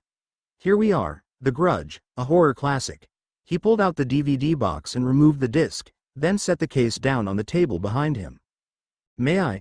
Kakashi asked, pointing to the DVD case. Yeah, Joey answered, turning on the DVD player. Kakashi moved himself so he was able to reach the case and looked at the color, where a creepy-looking girl was staring at him with dead eyes that held the very sense of evil. He then turned the back of it and read the summary. Arching an eyebrow, he thought, this is going to be an interesting night. Well, that is the end of this chapter. I hope you guys liked it and the next installation will be out next week. I have gotten into the writing mood and ideas for this story are sprouting up like weeds. Well, I hope you guys are having a good week and don't forget to comment. Your input means a lot and I would love to know what you like or what you think I should change. Also, as always, constructive criticism is always welcome. Until the next time, happy reading and writing. Dreams and Nightmares Chapter 16. Dreams and Nightmares. Greetings my fellow readers and authors. I wanted to thank you all for following this story so far. I know my updating has been a bit rocky at the beginning but I am working on that. Second, Rose, thank you for commenting and I am glad that you are enjoying this story. Now here is the newest installment of Dragons and Shinobi. Please sit back and enjoy. I do not own Naruto or Yu-Gi-Oh, but I do enjoy writing about them. Two shadows passed unheard through the outskirts of Domino City. They stopped outside of the turtle game shop, looking up at the second-story windows, their eyes glinting in the silver moonlight. Master Merik told us not to strike until he got here, the taller one whispered to his shorter companion. The shorter one gave a huff. We were supposed to go get the younger Kaiba brother first, but he took a deep breath, trying to calm his aggravated nerves. He sent that freak to do it instead, saying he was better suited to bypass Kaiba's security. Calm yourself, Loomis, the taller one said. We will still get to see some action tonight. Loomis pulled a mask out of his dark robe and put it on his toad-like face. The mask was white with red markings on it. The mouth of the mask was curled up in a wicked grin. We could do this without his help and prove ourselves to Master Merik. I still think we should wait, the taller one disagreed, his eyes scanning over the shop. A light began to flicker through one of the windows. Well, we are going to have to wait, since they are still up, Loomis hissed. They both knelt down, watching the shop with anticipation behind the cover of a car. Soon, they would have their chance to strike. At the Kaiba mansion, Mokuba sat on the end of his bed, a book in his small hands. Seto had told him to go to bed, but he couldn't stop his mind from whirling around the excitement of the day's events. Seto has won 5 locator cards after we split up from Yugi and the others. He is definitely going to make it to the finals, no doubt about that. He looked back down at his book and frowned. I haven't really been paying attention to what I have been reading. He scooted back on his bed and placed the book on the nightstand. I really should try to sleep. I can't help Seto if I'm walking around like a zombie. Tomorrow. He laid back down, his eyes tracing the outline of the dragons that were painted on the ceiling. A sigh escaped his lips and he turned on his side and closed his eyes. Sleep came surprisingly fast for the younger Kaiba brother. He was soon transported to a world of dreams. Riding on the back of a magnificent blue eyes white dragon over a sparkling blue ocean, Mokuba began to giggle with delight. The waters were calm and the dragon dipped lower, his claws scraping against the surface, shooting up sprays of salt water. Mokuba laughed as the cold water tickled his face. A huge gust of wind rushed past him, blowing his long black hair into his face. He looked up, his eyes resting on his older brother riding on another blue eyes white dragon. Seto, Mokuba cried out riding up to him. Want to race, Moki? The older Kaiba brother asked, a rare genuine smile coming across his handsome features. Don't pout when you lose, Mokuba responded as he kicked his heels into his dragon's side and the mighty beast beat his wings and shot through the air. Seto yelled, wait, you didn't even say go yet, and raced after him. The scene around them began to change over to mountains. Large snow-capped peaks reached high in the sky and the dragons began to weave around them. Mokuba began to make a funny face at his brother every time the dragons would pass by each other in a zigzag fashion, before going behind another peak. Seto would laugh and make a funny face back. Happiness flooded the younger Kaiba brother's entire body. He felt giddy and couldn't stop giggling. He could feel his heart beginning to pound against his chest as excitement rushed through his veins. He could see the finish line, Kaibaland, the amusement park that his older brother promised they were going to build. Large flags with the KC logo flapped in the air, giving the amusement park a castle-like appearance. Roller coasters towered and wrapped around the entire park and he could hear people screaming and laughing. The dragon began to beat his wings harder, his whole entire body glowing under the magnificent light of the sun. Mokuba closed his eyes and held out his arms, feeling the wind rush by him. He was enjoying the warmth of the sun and the strange sensation of the cool breeze. Many people always told Mokuba when he was upset to go to his happy place. Well, this was it, alone with his brother. No worries, no company to deal with, and no frowns. It was paradise. Suddenly, the air turned icy cold, and a strange feeling of dread caused Mokuba's stomach to drop. He opened his eyes and his paradise was slowly vanishing and a giant black dragon was taking its place. Its fangs were hanging out of his mouth, dripping green venom. Its eyes were a blood red and its large wings were beating in a slow lazy fashion. What? Mokuba whimpered, fear wrapping around him like a snake, preparing to constrict its prey. Moki, Seto, Kaiba called, his smile still plastered on his face. Seto, Mokuba cried, stop. But the older brother seemed unaware of the danger for he kept flying towards the black dragon. The monster opened its large jaws. A sickly green ball was forming in its mouth. Its eyes narrowed and he shot the ball towards Seto Kaiba. It hit Kaiba's blue eyes white dragon square in the chest and the dragon exploded, and Kaiba went hurtling toward the mountains. Mokuba forced his dragon to dive down and raced to catch his brother, but the dark dragon grabbed Mokuba with its claws, and the younger brother screamed, "Seto! Moki! Why did you let me fall?" The older brother yelled back and the whole dream faded into darkness. Mokuba abruptly sat upright in his bed, sweat running down his forehead.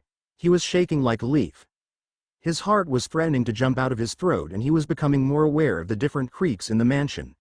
Tears were beginning to form in his eyes but he quickly wiped them away. "Kaiba's don't cry," he whispered to himself. A strange creaking sound came from the corner of the room and Mokuba slowly reached for his cell phone on the nightstand. He turned the flashlight function on and pointed it to the corner but nothing was there. "I need to calm down, I'm freaking myself out," he thought, looking down at his shaking hands. "Funny how the body responds to fear," a snake-like voice hissed in Mokuba's ears. The boy jumped, dropping his phone on the floor and heard the crack of the screen and the battery and backsliding across the floor. "Who's there?" he demanded, quaking. A sinister chuckle filled the room. "It doesn't allow us to act rationally." Footsteps echoed across the walls. Mokuba leapt out of his bed. "Whoever you are, stay back." Now, the voice continued, "You wouldn't want to wake your brother now, would you?" Mokuba gritted his teeth. "You leave my brother alone. You creep." He clenched his fists. "I need to get to a working phone and call the police." "I will leave him alone," the voice hissed, "if you come quietly." "You are lying." Mokuba yelled and darted for the door, but a strong force grabbed Mokuba around the waist and threw him backwards. He hit the side of the bed hard and a jab of pain went up his back. He fell to the floor with a thud and began to gasp. The force of the throw had knocked the wind out of his lungs. He wanted to scream but his voice failed. "We're just going on a little trip." The footsteps were getting closer. Suddenly something grabbed Mokuba's hair and pulled him up to his feet. Tears swelled in the boy's eyes and his knees were beginning to buckle. "Seto! Seto, please help me." Mokuba finally began to cry as something slithered around his hands and pulled them together. He began to kick and scream louder as the stranger pulled him off of the ground. "Big brother, big brother." Loud banging grabbed Kaiba's attention. He looked up from the computer screen in front of him, silently listening. He heard nothing more, so passed it off as some kind of animal outside of the mansion and turned his attention back to his work. But the banging rang back through the walls. Kaiba looked again at the door and his eyes grew wide with shock as he heard, "Seto! Seto, please help me." Kaiba shot out of his chair, knocking it to the floor. He threw the door open and ran as fast as he could down the hallway towards his brother's room. "Big brother." The voice was panicked and it had his full attention. Seto Kaiba stopped outside of Mokuba's door, listening. He could hear his brother struggling against something, or someone. He slowly grabbed the doorknob, feeling the cold metal against his skin. With his free hand he reached for the pistol in his back pocket. With a deep breath he opened the door and light from the hallway flooded the dark room.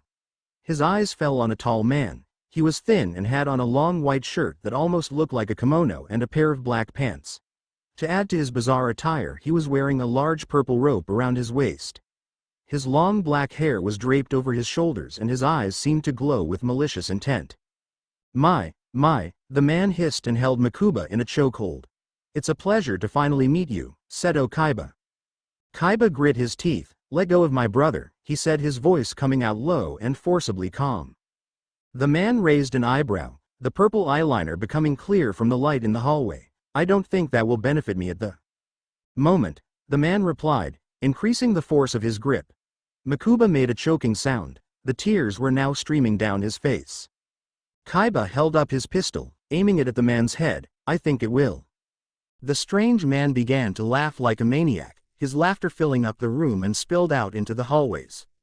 "I do not fear your stupid toy," he replied, his eyes narrowing into slits. Suddenly a copy of the man appeared and began to walk slowly towards Kaiba. "If you want to help save your brother, listen carefully." "What is this? Some kind of hologram?" Kaiba thought, backing up. His stomach churned as fear began to form, but he pushed it away. "Stay back or I will shoot," Kaiba warned, pulling back the hammer on the pistol. "If you shoot, you will most certainly kill your brother," the man answered, a wicked grin coming across his face. Kaiba froze. So it is a hologram. If I shoot, it will just breeze through it and it may hit my brother. He lowered the gun. I'm listening, he growled. Good, the man hissed. Meet me at the Domino pier in 1 hour. Make sure you bring your cards and invite your new friend to join you. My new friend? Kaiba questioned. Kakashi Hitaki. That is the end of chapter 16. Please leave a comment and tell me what you think. Your input is always important and I love hearing from you guys.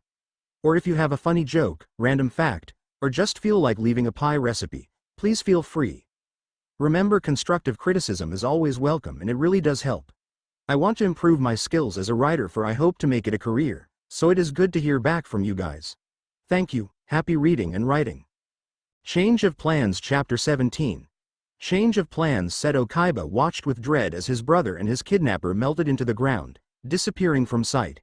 He began to shake terribly, his stomach twisting into knots and sweat beginning to run down in beads on his brow.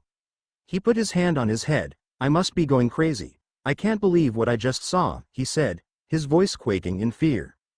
Calm down, he thought to himself, and he moved slowly to the doorway, quickly holding onto the wall for support. His knees started to wobble.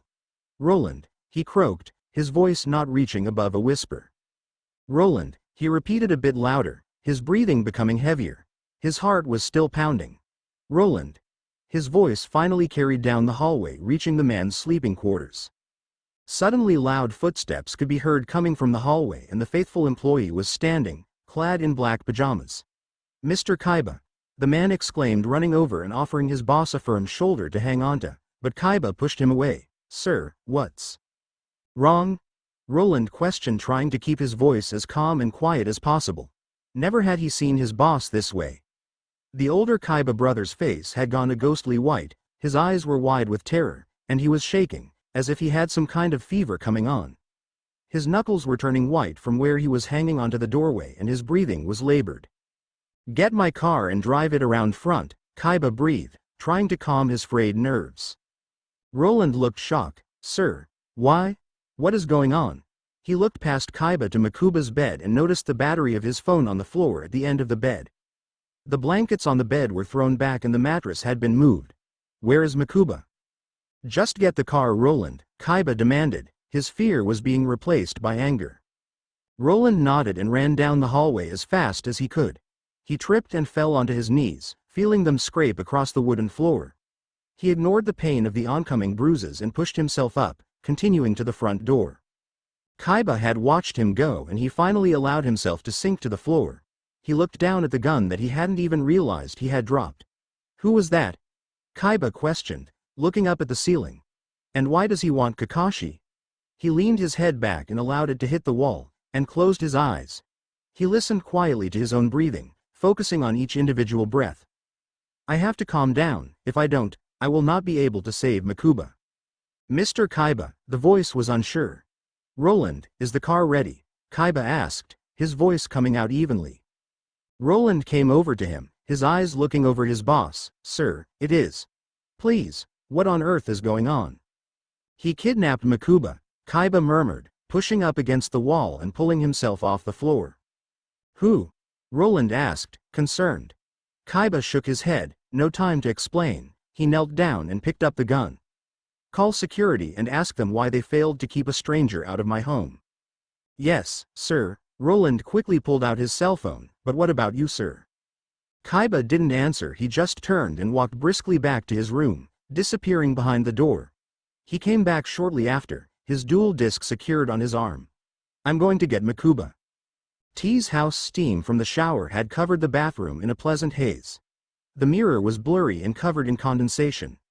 It was pleasantly warm, and the young lady sitting on a stool in front of the fogged-up mirror sighed in delight.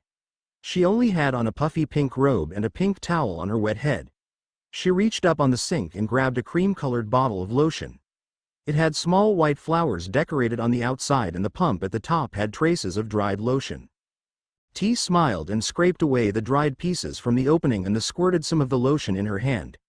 It felt cool to the touch, and she smiled contently as she ran it down her long slender leg. I love showers, she sighed. I can finally act like a girl for once without getting lip from the men. She giggled as she thought of Joey. always making some silly comment on how she would always worry the boys over if they weren't wearing sunscreen at the beach or if one of them was having a bad hair day. I just don't want them to embarrass themselves. She defended herself looking up at the fogged mirror. Her reflection was blurry, but she could still see the concern in her eyes. I would never forgive myself if I let anything happen to them. She squirted more lotion into her hand and started on the other leg, allowing her mind to wander over the day's events. Yugi and Joey fought hard today, T said, feeling the smoothness of her skin. But that one guy, she hesitated, closing her eyes and picturing the guy with glasses and silver hair, Kabuto. She finally rested on the name. He is nothing but bad news. Poor Sasuke, he had to be scared, but he definitely put up a good front. She slowly stood up, allowing her muscles to stretch. The heat felt good and it was starting to make her sleepy. I have a long day tomorrow. She continued, walking over to the bathroom door. I have to be ready to cheer on my friends and support them any way I can. She opened the door and the cold air from her room brushed over her, leaving behind goosebumps. Why is my room always cold? She groaned, walking over to her dresser. I have my target in sight, Lord Orochimaru. Will you like me to get her now? Yes, and allow Odeon to take her to the pier, and join me in front of the spiky-haired brat's house. There is a slight change in plans. Oh, I like that sound of that. At the game shop. The wind howled as the night finally came to its peak. Glittering in the sky, the moon sat on its throne, looking down over the small game shop. Hidden in the shadows, out of the moon's view, Loomis and Umbra huddled in the bushes. I am becoming impatient. Umbra. Loomis growled, pulling his cloak tighter around his fat frame. Patience, the taller one growled. He too was feeling twitchy. Bright lights suddenly lit up the street as a black sports car came flying by. Its wheels hissing as the brakes were abruptly applied and the car swung clumsily into the yard. What is this? Umbra muttered, peering out through the bushes. The door swung open and Seto Kaiba jumped out of the car and rushed to the door. He began to bang and yell, Yugi Moto, wake up. Right now. This is a surprise, Loomis whispered, moving slightly to get a better view. Good, he is already here. A sinister voice sent chills up the two rare hunters' spines. Umbra looked slowly behind him and had to suppress a cry that had formed in his throat. What is the meaning of this? Loomis growled, pushing back his own fear. The snake-like man looked at the two, a wicked smile growing on his deathly pale face. Things have changed. There will be a grand hunt tonight. A hunt? Loomis questioned, tearing his gaze away from the man's eyes. Yes, our prey will feel the icy hands of death and taste the pure sourness of terror. He watched in delight as the CEO of Kaiba Corp continued to bang away at the door. Suddenly, the front door opened and the young man burst inside, escaping the gaze of their hunters. Seto Kaiba, Mr. Moto murmured, sleepily rubbing his eyes as he opened the front door. Kaiba ignored him and roughly pushed by, darting up the stairs. Good heavens, Yugi's grandpa growled, no one has respect for their elders anymore. The young CEO didn't hear him, he kept going, his mind only on one goal. As he entered the living room, he was met with an interesting sight. Joey Wheeler was spread out on the floor, his right arm covering his eyes and his mouth wide open with drool leaking from the corners. He was making slight snoring sounds and his other arm was rested on his stomach. One of his legs was straight on the floor and the other was hanging off the arm rest of the cream-colored chair. Yugi was on one of the air mattresses, curled up in a ball, his hands tucked neatly under his head as a pillow. A blue blanket was covering his small frame. Next to him, on a separate air mattress, was Kakashi Hitaki. He was passed out, the blankets covering his face. Sasuke was on the couch, his back facing Kaiba and his face buried in his pillow. The blanket had fallen on the floor. Kaiba stepped over Joey and stopped at his rival. Yugi, wake up, Kaiba said flatly. Yugi moaned, but didn't wake, he just rolled onto his stomach, his face pressed against his white pillow. Yugi, Kaiba said more forcefully and sighed as he heard Mr. Moto climbing the steps. What is the meaning of this? The old man demanded, reaching the top of the stairs. Shut up, Kaiba replied harshly, bending down and grabbing the blankets covering Yugi and ripping them off. This caught the boy's attention. He quickly pushed himself up and sat up on his knees. Kaiba? Yugi asked sleepily. Kaiba sighed. Yes, now get Kakashi up. What? Why? Yugi questioned, looking over at the sleeping Jonin. I have no time to explain, now do as I say, Kaiba growled. Yugi reached over and grabbed the Millennium Puzzle next to the air mattress, his eyes not leaving Kaiba's face. He could see the fear in the man's usually stoic face.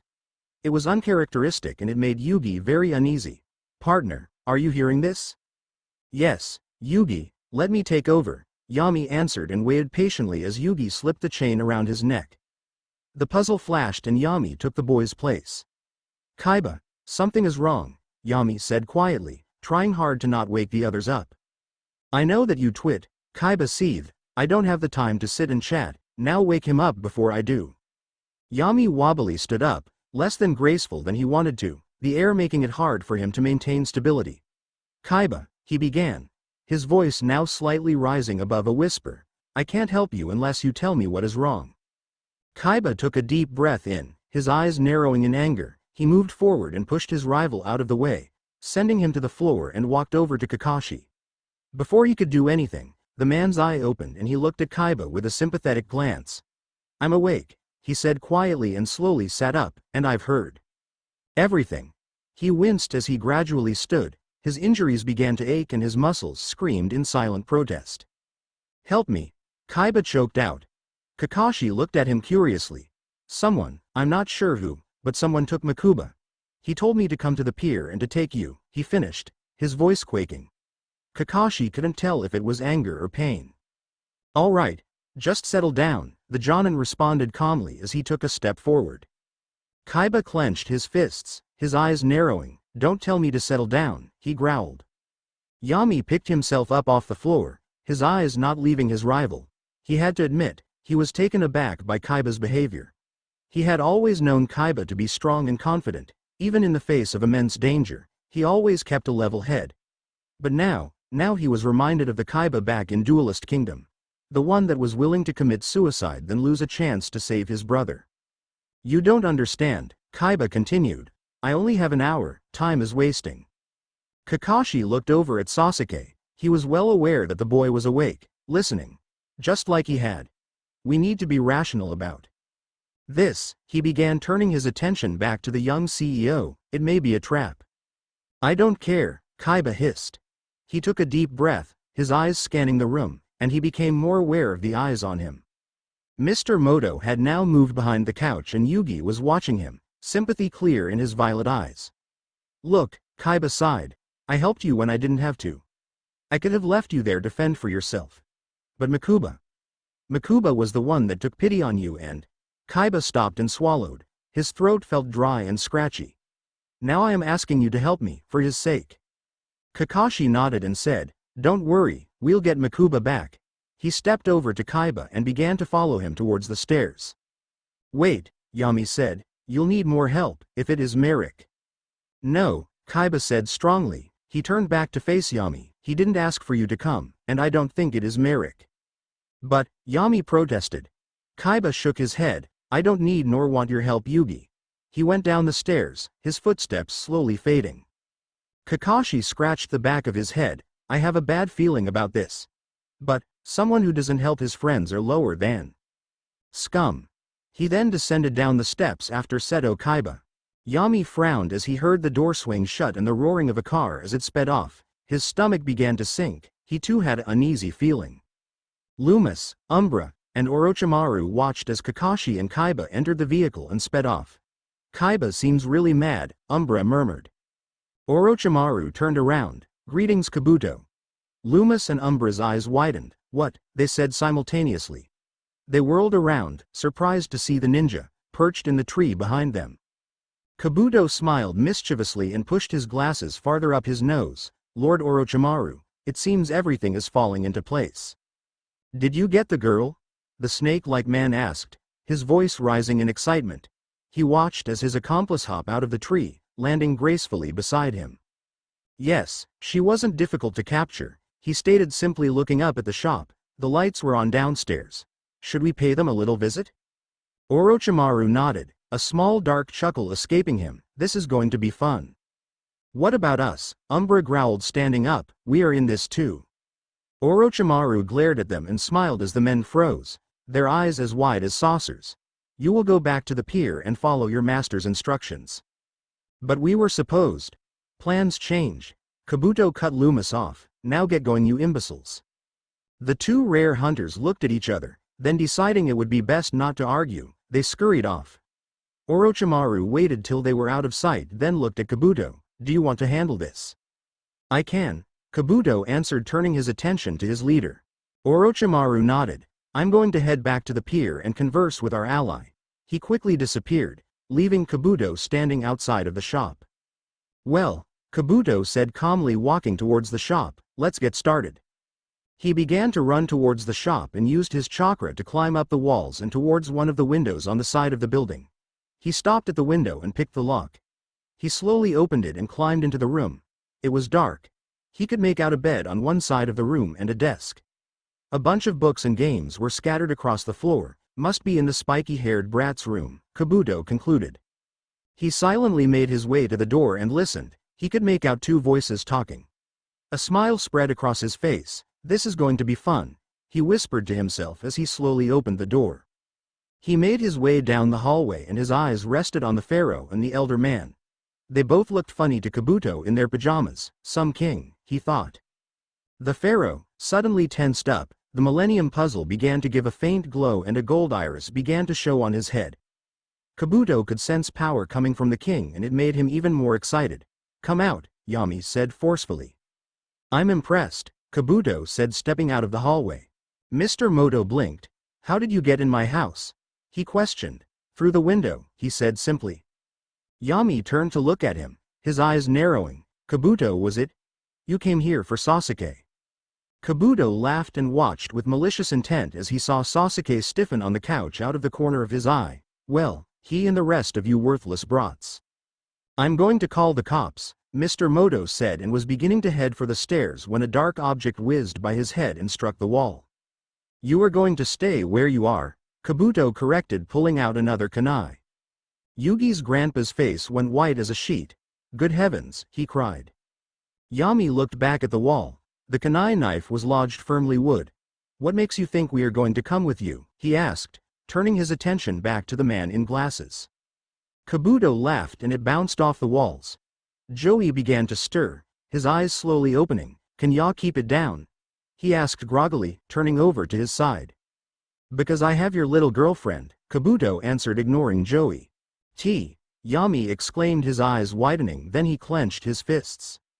Joey sat up. Yugi, seriously, you're going to wake the whole house. He looked around the room, his eyes landing on Kabuto. Hey, you're not supposed to hear.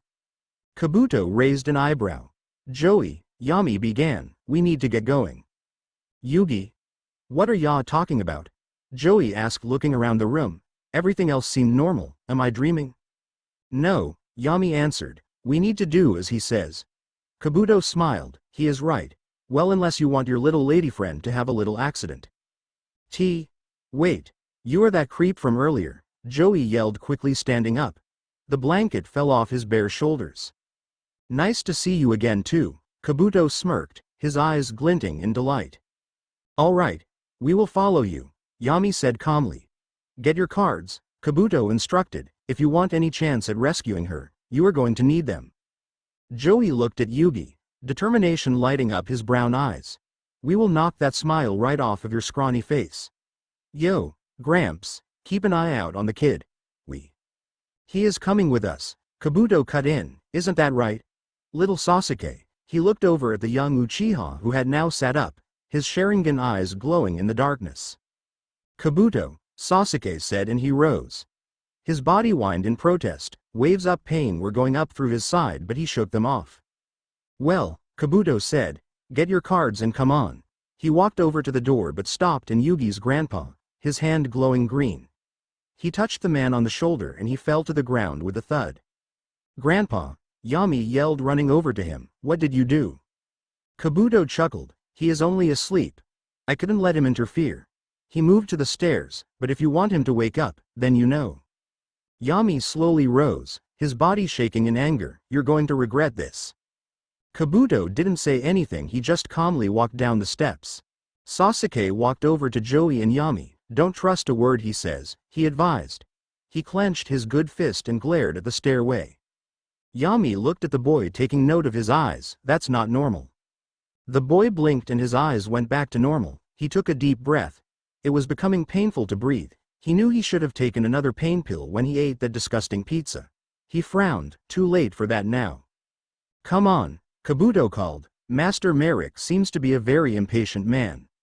Merik, Yami said, looking at Joey, who was pulling his shirt over his head.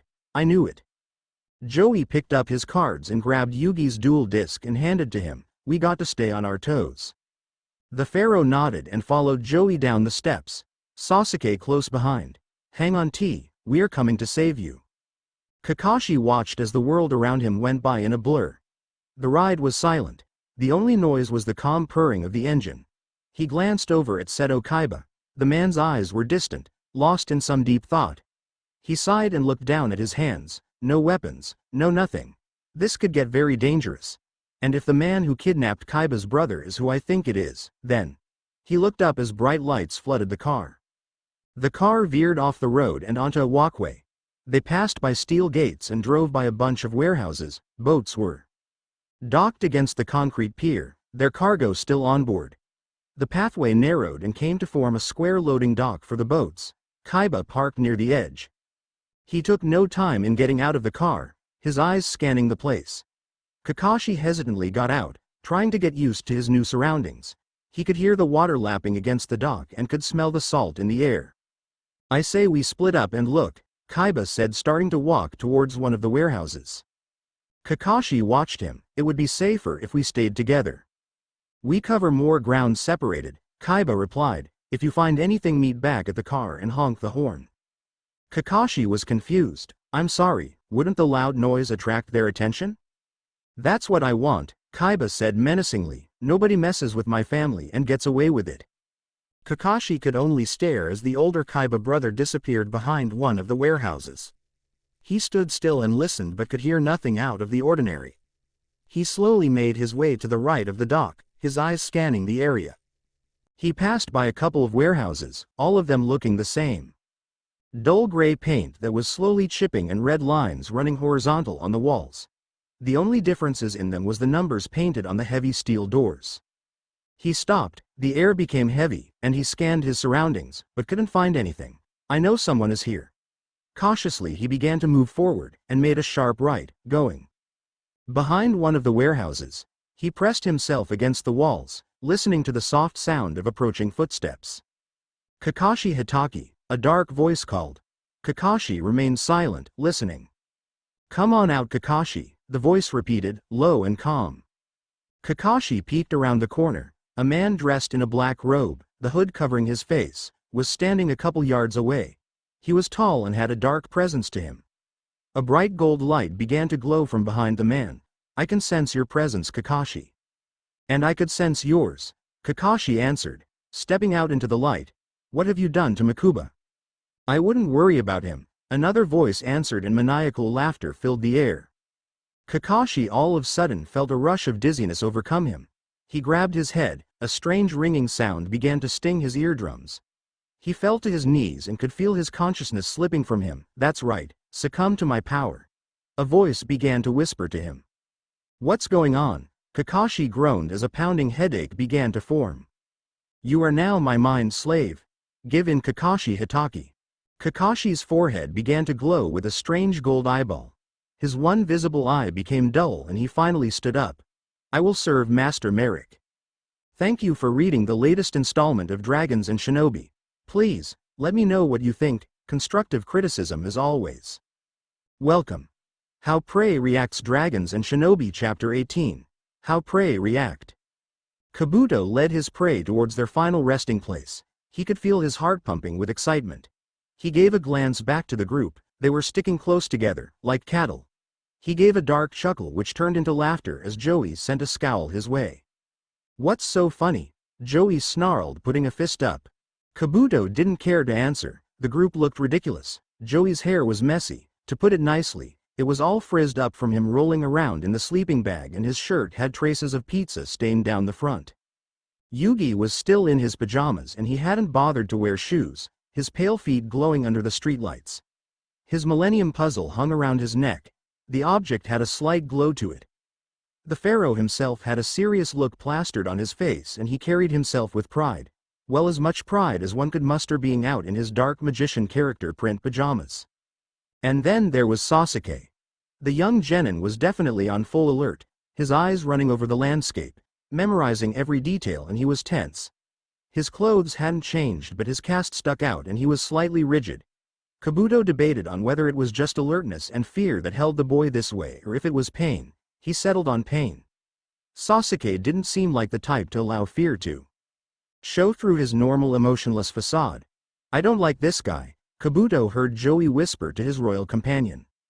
"I don't either," Yami answered. His voice came out a bit rough.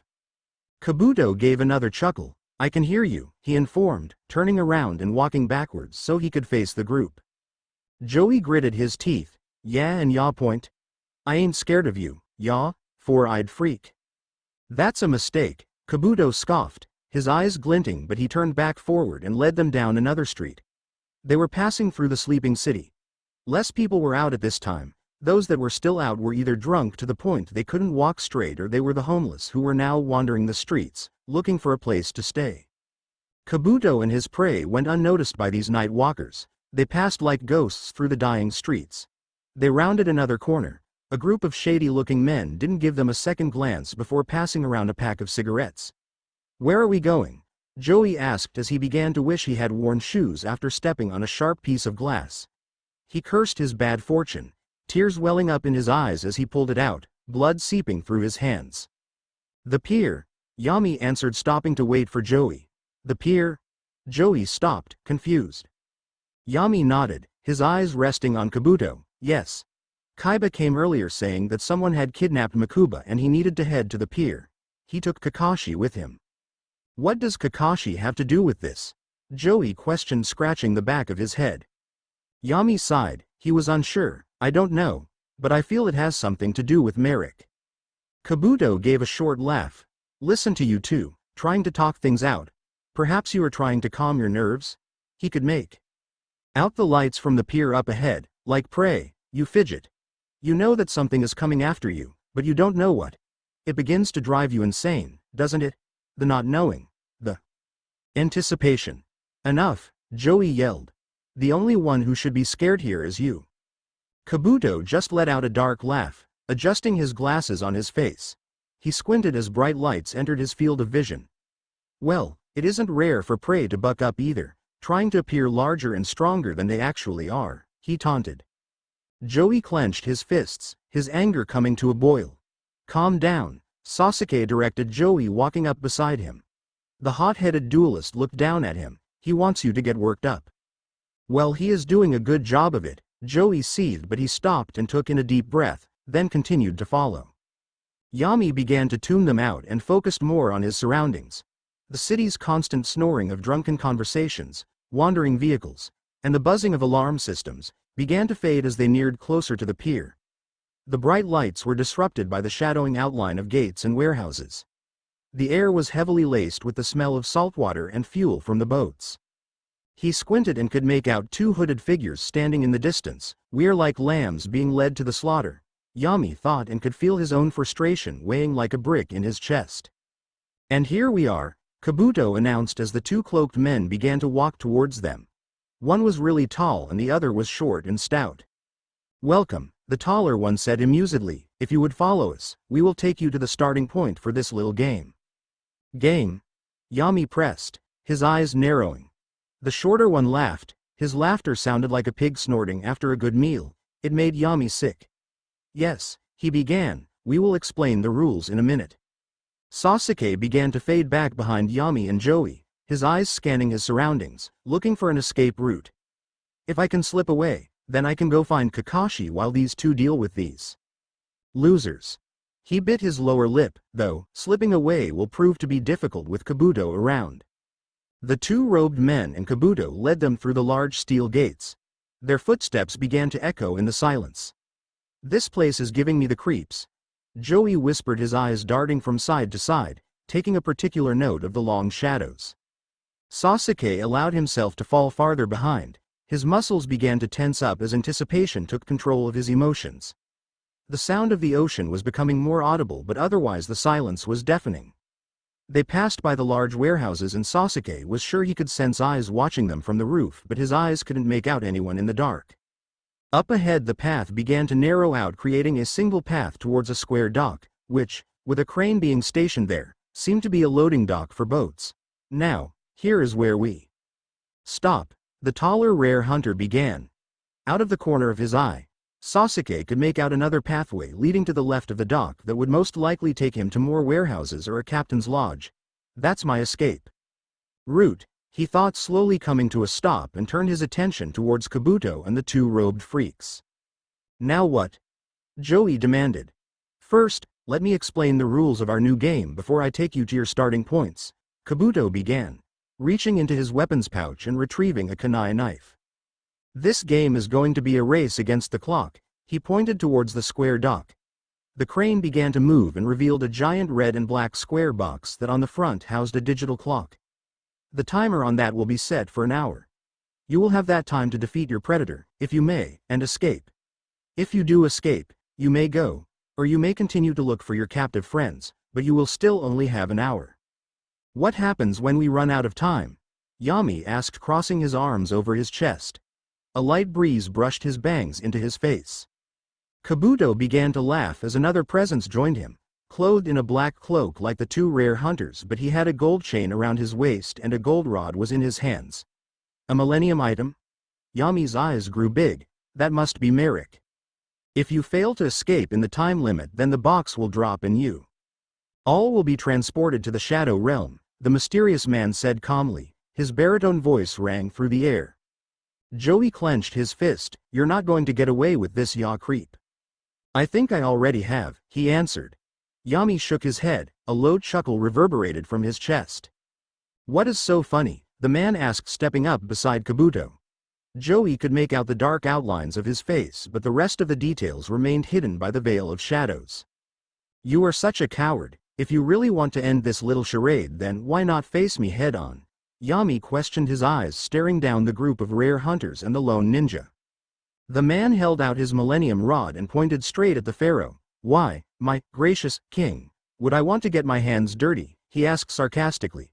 In a pack of lions, the leader does not get his paws dirty. He sends his lionesses to take care of the job. Yami arched an eyebrow. Unless the leader is challenged by another. He took a step forward. The millennium puzzle began to glow brightly. I wouldn't do that, the shadowy figure warned. You forget, I still have control of your friends. Yami grit his teeth and shifted his weight from his left leg to his right. He didn't like their situation. Now, he becomes silent, Kabuto mocked. Yami sent a glare his way, but Kabuto ignored him. You did say that prey often like to buck up, the shorter rare hunter said.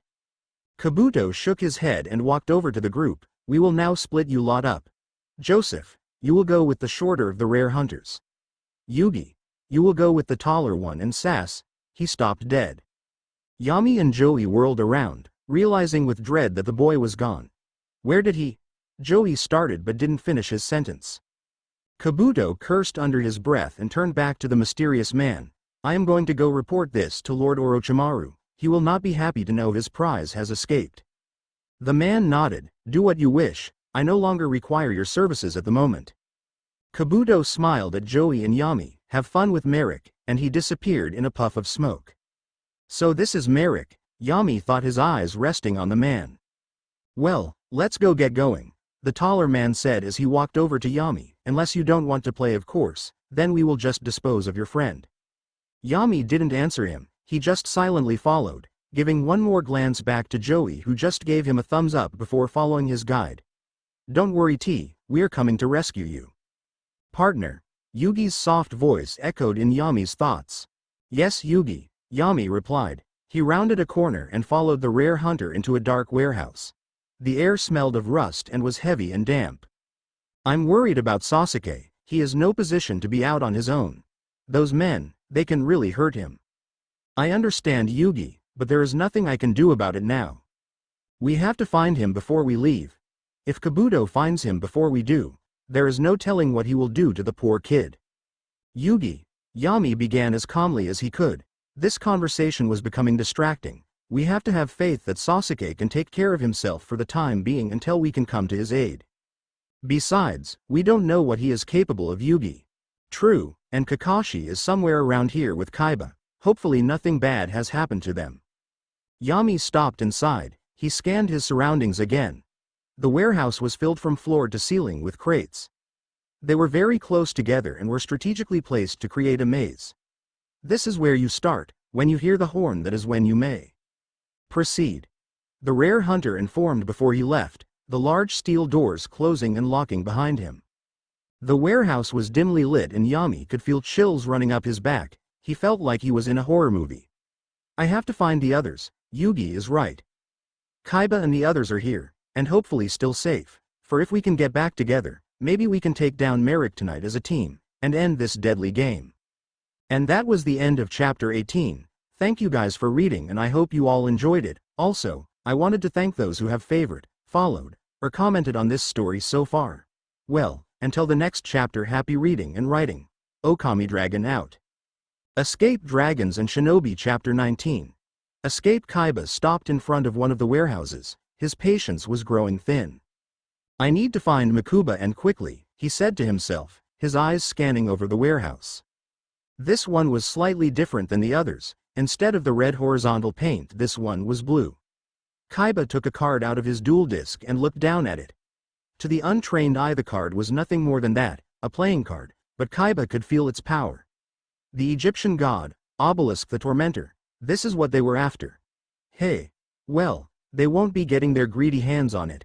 If anything, I will use Obelisk's power to destroy them. He walked over and put his hand on the door handle of the warehouse. It was cool to the touch and it was slightly rough from the rust forming along it. He slowly opened the door, his eyes scanning over to the darkness, but he couldn't make out anything. He stepped in, his footsteps echoing across the concrete floor.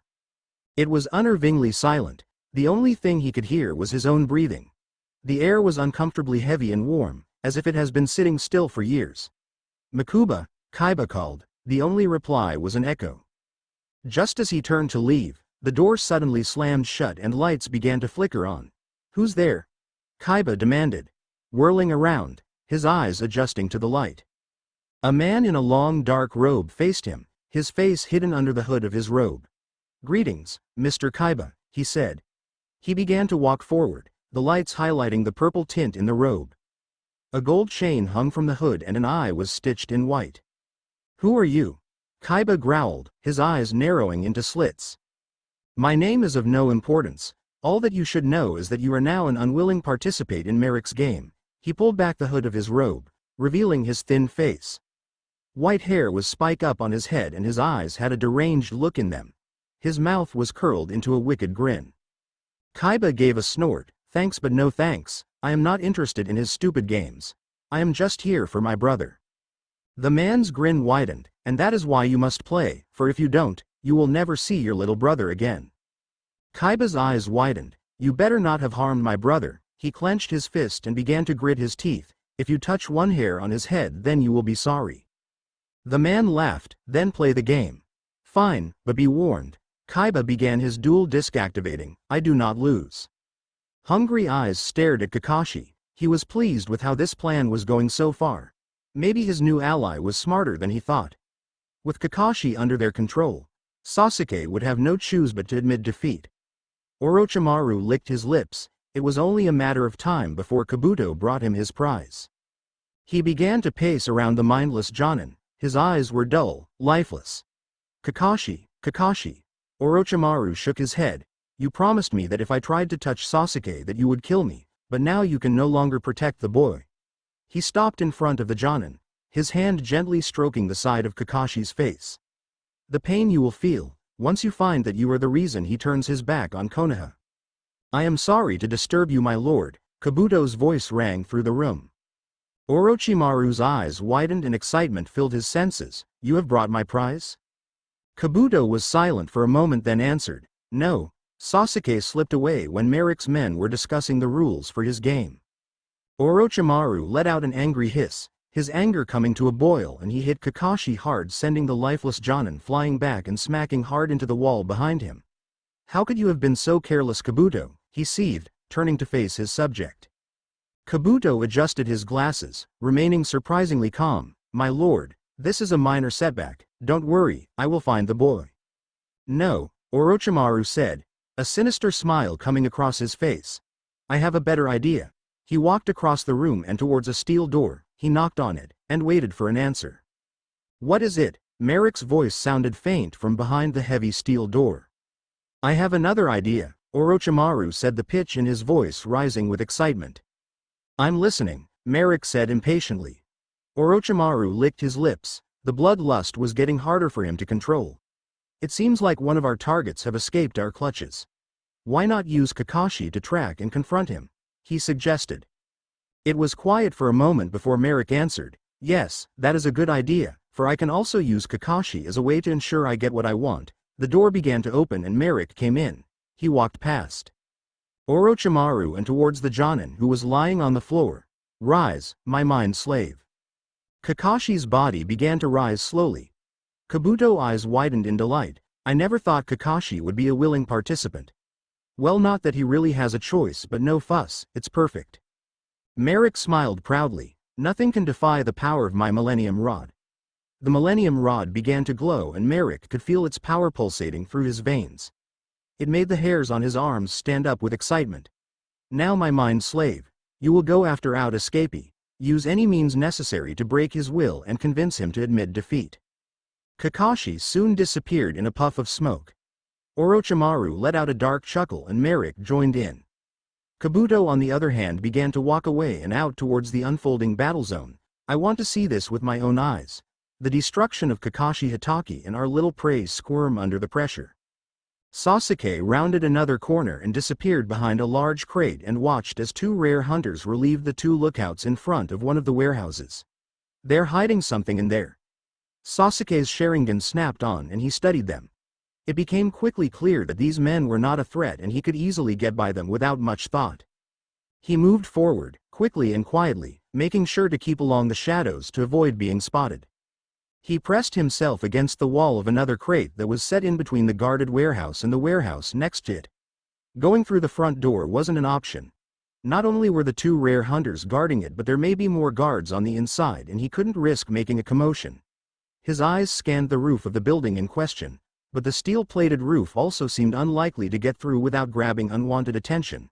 He then studied the walls and there he saw his only possible way in, a window up near the roof of the warehouse. He took off running full speed towards the warehouse and then concentrated a large amount of chakra to his feet and pushed himself up the wall. At first the climb proved to be difficult. The walls of the warehouse were not as stable as he thought they were and the amount of chakra that he had summoned was threatening to expel him from the wall. He steadily began to lessen the amount of chakra flowing to his feet, trying to feel for the right balance. He couldn't afford to mess up now. Suddenly his foot slipped, but out of sheer luck he was able to grab onto the windowsill with his good arm, stopping him from falling to the ground. He painfully pulled himself up, tears welling in his eyes as his muscles burned in protest. Sasuke grit his teeth as he tried to keep himself balanced with his good arm and push the window open with his bad. The cast gave him limited mobility, which made this task increasingly difficult. After struggling for a few minutes, Sasuke was finally able to catch a break. The window began to budge. It gave a horrible whine as he forced it open. He then pushed himself upward, then swung his legs over so he was now sitting in the window. It took a minute for his eyes to get used to the darkness, but he could make out a large drop. He scanned the room and it was completely empty. He pushed himself out of the window and into the large room, his ninja reflexes to allow him to land gracefully without injury. He took a deep breath, taking note of the burning pain he could feel in his rib cage and around his lungs. After allowing himself a few moments to catch his breath, he began to move forward. His footsteps were deathly silent, infused with chakra to help block the sound. There was a large steel door directly in front of him. No telling where this leads, but it is my only option, he thought, stopping just in front of the door. He put his right ear against the door, listening and feeling for any vibrations on the other side that would warn of enemy movement. It was silent. Too silent for Sasuke's liking.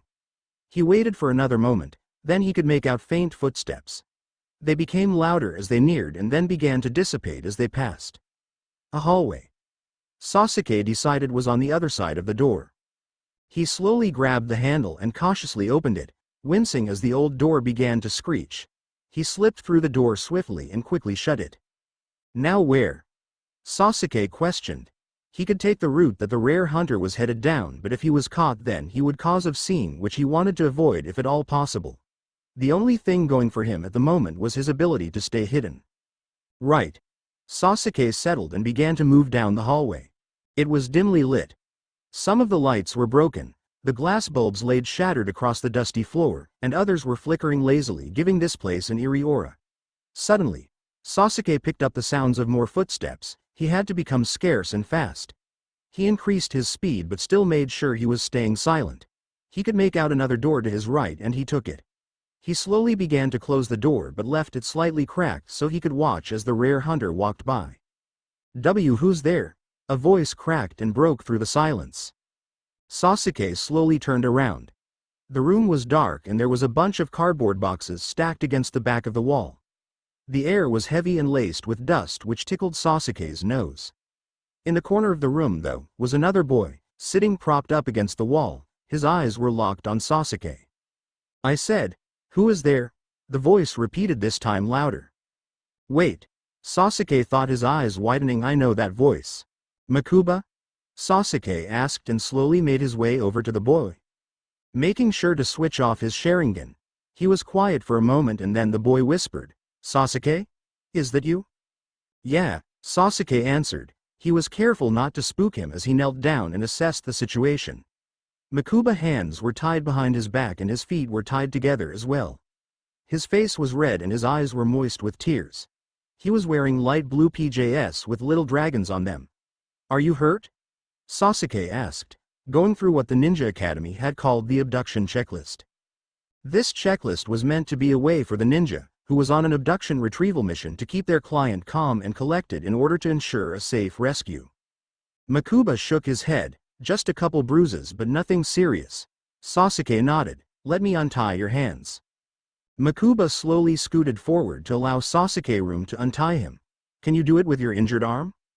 "Hey," Sasuke smirked, "I hope so, because if I can't, we are both in trouble." After a couple minutes of silence the knot was finally becoming loose. "You almost got it," Mokuba said. Excitement rang through his voice.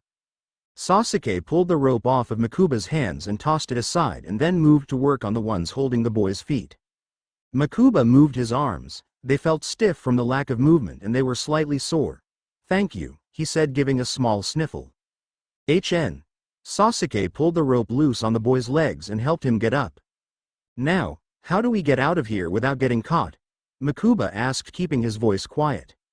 Sasuke scanned the room, his eyes resting on the cardboard boxes, then up at the window above. "We could crawl through the window." Mokuba glanced upwards, giving a gulp. "That sure is a long way up. If we fall, we will have more than a couple of bruises." Sasuke gave an aggravated sigh. "I don't think this kid knows how to manipulate his chakras and I don't have time to teach him."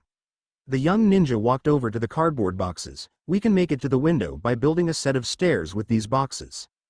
Mokuba smiled. "Great idea." He quickly began to help Sasuke rearrange the boxes, hope soaring into his chest. "Once we get out, we can go find Seto," he whispered, "and he can give them a beat down." Sasuke didn't say anything. He was too preoccupied listening out for more footsteps. It was only a matter of time before the freaks in the robes came back to check on their prisoner. "All right, we are almost there," Mokuba said, his voice rising in volume as anticipation made him feel giddy. "Quiet," Sasuke warned, his voice coming out slightly harsh. "We don't want the creeps guarding this place to hear us." Mokuba nodded and began to climb up the boxes and they began to wobble. "We are not going to be able to reach the window," he suddenly said. "We are too short." "Stay still," Sasuke commanded as he grabbed a couple more boxes. "Set these up, we need to get up as high as we can." Mokuba nodded and set them in place and climbed them, giving a small squeak as he slipped, but Sasuke caught him. "Sorry," the young Kaiba brother apologized. "Be careful," Sasuke growled in response. Pain began to shoot through his body, like a wildfire burning through a forest. "I am still not tall enough," Mokuba informed, looking back at the genin. Sasuke thought for a moment, then took in a deep breath and said, "All right, I am going to hoist you up, then you are going to see if you can open the window and get through." But what about you? Mokuba questioned. I will be right behind you, Sasuke answered. You're not tall enough to reach the window either, Mokuba replied, his eyes looking over Sasuke. The boy's eyes were focused, but they were starting to reveal the pain he was feeling. Sasuke was becoming frustrated. Just trust me, he pressed. Okay. Mokuba answered. Sasuke knelt down on the box and cupped his hands and allowed Mokuba to step into them. He then hoisted the boys up and set him on his shoulders. He was surprisingly light, but their unstable makeshift stairs were making it hard for Sasuke to maintain balance. All right. Sasuke began through gritted teeth. You are going to have to stand on my shoulders to reach the window. Mokuba shifted and allowed Sasuke to help him stand on his shoulders. He then reached for the window and began to push against the glass. It won't budge, Mokuba said. He was becoming slightly panicked. Calm down and put a little more force into it, Sasuke said through gritted teeth. The pain was progressively getting worse. To make matters worse, he could begin to hear faint footsteps. Mokuba pushed with all his might, sweat beginning to form on his brow and his face turning red. He grit his teeth and began to mutter, budge, budge, and slowly the window began to open. I got it, he cheered as he pushed it all the way through. What was that? Voices came from the hallway and the sound rushed footsteps. Hurry, Sasuke said. Mokuba pulled himself through the window, thankful to find a crate on the other side that he was able to climb onto. I'm out, Mokuba informed. Suddenly the door flew open and made a large banging sound as it slammed against the wall. You there, freeze? Sasuke looked back at them. They quickly rushed towards the boxes. He then looked back at the window. I only have one shot at this, Sasuke thought and began to summon chakra to his feet. We got you now, kid, said one of the rare hunters as he began to pull at the bottom set of boxes. Now Sasuke inwardly screamed and jumped, pushing off the boxes with his chakra sending him high into the air. He grabbed onto the window sill but was beginning to slip. No, come on, Sasuke cursed at himself. Another hand grabbed him. Sasuke looked through the window to see Mokuba. Hang on, he said. He began to pull back with all his might, hoping to help his new friend through the window. Sasuke began to pull himself up with Mokuba's help. He could hear the men behind him cursing up a storm and beginning to file out of the room, probably to go find them on the other side. He finally was able to pull himself through the window and he fell on the crate, the pain through his ribs causing him to go blind for a moment. Are you okay? Mokuba asked. Fine, was all Sasuke could say as he began to slowly pull himself up. He began to breathe heavily, trying to push past the pain. Mokuba gave him a concerned look. We need to find a way to get off of this crate. Sasuke nodded and began to study his surroundings. There were a couple of possible options. They could climb on the roof and hope to find an escape ladder, but in the dark this could be dangerous, for if one of them slipped, it was game over. They could also climb towards one of the cranes by using the rope that was connected to the crate, but he wasn't sure exactly how much strength and endurance Mokuba had in him. So there was only one other option. Mokuba, Sasuke began, his voice laced with pain. I'm going to jump off of the crate. When I give the signal, you are going to jump and I am going to catch you. Mokuba's eyes widened. Are you crazy? You'll break your legs? Sasuke sighed and pinched the bridge of his nose. No, I won't. I have trained for this kind of thing. You're a gymnast? Mokuba exclaimed. What? Sasuke asked confused. Sure, whatever, we need to hurry. Mokuba nodded and watched with wide-eyed amazement as Sasuke gracefully jumped off the grace and landed, like a cat. The young Uchiha looked up at him and motioned for him to jump. Mokuba could feel his stomach drop and fear began to set in. Are you sure this is a good idea? Yes, now come on, Sasuke warned. I can hear them coming. Mokuba bit his bottom lip then closed his eyes and leapt. The initial drop sent Mokuba's stomach flying into his throat. He wanted to yell out in fear but the very substance kept his mouth shut. He hit Sasuke who, due to his own injuries, fell under the added weight. They both hit the floor but they were unharmed, just dazed. We did it, Mokuba breathed and then smiled at Sasuke who was under him. Yeah, now get off, Sasuke said clenching his teeth. Hey, they are over here, voices began to ring around them. Come on, we got to go, Mokuba said getting off of Sasuke and warily looking around. All of the shadows seemed to move. Sasuke painfully rose to his feet, his eyes scanning his surroundings. With his acute senses, he could make out 3 men to their right and left, closing off all escape routes, for ahead and behind them were another warehouse. Stay close, Sasuke directed. Okay. Mokuba said shyly, moving behind the Uchiha. Stupid kids, one of the rare hunters said, the light from the moon hitting the sides of his face.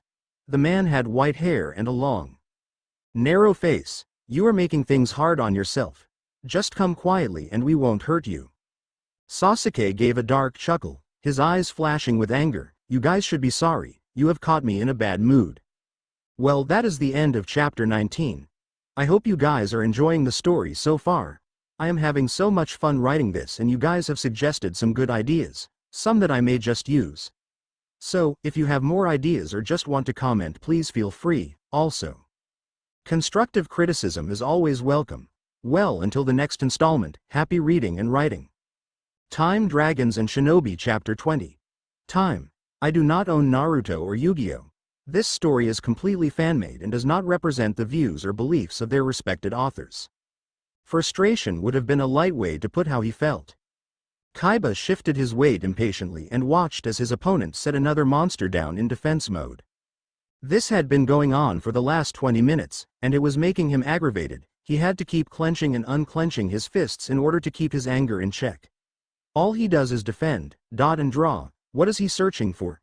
Kaiba clenched his fists, irritation becoming clear in the scowl drawn on his face. I have to find Mokuba, but at this rate he will be 80 before I finally get to him. His opponent looked up at him, a wicked grin spreading across his features. What is wrong? Said Kaiba, confused by my dueling strategy. Kaiba huffed and crossed his arms across his chest. What strategy? He said flatly. All you have done this entire duel is defend. You won't be able to touch my life points at this rate and one of us will most likely draw out, which will be you by the looks of it. The man began to laugh. I thought you were smarter than this, said Kaiba. But, I guess my strategy has completely baffled you. Just finish your move. The CEO of Kaiba Corp barked, his patience was at its breaking point.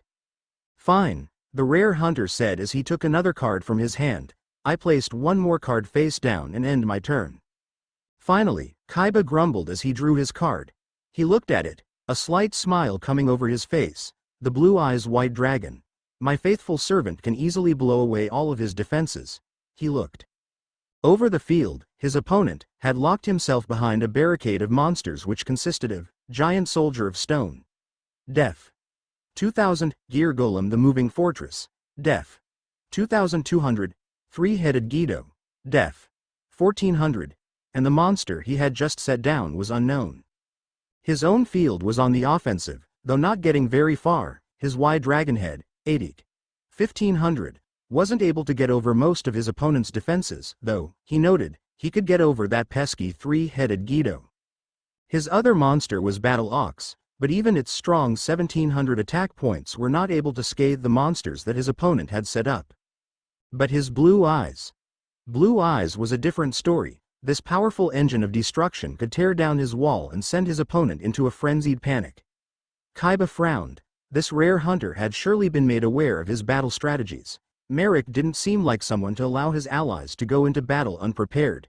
He had probably had his 2 face-down cards waiting for his dragon. Well, his opponent spoke up, becoming anxious. What are you going to do about my impregnable defense? Kaiba laughed. Nothing is impregnable. The proud CEO placed the card he had drawn into his hand. Maybe I can force his hand and make him spring his trap. Battle Ox, Kaiba began. Take out your frustration on his puny three-headed Gedo.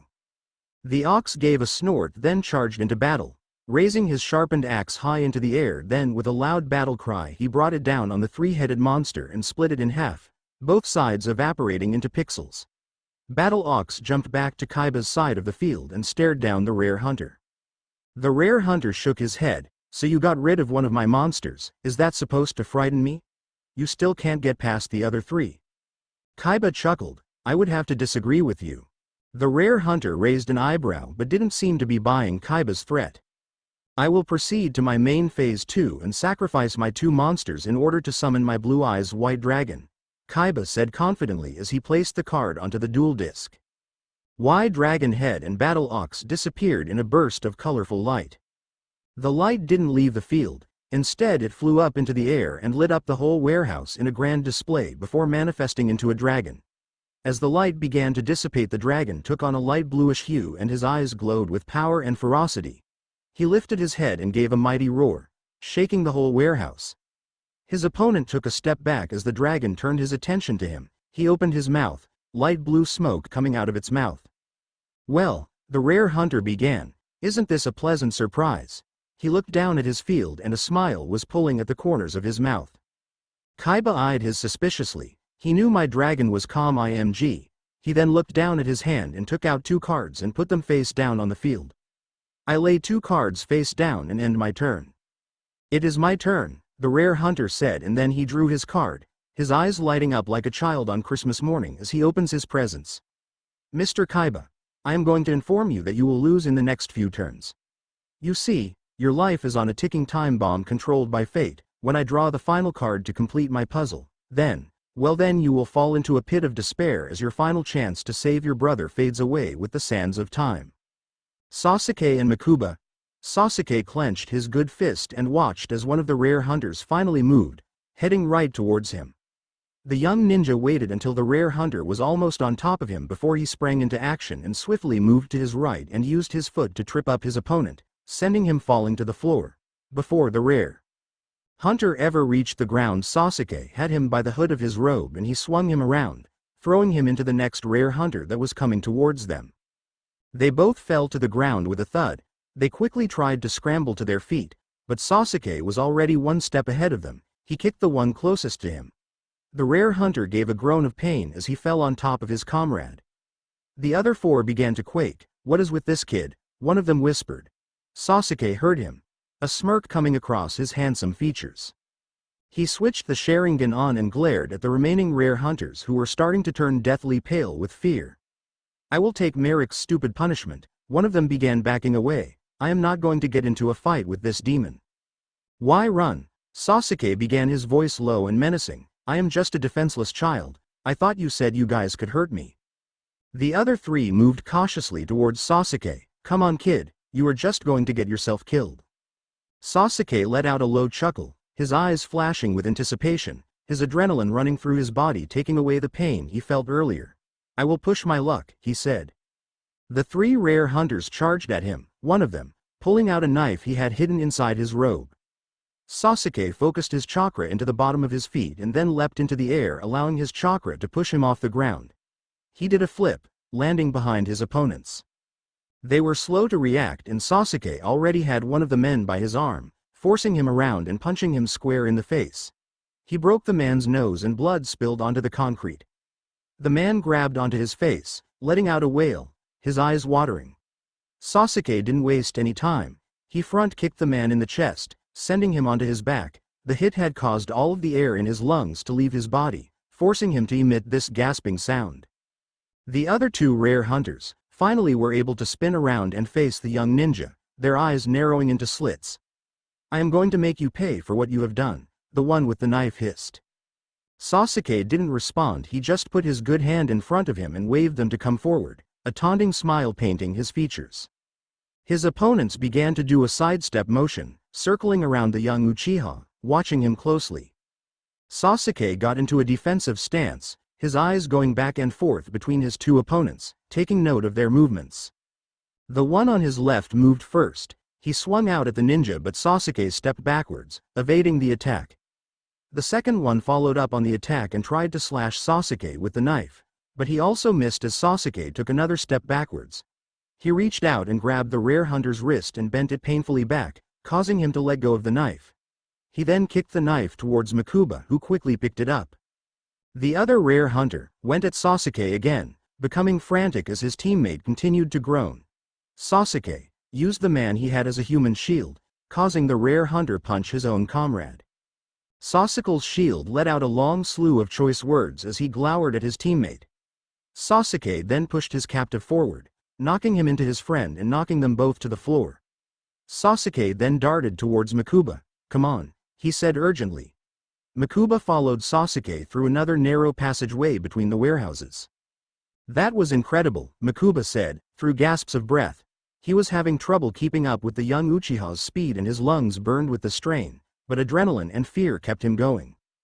Sasuke didn't answer, his eyes scanning the darkness, trying to make out any place where they could slip away from the rare hunters. He was sure others would be coming soon. They rounded another corner of one of the warehouses and Sasuke came to a sudden halt. Mokuba skidded and moved a bit to the right, in order to avoid running into the back of his new friend. "What's wrong?" Mokuba asked, looking at the young ninja.